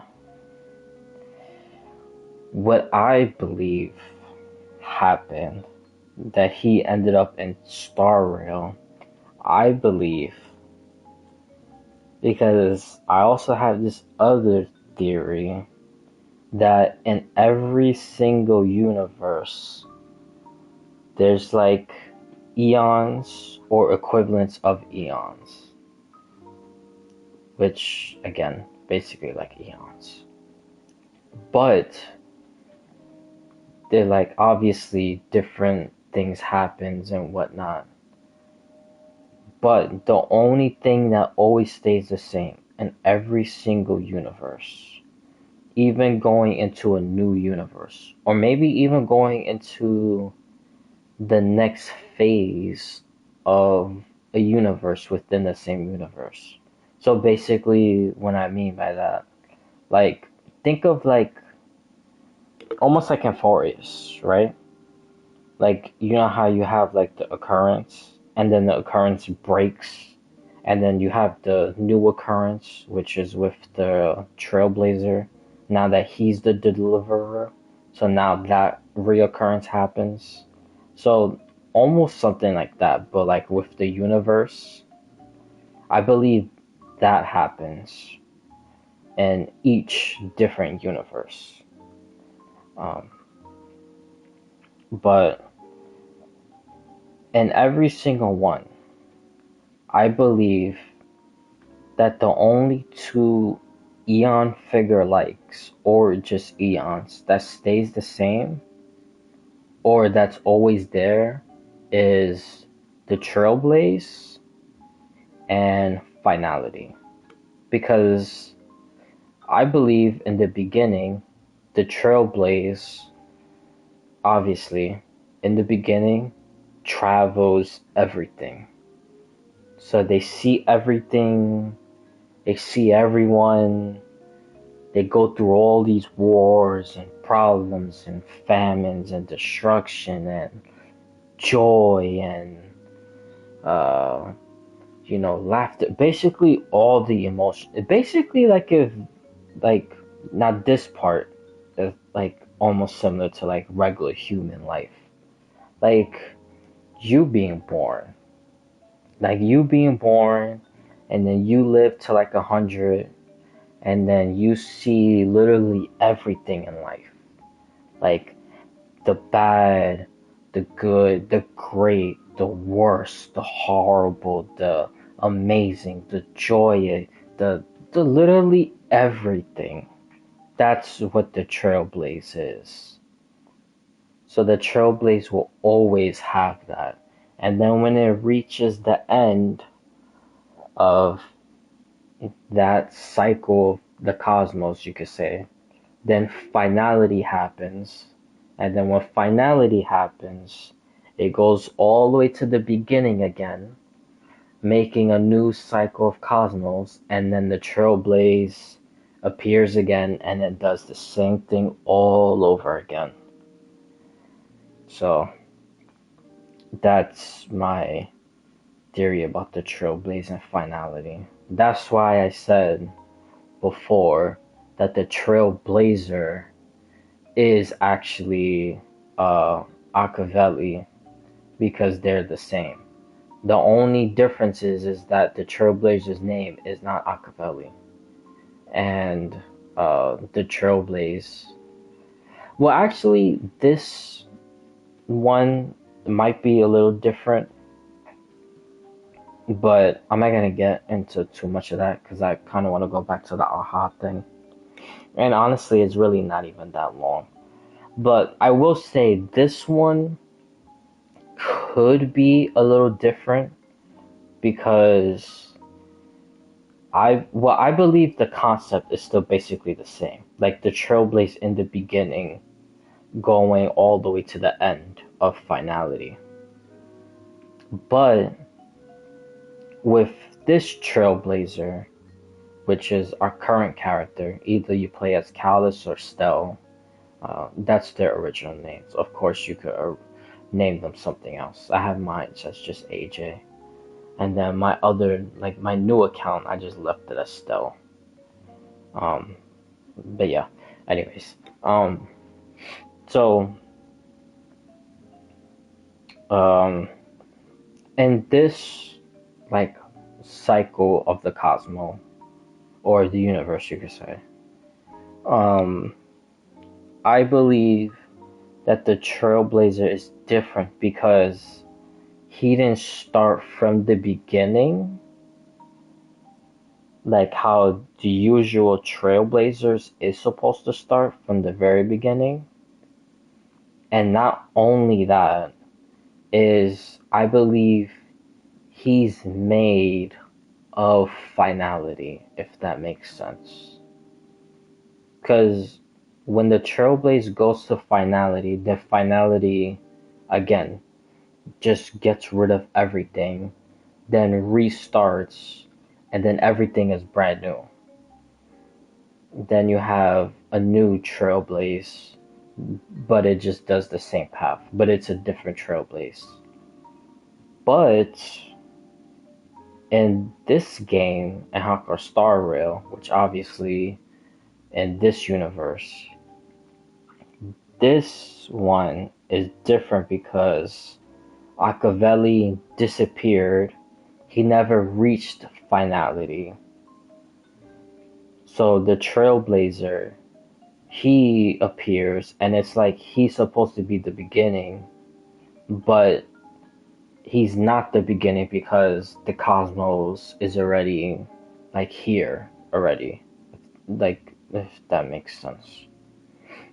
Like, he basically just, like, spawned in, like, already, like, within the timeline, you could say. That's kind of the best way to put it. He just spawned in, like, in the middle of the timeline. And Machiavelli didn't finish his Trailblaze because he didn't reach finality yet.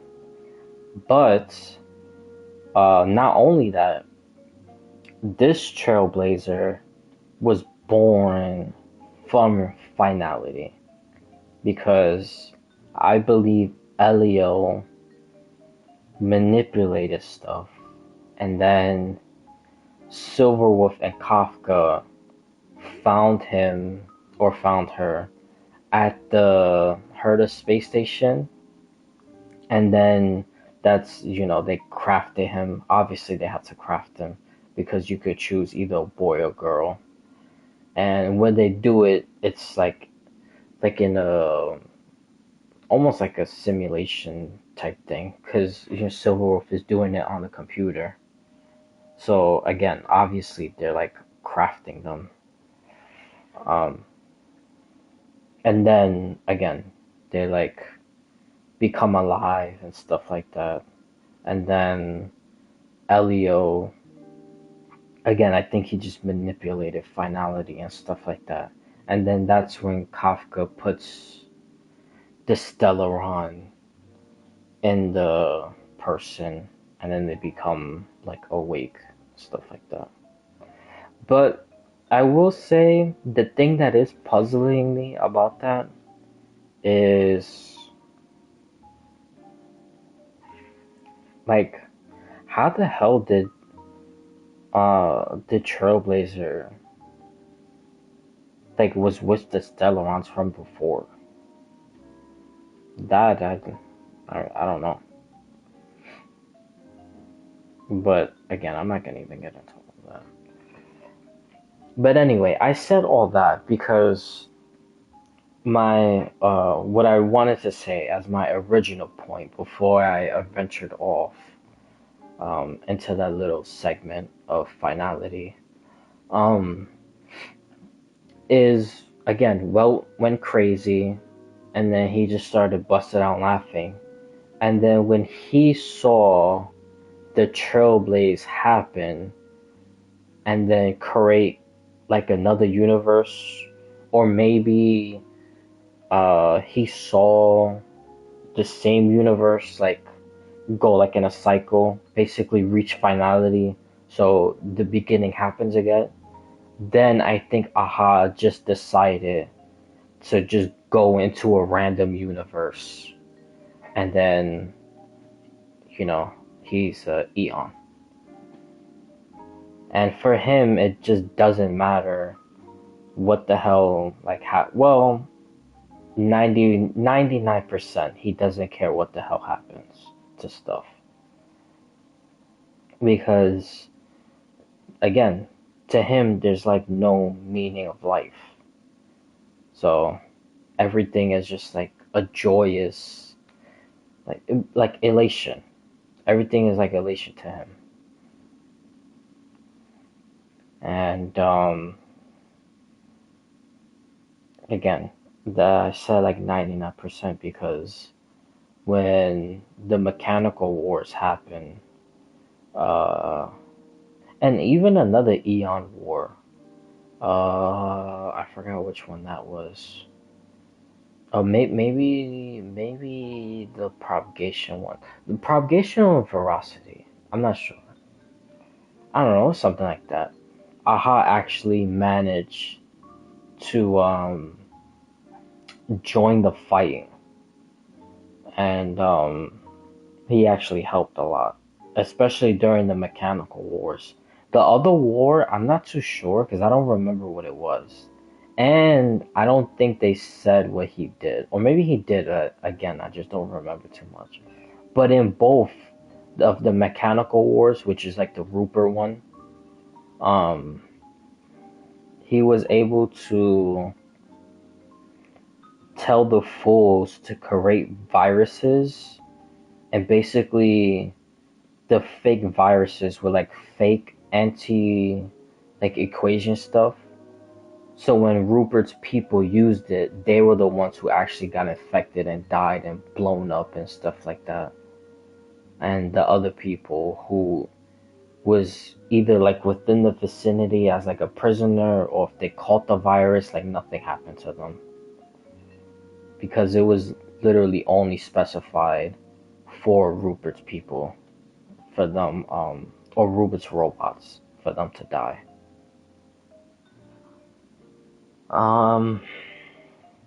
Yeah, that's pretty much it. And yeah, I do agree with because I saw this other video. I see a whole bunch of videos, but recently I saw this video. Well, I only agree with the first part. The second part I don't agree with, which I'll get to that.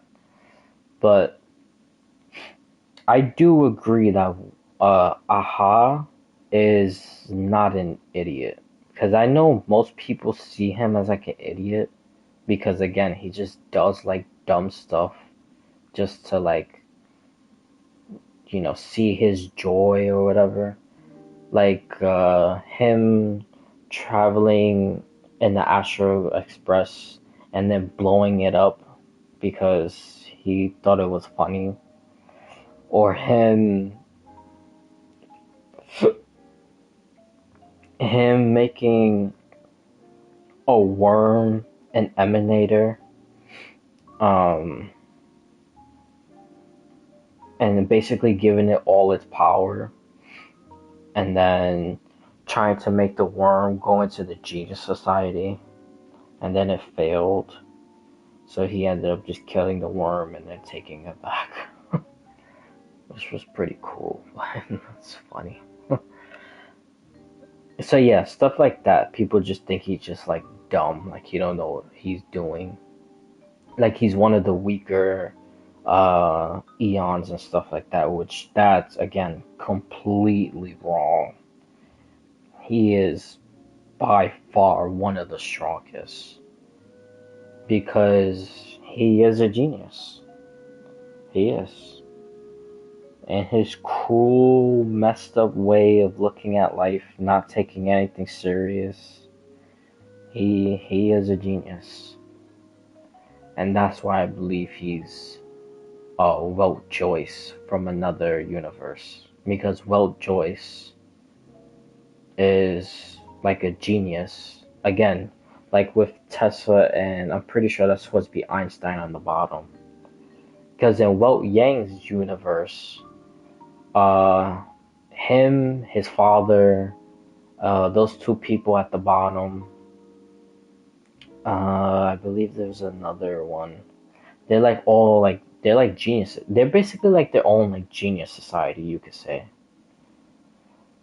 They're like extremely brilliant.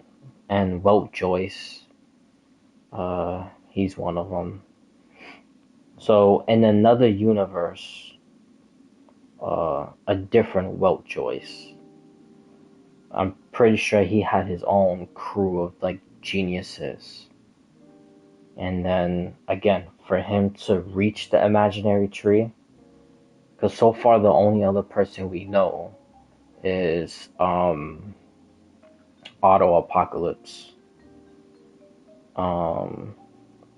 Or the only one that I know so far. But I'm pretty sure in Hoyoverse, I'm like 50-50. Again, I have to like try to go deeper into the lore of Honkai Impact.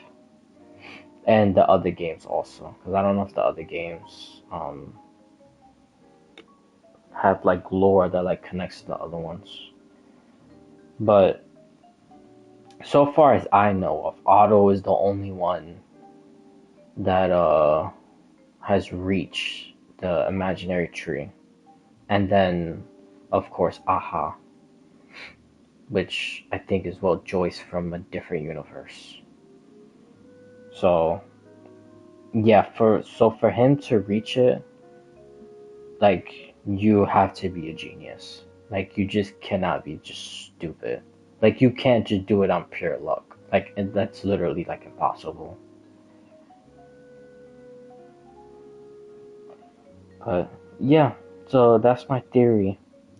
I believe a different universe Welt-Joy is Aha.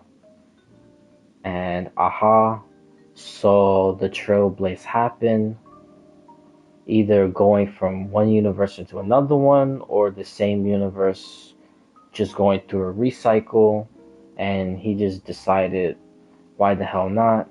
Because now I'm just elated by everything. Nothing means anything to me.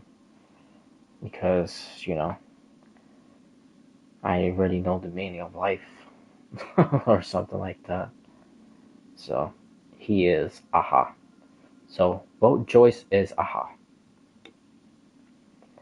Yeah, that's my theory.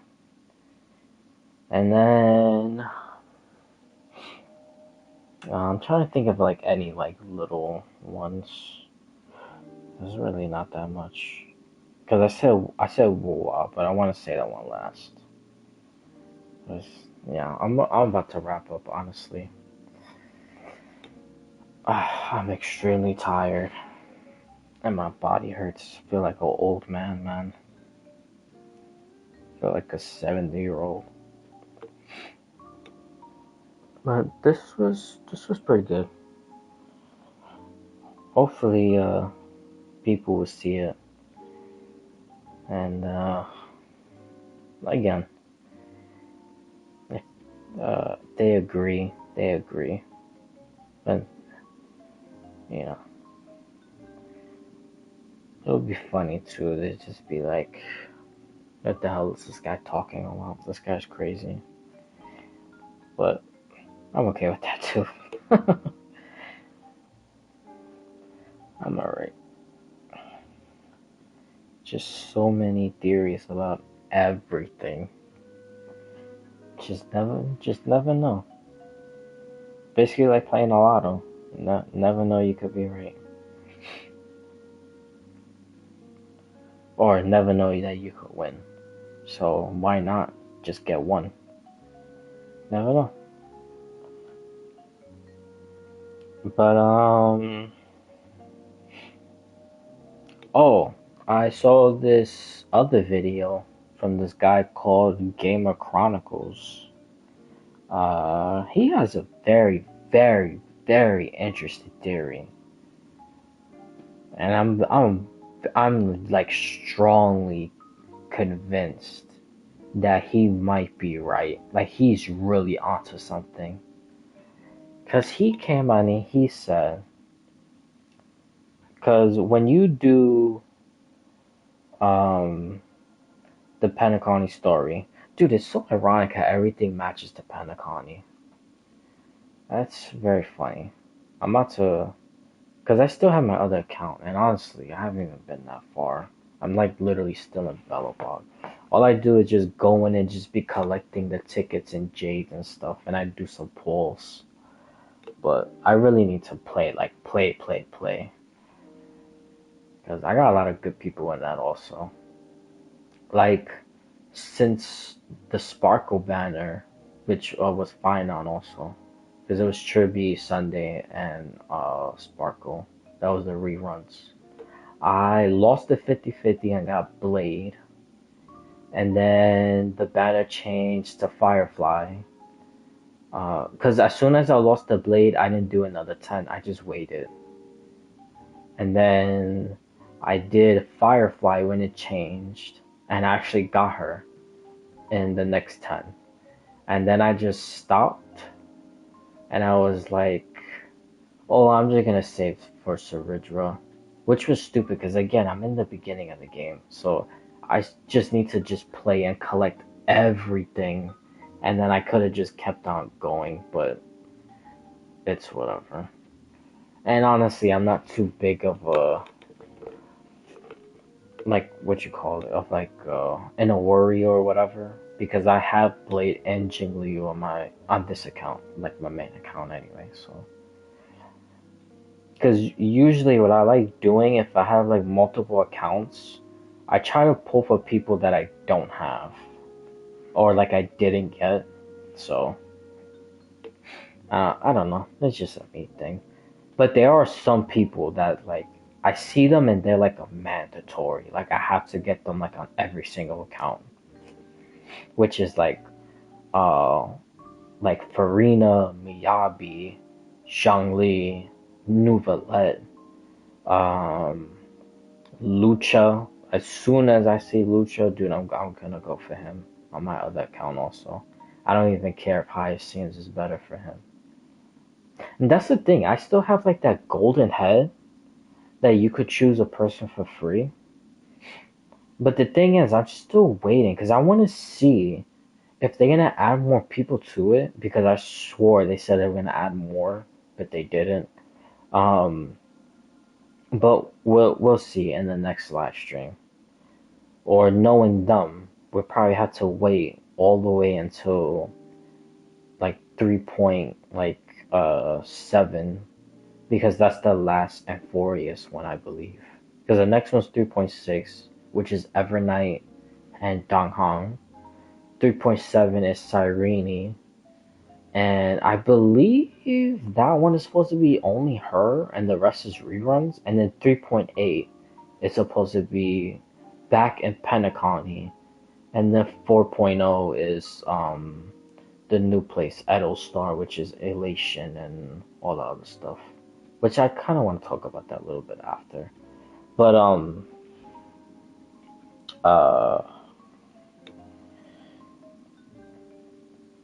yeah, like usually I try to go for people that like I really don't have or whatever. And I didn't spend the coin because I want to see if they're gonna add people to it. Because if they do, and if it's someone that I really like, then I'm just gonna use that on them. But if not, or if Hoyoverse tries to be slick and they say like, oh, you have to spend this coin in order to like do like another one, or maybe like when the new people come out, they're gonna be like, oh, like the coin is gonna expire. Then I think I'm just gonna pick. Well, honestly, I don't know. I'll probably go flip a coin because I did get Firefly. And if Fugui doesn't get a rerun, which she might not for a while, because she just had a rerun like 4 months ago, which was stupid because I should have tried to. Well, the thing is, I made my account after she reran, which again, that was stupid. I should have just did it in the very beginning of the anniversary during the Castress banner. I did it like in the middle to the end. Well, basically almost the ending of the second phase, which was Anaxagoras or Anexa. I don't know why I keep calling him by his full name. But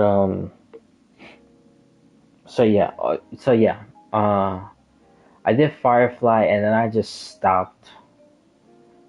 Then yesterday, before I started playing, I didn't play too much on my main account on this one, because again, I just been on the other stuff, just claiming, just like claiming stuff, like the tickets and jades and whatnot.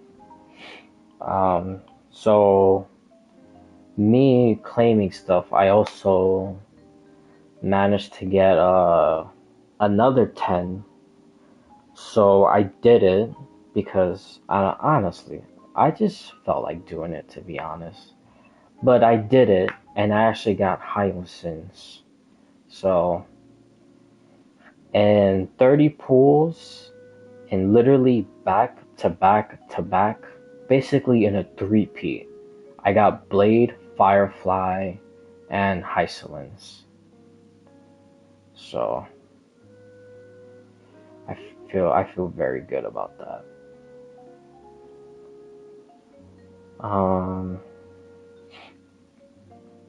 But yeah, and then I saw, well, the problem with these leaks is because it's like so far out that honestly it really doesn't matter, because for the most part when there is like leaks like that, well, most of them is like fake, and then the other, like, I would say like 20 or 30% of it that's like actually real, they end up switching a whole bunch of stuff, so it really doesn't matter. But supposedly how it's supposed to start in 4.0 in Edo Star, which is Elation, and supposedly Elation, like the whole like gimmick to it is supposed to be oh dude, I was supposed to talk about the second part of Nova Impact's video. But let me just think, because again, I'm about to just end soon.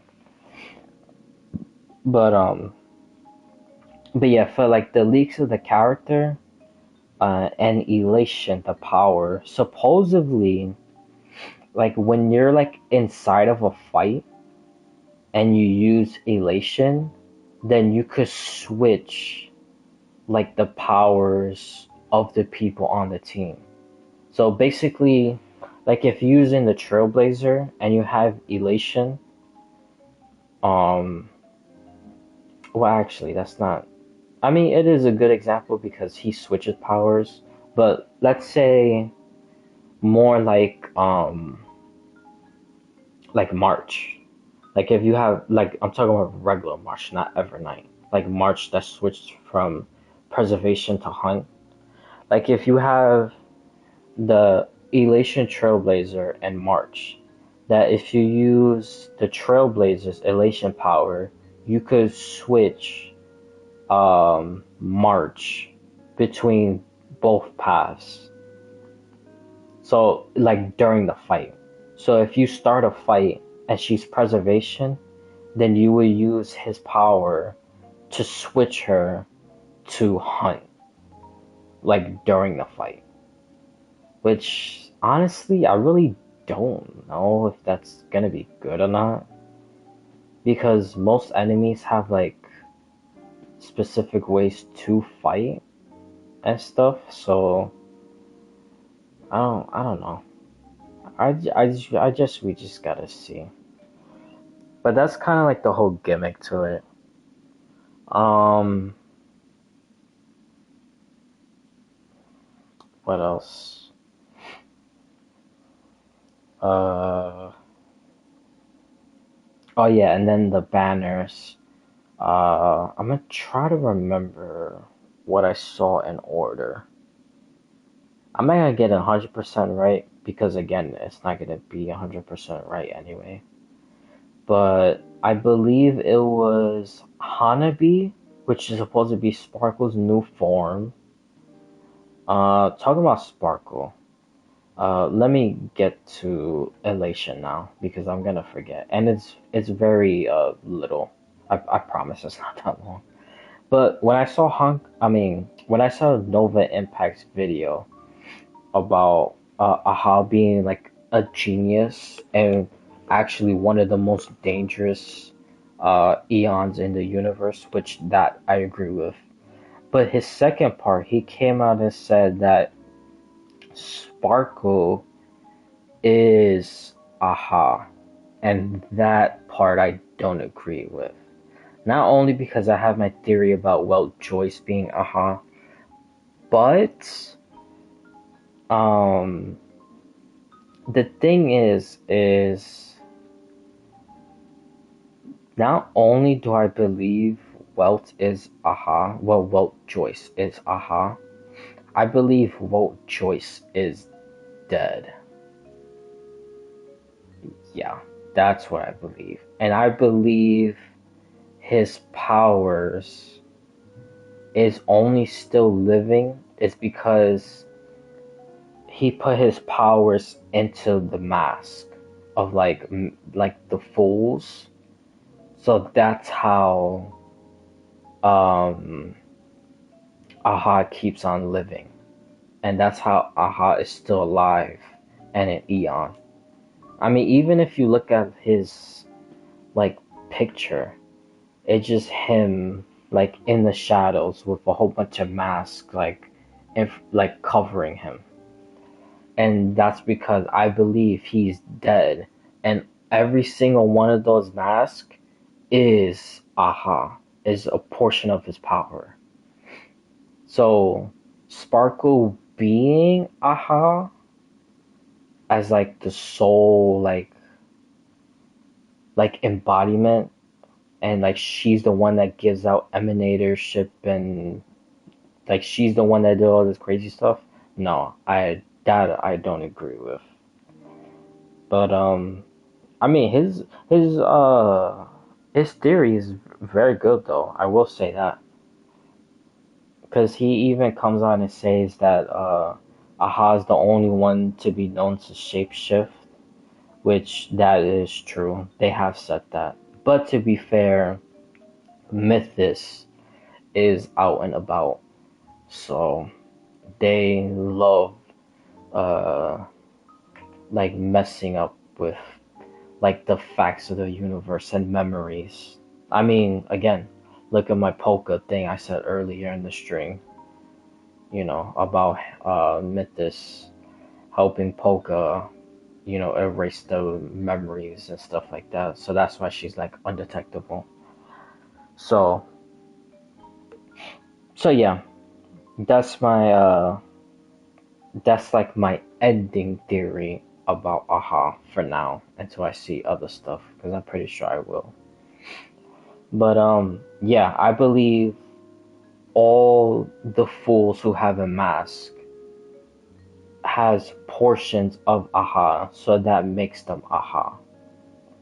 So I think everyone is Aha, and then none of them is emanators because they are Aha, and that would be up Aha's alley to do something like that, because again, to him, basically, life is like meaningless. Like, just like laugh your way through everything. So, and I'm not 100% sure. I'm like 80. I'm like more like 70-ish. I'm 70-ish% sure that the times when we fight like story bosses, so like the Doomsday Beast, Cocolia, Fantalia, and stuff like that, like those bosses. Um, uh, Talking about main quest also, not like story, not like like side quests, like the Luminary Dance. I think that's the name of it. Like the one with Yang Chen, when he does that ice thing, and Hule looks at him, and he basically sees like Jing Liu like stabbing him, but it's actually Yang Qing. Not like that. Like regular story, Astro Express, Trailblaze story quests. Basically, again, the main ones. So Doomsday, Cocolia, and stuff like that. Like the super basically the literal ending bosses. That's what I'm trying to get at. Because you also fight bosses throughout that stuff, like Kafka, um, oh my god, why is Kafka the only one I'm thinking about right now? Lygus or Xandar. But yeah, so, oh, and another thing, which again is basically the same thing, but the main bosses that the Astro Express fights also, because that's another thing. All the other fights, like other story bosses, or like I guess you could say like mini boss, like again Kafka and like Hule and stuff like that. That's not like Astro Express fight bosses. But when it comes to Astro Fight Express bosses, I'm like 70% sure that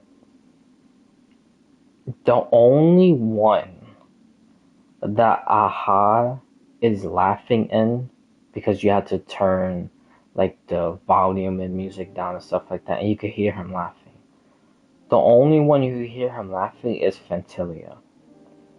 And that is the only one that I could remember that Welt is not in that Astro Express fight. Because he's in, or he comes at the ending of Doomsday Beast, because he helps the Trailblazer with the Stellaron. Cocolia and Belobog, I'm pretty sure he's there also. Pentaconi, I definitely know he is there.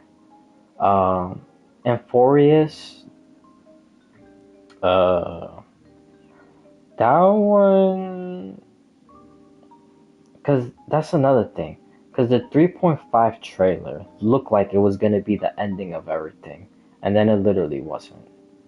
So that trailer like literally lied to us, like insanely lied to us. Like it's crazy.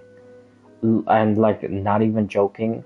Only like 10 seconds of that whole entire trailer actually happened in the 3.5 story, which was the fight with Lycus.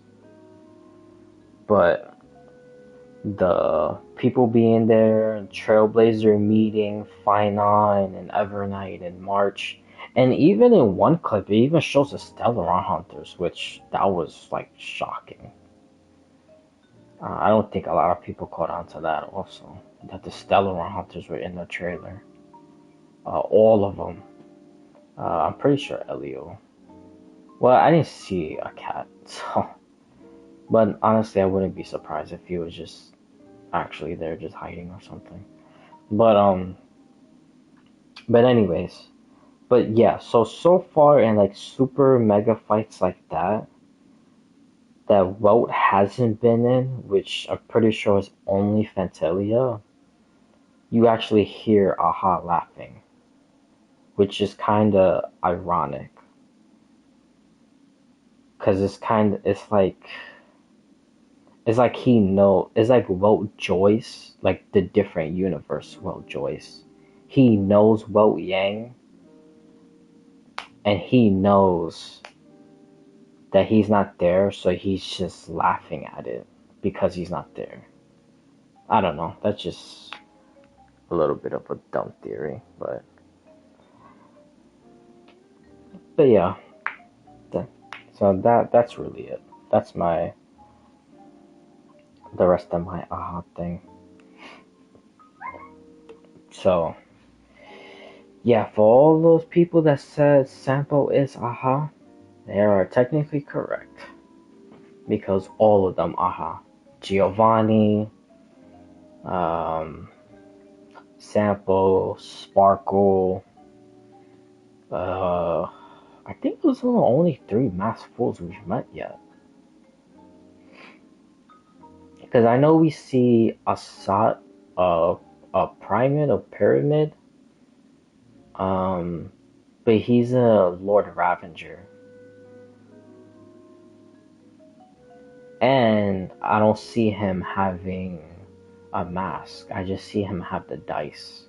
Oh, I will say this about the oh my god, I still didn't even say the Akron thing. Oh, dude, what's wrong with me? I like completely sidetracked. Again, I'm just gonna hurry up and say that one also. I'm gonna mix it to the same thing what I'm about to say. Um,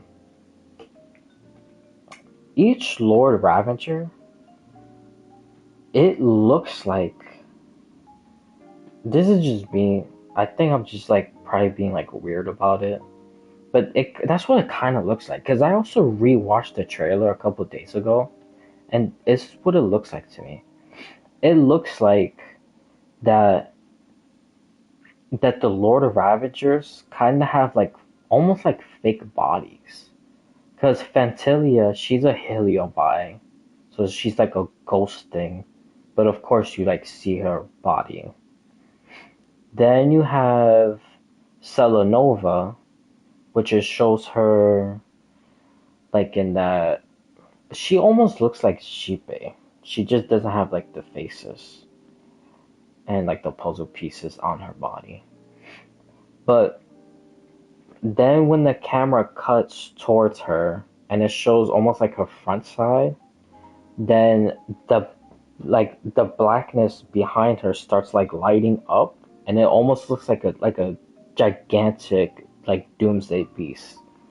So I wonder if that's the real Selenova and then the little short one with like all the like harmony looking stuff on her, like that's like the puppet.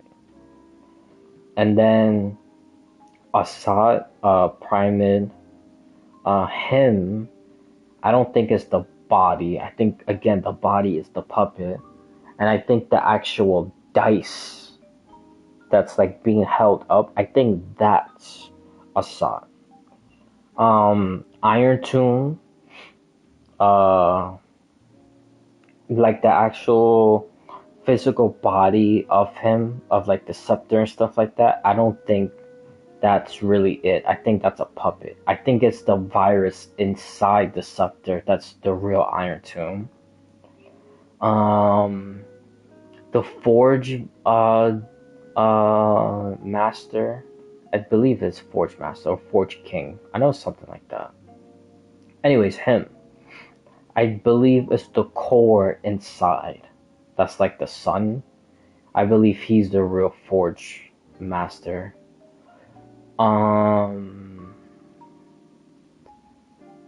There's two more, but I'm leaving one of them for last. I'm trying to remember the other guy's name. They're not really guys. It's like a creature-looking thing. It starts with an L. I think it's like Lumi Fade or Lumified. I don't know. It's something like that. And then him, he's hunting ferocity and permanence, which they're all already dead. So he's basically hunting nothing. For his puppet, um, honestly, I'm not even too sure, to be honest. Maybe it's probably something he ate inside. Maybe that's the real one, and then the purple goose stuff is the puppet. I really don't know. I'm not too sure too much about that one. But then Zephyro, him, now he's the one that's related to like Akron. Because at Pentacony, when Welt tells Akron about his Kevin, then she comes out with a story and she says that she has her own Kevin and she has to basically like kill him. So the guy from the video, he said that he believes that the Kevin that Akron killed, that Kevin became Zephyro, and then that Zephyro, he's self-annihilating because well, again, he's trying to destroy Nihility also, but he's also trying to do that to lure out Akron so he could basically kill Akron.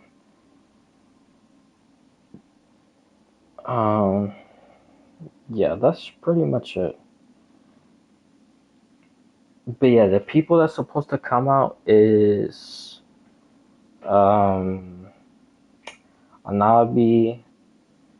and this is like 4.0 all the way to like 5.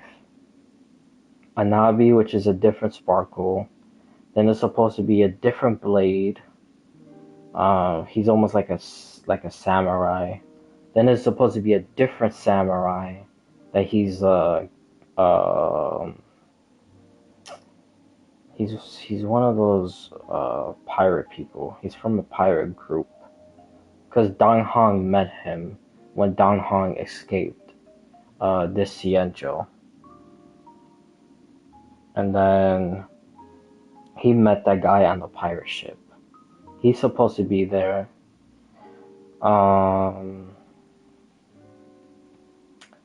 Yai Sakura.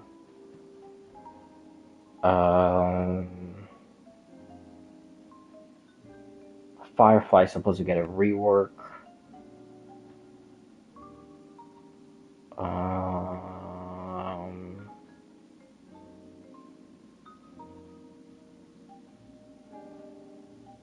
Man, it was like 2 other people. Well, one of them was supposed to be, I think it's supposed to be a fire 4-star. I don't remember what that guy's ability was supposed to be. And then it was another person. I think that person was supposed to be Remembrance. Then there was supposed to be a girl. I think that girl's supposed to be almost another like samurai type like. And then I think the last one that they said is supposed to be a 5.8, which is a 4-star. It's supposed to be Stephen Lloyd, which he's one of the Genius Society members. Which is actually funny, because it says that he's supposed to come out in the leak. Stephen Lloyd or Stephen Lloyd, but it literally nowhere says Screw'em also. which that's kind of crazy. If it's like a real leak, that's honestly crazy. That Screwlum is still not coming out next year. But yeah, Screwlum needs to hurry up and come out. Screwlum and those children from the Annihilation Gang. Was it Constance, Dahlia, Ashka, and I forgot the girl's name. There's another girl. I think she's like fire destruction.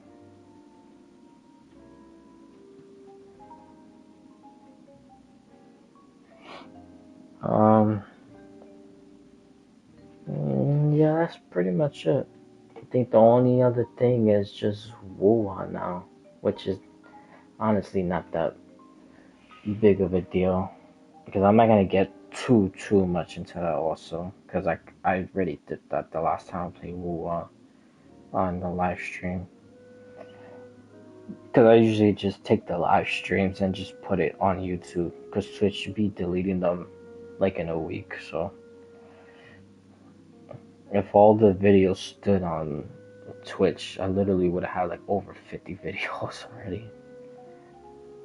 And in the very beginning, I didn't even know you could save it.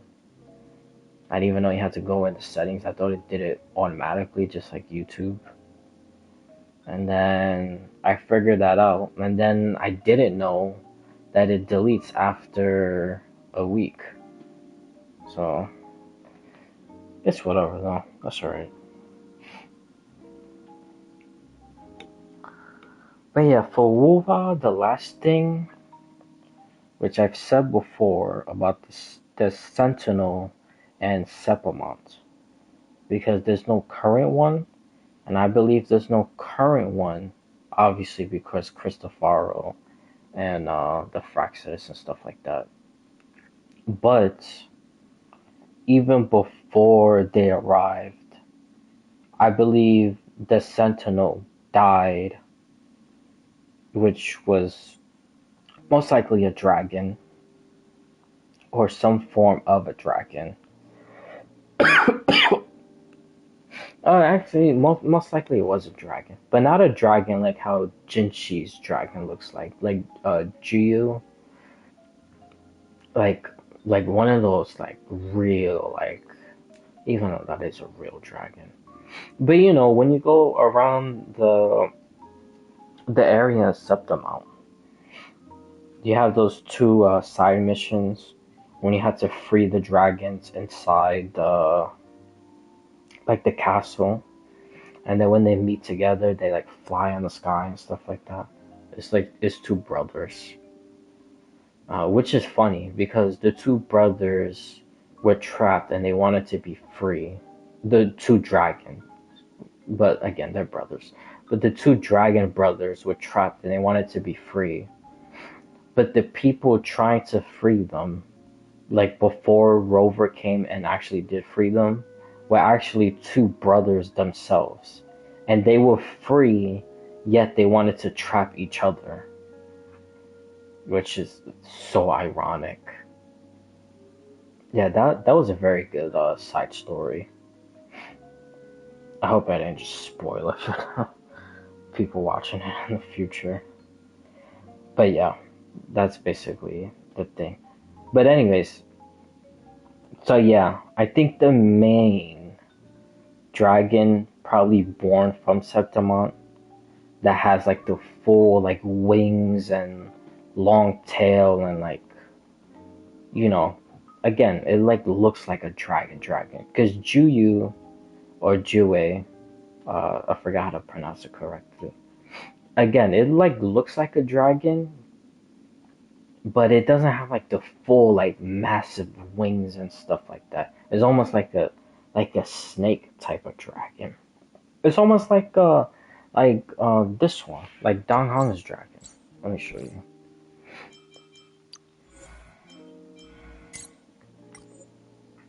Almost like that type of dragon. Like no, like hardcore wings and stuff like that. Even though I still love the design, and I still love Jiu's design also. So I'm not hating on it, saying that it's not like a real dragon. But I mean like wings and stuff like that. So, yeah, I believe that the first dragon in Septimon was the Sentinel, but it died. Then everybody went to war and stuff like that. And then eventually the Theorian or Theodian, I forgot how to say that also. Basically the like the evil version of the Sentinels, you could say. They started corrupting everything, so no Sentinel came to be. Until Mia arrived, and then, you know, that whole entire story with Mia. But I do believe she is going to be like somewhat resurrected, but I think she's gonna be like corrupted. Like she's gonna be like Theorian. My God, I don't know why the hell I can't say that word. I think she's gonna be the new Theorian, and then when she dies, then I don't know, some magical stuff for her will to become Sentinel because that's what she always wanted to be in the first place. Basically, something is gonna happen, and then she will actually rise from the ashes of the dead Theorian, and then she'll become a phoenix, and then she'll like fly into the sky and stuff like that, and then she will actually become the real Sentinel of Septimon. That's my theory about the new Sentinel and Mia. So yeah, and I'm still holding on to Cristofaro corrupting Fenrico, because I think Fenrico is probably gonna snap, and then he's actually gonna become within the Leviathan and stuff like that. But again, that's a topic for another time. Alright. That was pretty good. I did like one fight in this whole entire Yap session, which it's kind of ironic because it's exactly like the story quest from the new one with Lygus revealing he's Xandor. Literally so much Yap and only one fight at the end. It's literally insane. And sometimes there's like good Yap, because like lore and stuff like that. But the problem with this story that came out for this update, honestly, it started repeating. And I know before it was also repeating, but it made sense because Final was going through the cycles. The Trailblazer wasn't going through the cycles. It would be the very first cycle that he's in as the Deliverer. So like cycle number 1. And Saridra is like non-stop talking about like the same crap. Like I am law and this and this and this, and Hylice saying I'm the blade and this and this and this. Like, okay, like I don't know. I do love Saridra. Well, I like how they wrote Saridra.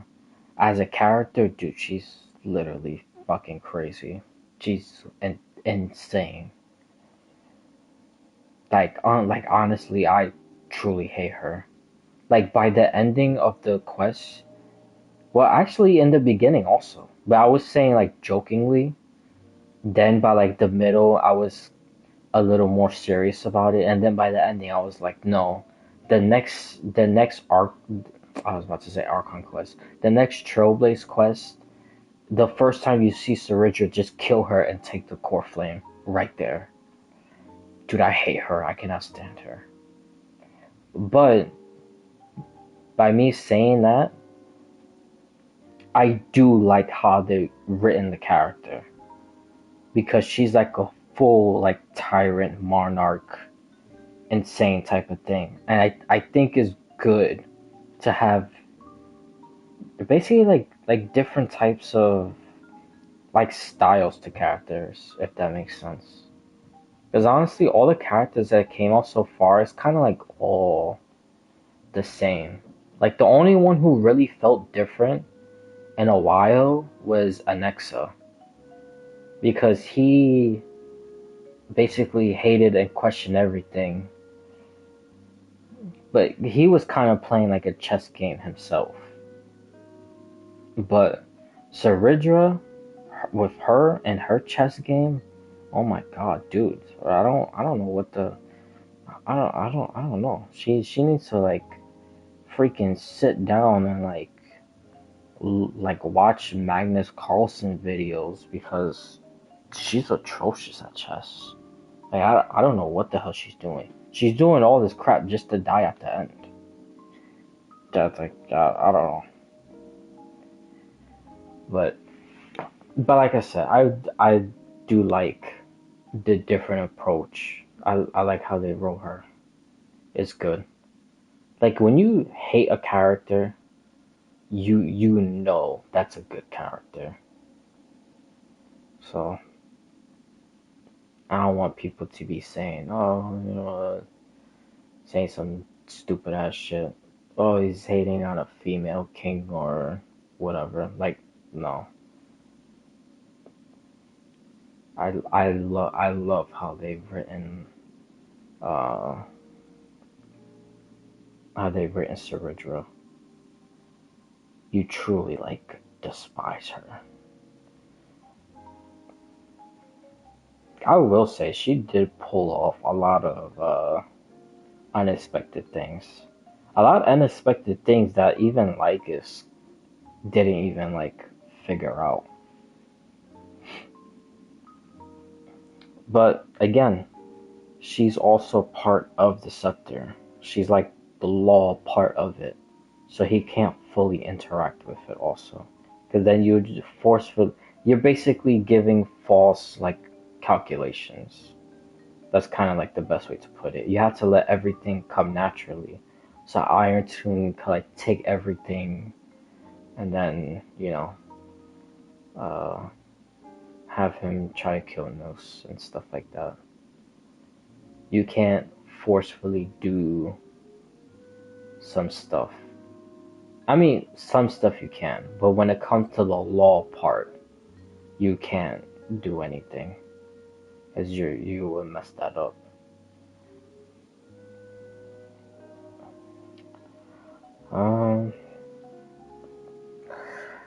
Yeah, that's pretty much it. I went kind of longer than expected. Honestly, I kind of wanted to keep it to like 3-4 hours. Did like another hour some change, but that's alright. This was pretty good. Yeah, that's basically everything. Next time I don't know, I will most likely, well, that's not if I stream on YouTube, because I don't know. I think I'm strongly considering streaming on YouTube tomorrow, and I might do one of my newer accounts on the other games. Because in Zelda Zone, I'm also still in Belobog. Well, actually, I'm like closer to done with that in Belobog. Because I already defeated the 3 robots. And I did something else. And I think I had to do maybe like 2 more missions. Or maybe just 1 more. And then that's when you fight the big bad guy at the end. and then the story about Kaleda's dad and stuff like that. And Star Rail, dude, I'm literally still in the beginning of Belobog. I just went in, did the sample thing, and saw Geopard, went to the hotel, slept, and then that's really it. I still didn't even talk to Branya yet. I'm literally like across the street. Like every time I log into the game to be collecting wishes and jades, or tickets and jades, same thing. I like literally see her across the street. It's funny. But if not, I will probably play Genshin because I really, really, really want to see if they talk about, which I doubt it, but I would really love them to talk about New Belong. Just at least one little drop of something on New Belong. And I know you fight the Bakunawa. And also, I want to fight the Bakunawa soon because 3 days later you could go back to it and you could fight it again. And I think it also gives some like lore to it also, like in a cave nearby. But that's only when you go back 3 days after you fight them the first time. So I want to do all that stuff before, I'd be forgetting. So yeah, most likely, if it's not, like if I do stream on Twitch and if it's not Genshin, probably will have some Wuthering Waves. Because also yesterday I did, what's that thing called? The overflowing palette thing. I did every single one. I did all 21 or 28. 21 or 28. I forgot. No, it is 21 because it's 3 each and there's 7 different phases. So yeah. All right. I think this is a good time to end. I should force myself to end anyway. Dude, it's about to be at 8 o'clock in the morning. Actually, hold on. Let me just... As you know, I barely didn't do anything. Which I kind of feel bad. I kind of just yapped this whole entire time. Because what I really wanted to do was talk about the March thing and then try to, like, do some farm and stuff like that. But, I just sidetracked and I talk about Aha and then Hunker Impact and then Genshin, Descenders and stuff like that. So, let's just see, hopefully. No. Okay. Well, alright. Officially done, so. Alright.